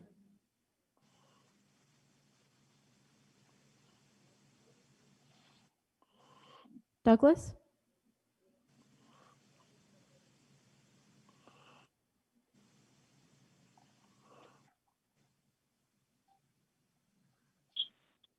Douglas, are you speaking? We can't hear you. Can you hear me?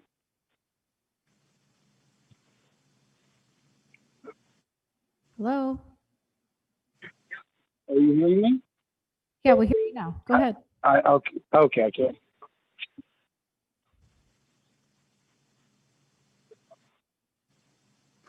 Are you there?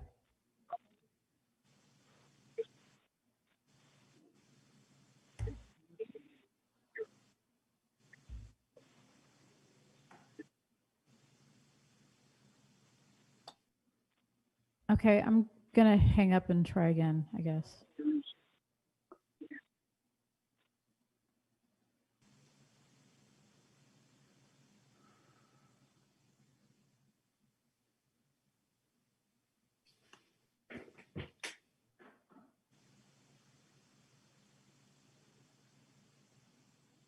Hello, did you guys lose me? Hello?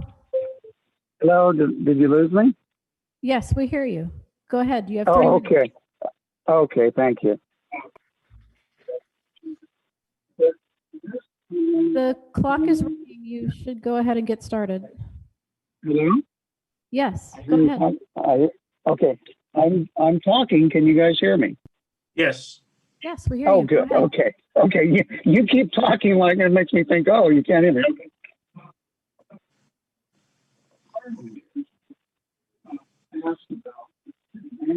If you have your sound on in the background, you've got to turn it down and just speak into the phone. You said, these type of comments, maybe that was just cool. We're talking about city manager of a large city with a budget of $500 million. And then we have and we answer. And sometimes we don't get the facts right.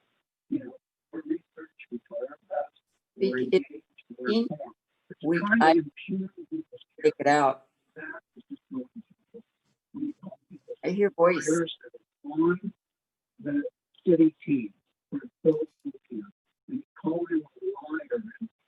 There's no place. Douglas, I don't know if you're speaking on like a headset or something, but we can't hear you at all.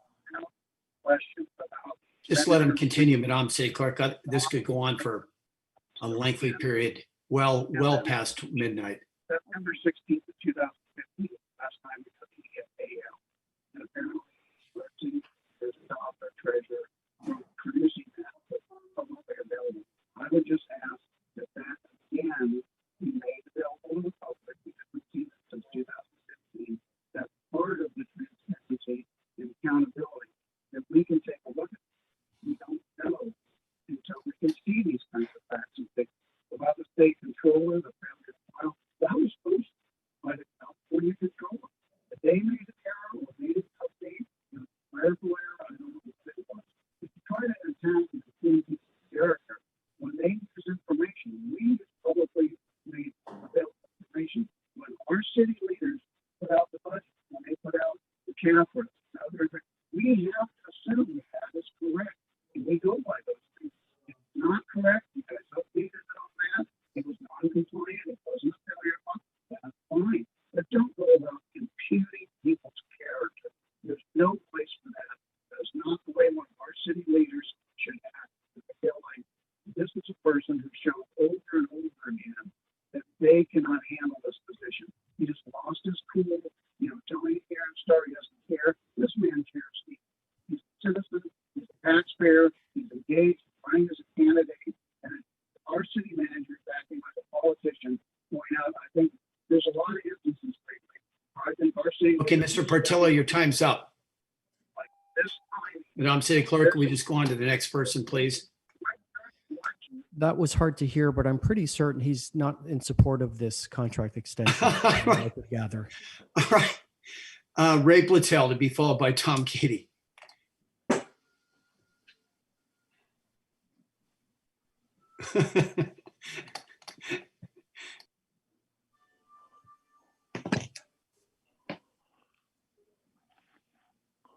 Hi, Ray. 3 minutes. Please begin. Thank you very much. Mayor and council members, again, I've got the same question about the agenda report and the financial impact statement that says there's no change in cost. I know it's N3 and not N2, but I assume the city attorney will answer my question the same way he did with N2, which in my opinion wasn't addressed at all. I take exception to the explanation provided by the attorney. Salary and benefits included in the budget is not the same as no change in cost. The CFO or the human resources has to tell the public and the city council whether or not there was an increase in city's healthcare contributions from the former classification of unrepresentative executive employee compared to the executive employee. Was there increase in cost or not?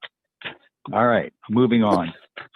In the recommended modification of section 15, termination by city, subparagraph B, the last sentence, I suggest you change it to, quote, during the salary continuation period, Nguyen shall not engage in any outside compensated employment, end of quotes. In my opinion, this is important since you are eliminating the paragraphs 1 and 2 of paragraph C of section 15 in the old contract.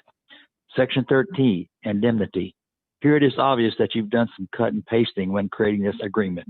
We are all guilty of copying from a source document and pasting it to a new document for the sake of efficiency. I've done this many times. However, when you do this, you got to be very careful. In the last line of this section, use the word city attorney rather than Nguyen or city manager. Either the city manager is also expected to perform the duties of city attorney or you've made a boo-boo. I'll assume you made a boo-boo. This shows that no signatory, and there are several on this document, or even the city attorney or city manager, had carefully read or reviewed the existing employment agreement. You ought to change that. Thank you. Thank you very much. And before I make a boo-boo, I will just say that Mr. Katie is the last speaker of the evening.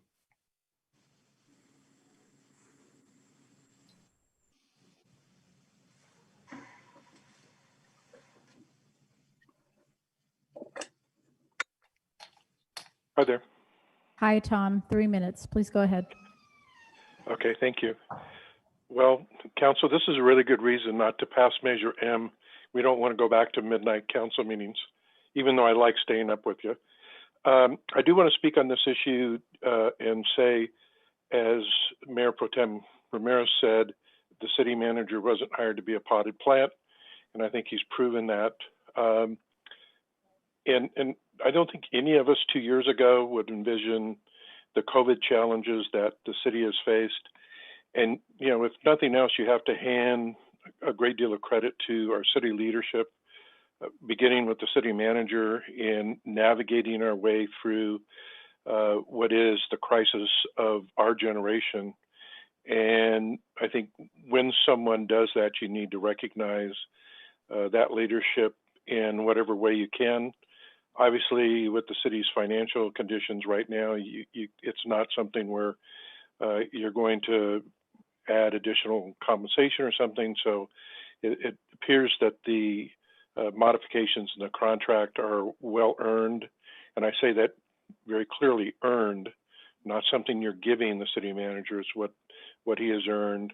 And I think it demonstrates the council's support for the city manager. So I would urge approval of the item, and in the interest of letting you guys get done before midnight, good night. Mr. Mayor, if I may address Mr. Littell's repeated point. It's very simple. What he's discussing is the benefits package in the resolution for executives that was already approved. So what our contract extensions do are extending the time. They're not increasing those already approved benefits that are part of that executive resolution. And then Mr. Fisher can address if there's a typo in here, we can address that. So Mr. Blittel is pointing out a typo from the original agreement from 2 years ago in paragraph 13 that's otherwise not being affected by this amendment. However, if the council wishes to add that to include an amendment to paragraph 13 to strike the word attorney and insert the word manager, that would fix the typo.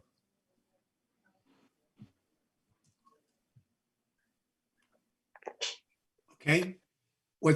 Any further questions by the council? Mayor Pro Tem. Well, I'd move the recommended action, and I would that the typos be corrected as part of that motion. But I do want to, in making my motion, I do want to say this about our city manager, and I do appreciate Mr. Katie's comments. And it's been an incredible year, or 2 years actually. And Mr. Nguyen has come here. When he first came, I asked him, why did you choose our city with all of our issues and strife and financial issues? And he said, I could go somewhere easier, but I like a challenge. And Mr. Nguyen, you have had a challenge, and I want to thank you. You bought a home here. You brought your family here. You worked very hard. Not everybody is going to agree with you. I'm not always going to agree with you, but I really want to thank you for being here. And our city does need stability. As we started this council meeting out with the folks from the Mandalay Bay area, talking about all of the changes we've gone through in the city, where the residents couldn't always count on what they were told by city officials, including former city managers, former council members. We need stability. So this gives us some stability and gives you some security, because the life of a city manager is that you have to be ready to move when the politics change. And that I can't imagine what that's like. That would really not be the way I want to live. So I'll just close it here and say, really, thank you for being here. It's a heck of a job you're doing. And thank you for pledging your trust to our city. Thank you. And Mayor Pro Tem, you made that motion, is that correct? I did, yes. And do we have a second? Second. And we have a second by Councilmember Lopez. And I don't know if any of my council colleagues would like to make any final comments. I would. Councilman Pro. Yes. Councilman Prolo, you're muted. Councilman Prolo, you're muted. Not muted. Oh, it's not? No. I don't see the mute sign.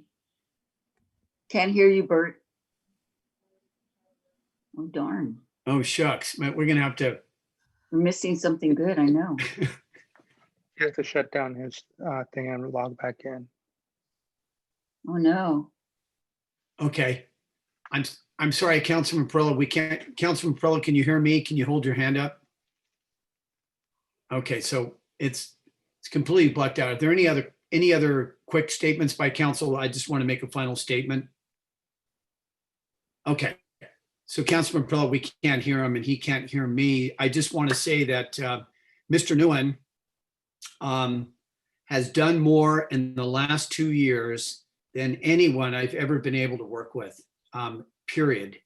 And the trustworthiness of this government in the highest level of competence has been brought to the city of Oxnard. The people of Oxnard are getting themselves a deal. I can't even comment. And I didn't hear Mr. Partello's remarks, and I have had discussions with him before, but I strongly disagree with anyone who doesn't think that we have the highest level of service, the highest level of honesty, and we're getting the best deal that we could ever get.